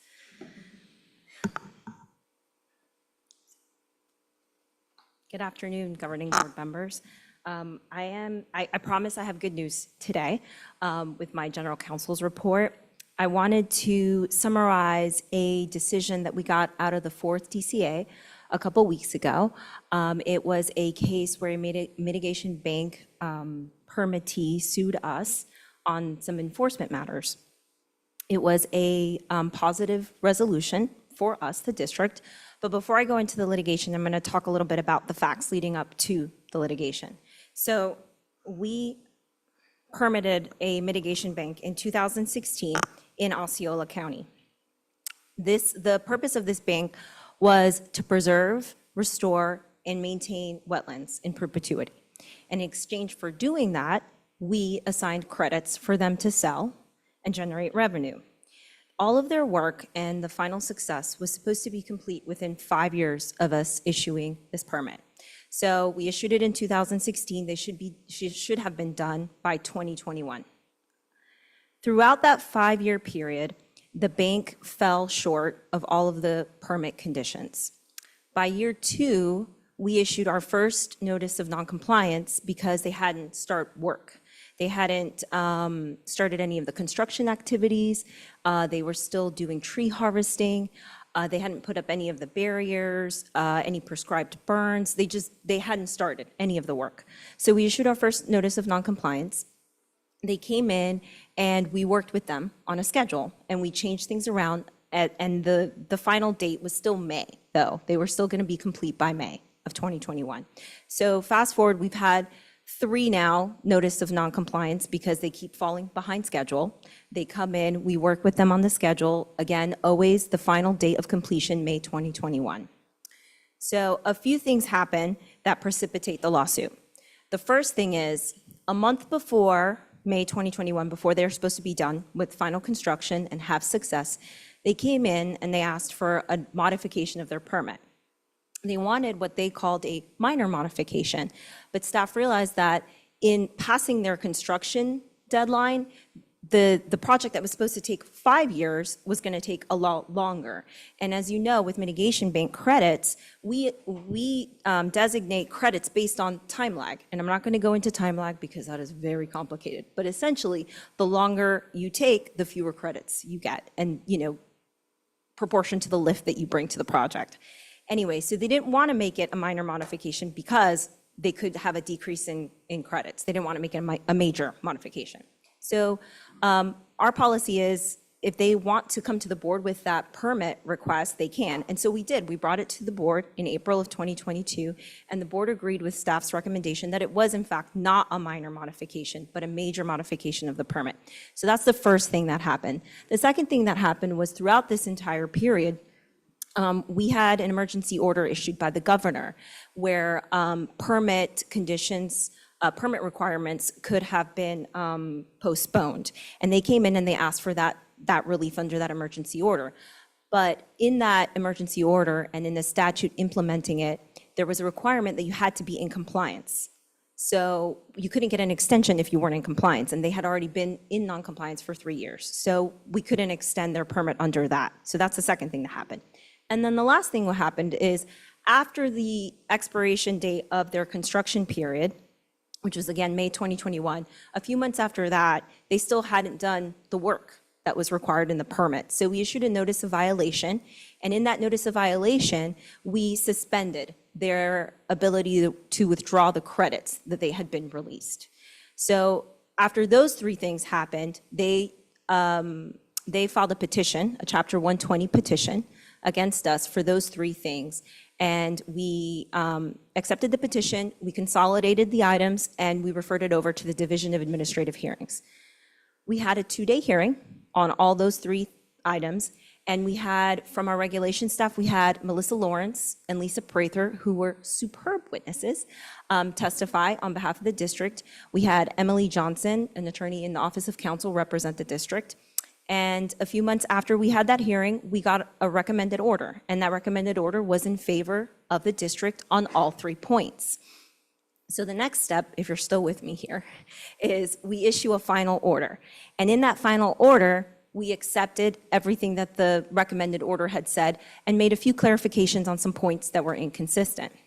So the mitigation bank at that point challenges the final order by appealing it at the 4th DCA. So the 4th DCA took briefs from both sides and they held an oral argument on these issues. The 2 issues that were mostly discussed were whether we had the authority to suspend these credits because they were not in compliance and whether they met some of the permit requirements that they said that they had. After oral arguments, about a week later, we received a per curiam affirmed decision from the 4th DCA, which essentially is an approval, an affirmation of the final order in its entirety with no changes. They failed to, the mitigation bank failed to ask for a rehearing, so now that case is final. And that decision is final. And we had a lot of really good takeaways from that case, but the one that I really wanted to highlight was the idea that there is a rule that says if you're out of compliance with your mitigation permit, we have the authority to suspend the withdrawal of those credits. And that was something that was heavily litigated in this case at every level. And it's great that we now have an order, because this was a case of first impression, we now have an order that solidifies that interpretation and allows us, when a mitigation bank has fallen out of compliance so severely like this one had, the ability to suspend the withdrawal of credits such that they cannot sell credits that are used to offset impacts happening other places within the basin. So that was really significant. And I wanted to share that with you. And also share that the mitigation bank, since they filed that lawsuit, has been working with staff to try to get into compliance with their permit. And they've been very diligent, and we're hopeful that, that turns into another good news story as part of this, and that they come back up into compliance. So that's what I had to report today. Do you have any questions? Had they ever sold credits? Yes. Yes, and that's part of the importance of this ruling, is that they sold credits and we suspended the ability to sell more until they got back into compliance. So what happened to the credits they sold? They were withdrawn. They were withdrawn? Yeah, from before we suspended. Gotcha. Thanks. Mr. Bertrand? So they're allowed to sell credits prior to the mitigation being completed? Yes, so as part of, we have a rule that allows us to provide initial release credits to them at the onset, and they do a few things. They record a conservation easement over the mitigation bank, so we know, that property is not going to be developed. And then they set up what's a financial assurance mechanism, so that should they walk away, there's funding in that account so that we could take over, right? That's one of the mechanisms, it's one of the things they must do. And so we do an initial release, which is, in this case, it was 100 credits. And what that allows them is to sell those credits, but then take that money earned and put it back into the bank.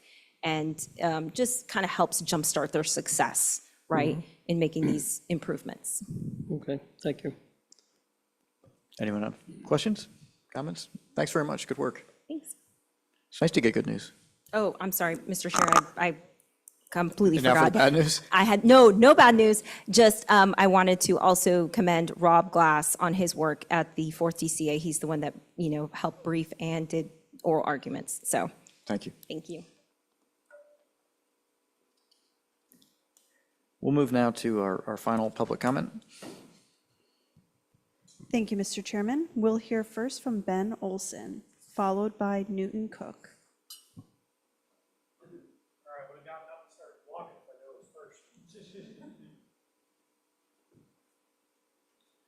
Alrighty, good afternoon. Once again, I'm Ben Olson. I'm not going to try to squeeze 800 words into 3 minutes again. I'm sorry for that, but for the record, I know I can speak longer than Ms. Meads and Mr. Bergeron combined, given the time.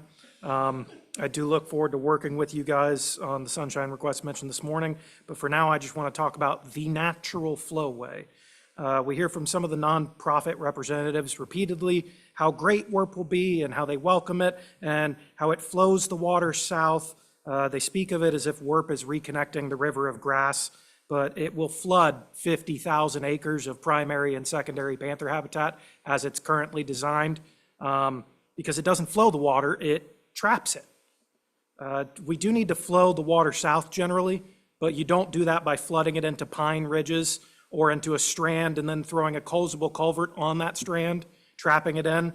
Virtually every year, my property, which is right next to the Kissimmee Billy Strand, hits its high water mark, especially in rain seasons like 2016 when an El Nino year occurs, and I'm sure it will this year due to the El Nino we had. Almost all the water that flowed out of those two canals, that drainage, flowed eastward there through where the lard can is, and we have proof of that. If that water was diverted south instead of east as it naturally flowed before all the Corps' dredging and diking, my land would be dead this summer, all of it, because we're already at capacity. I applaud you for recognizing and backfilling the canals, as it is a mistake. I applaud you for backing away from backfilling the canals, because it's clearly a mistake, and water management acknowledges that, and you guys don't want to do it. The best recommendation I can make for the alternative feeder basin project is to have a meeting similar to the landowners meeting we just had in Immokalee or the informal one in Looneyville last year, but one where all the landowners can come together and hear the same answers. A lot of the landowners, myself included, and I've voiced this in the past, are a little concerned with certain people mishearing or misunderstanding, and then a game of telephone goes on, and we don't really all have the same concise answer. So it would be great, I think, if we could hold some meetings which every landowner in the WERP footprint could come to if they wanted to, and we would all hear the same answer. But I just want to make it as clear as possible to any of the nonprofits that still support WERP or the government officials that state it's a good project, the data is wrong. And when you put bad data into a model, bad results come out. The data was collected from airplanes. We don't have proper height elevations, so none of it is actually going to work how we've modeled it. All of it will have to be redone, and the concern is WRDA will go through. We won't be able to get it done. 30 years down the line, we'll go back to the old congressionally authorized plan because that's what was put forward before, but none of those people will know any of the conversations we're having because they're not going to go back and watch videos from 30 years ago. So I thank you for your time, and I thank you for working with us. I really see that as good faith. I appreciate it. Have a wonderful day. Thank you, Mr. Olson. We'll hear next from Newton Cook, and then we'll move on to Zoom participants. These lights are really interesting for my video.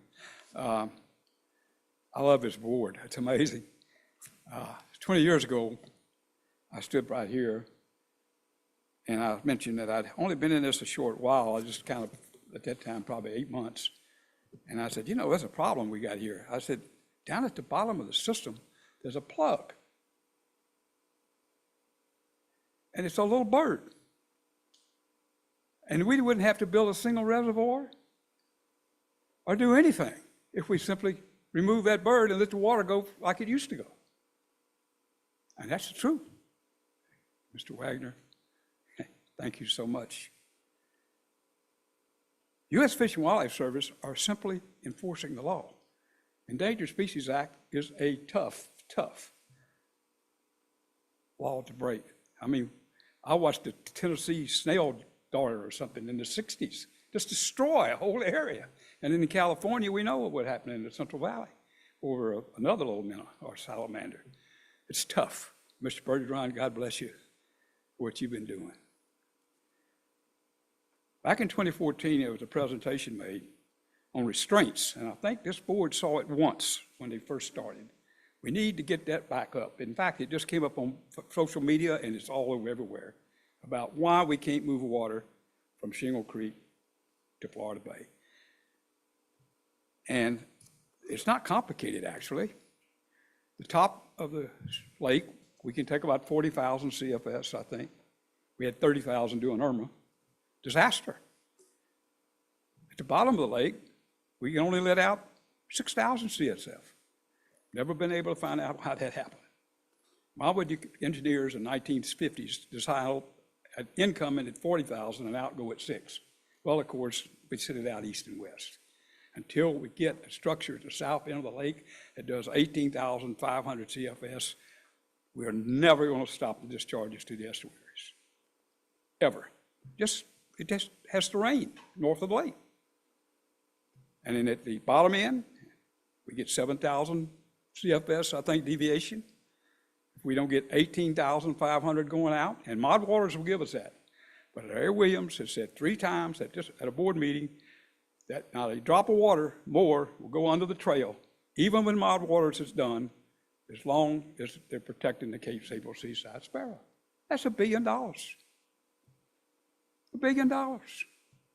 And not a drop of water will go under the Tamiami Trail more as long as they're protecting the Cape Sable Seaside Sparrow. Thank you. Thank you, Mr. Cook. Moving over to Zoom, Mr. Elfenbein. Mike Elfenbein, please unmute your mic.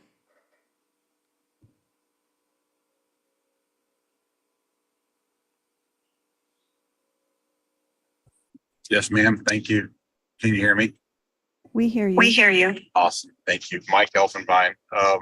Great meeting today. I wanted to commend Ronnie and Scott and Cheryl for their comments on the sparrow.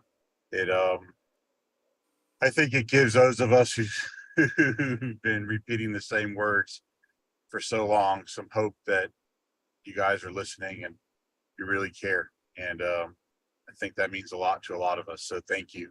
Thank you. Thank you. Thank you. And to Charlotte for always being such a diligent advocate for our resources. I wanted to remind you that the RAC on which I served for several years was the public forum where we discussed all those things and where we hashed that out and discussed all this so that there was at least the appearance that we were solving the problem. But I mean, clearly, you know, we've acknowledged it's been 15 years that we've been working on this, and yet we still find ourselves stuck there. But I won't belabor the point. I think you guys understand it. One thing I was hoping to hear in Lawrence and John's presentation today is many of you may have noticed the recent postings on social media and YouTube of fish dying for unexpected reasons throughout the middle and lower Keys, even as far north as Boynton Beach.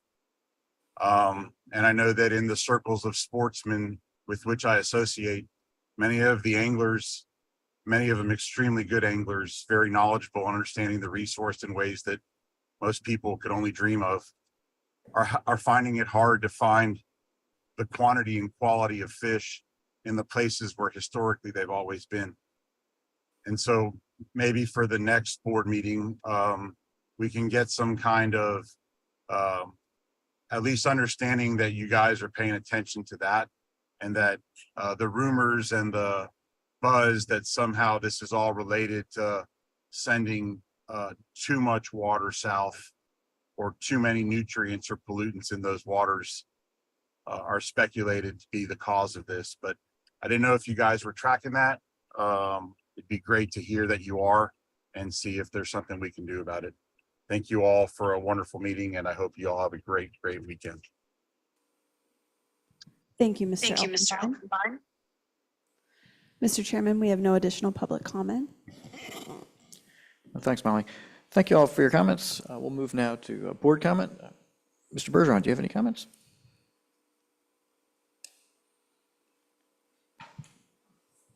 Are we at the end of the meeting already? Wow, That's up to you. I can't believe this. Well, I'll make it short and sweet, but I look forward to us, Drew, having a meeting with DOT and seeing how they can accelerate and try to somehow get back on schedule on the Tamiami Trail. Is that FDOT or US?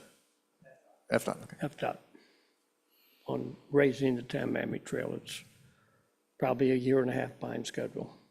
And that's a critical component of implementing the second stage of modified water delivery, moving more water south. So if we can do that, I would like to be a part of that. And I think that also in regards to working with Larry Williams and the Colonel, John, in regards to seeing if we can extend this deviation is extremely important. And that's all I got to say. Thank you. Thanks, Colonel. Nothing further. Thank you, Mr. Chair. Ms. Meads?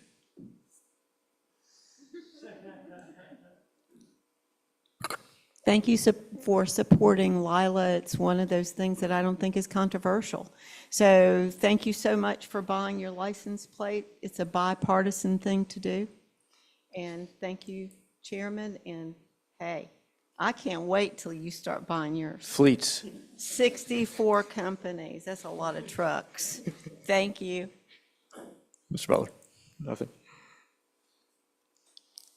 I'd like to thank staff, as always, for everything you guys do. We do have a vacancy. It's on the Audit and Finance Committee. If any board member is interested in joining, please talk to Drew. I think I say that every month.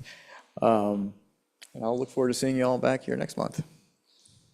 Oh, I guess in May, we are going to be going to Stewart, so keep that on your calendar as well. Thanks. We're adjourned.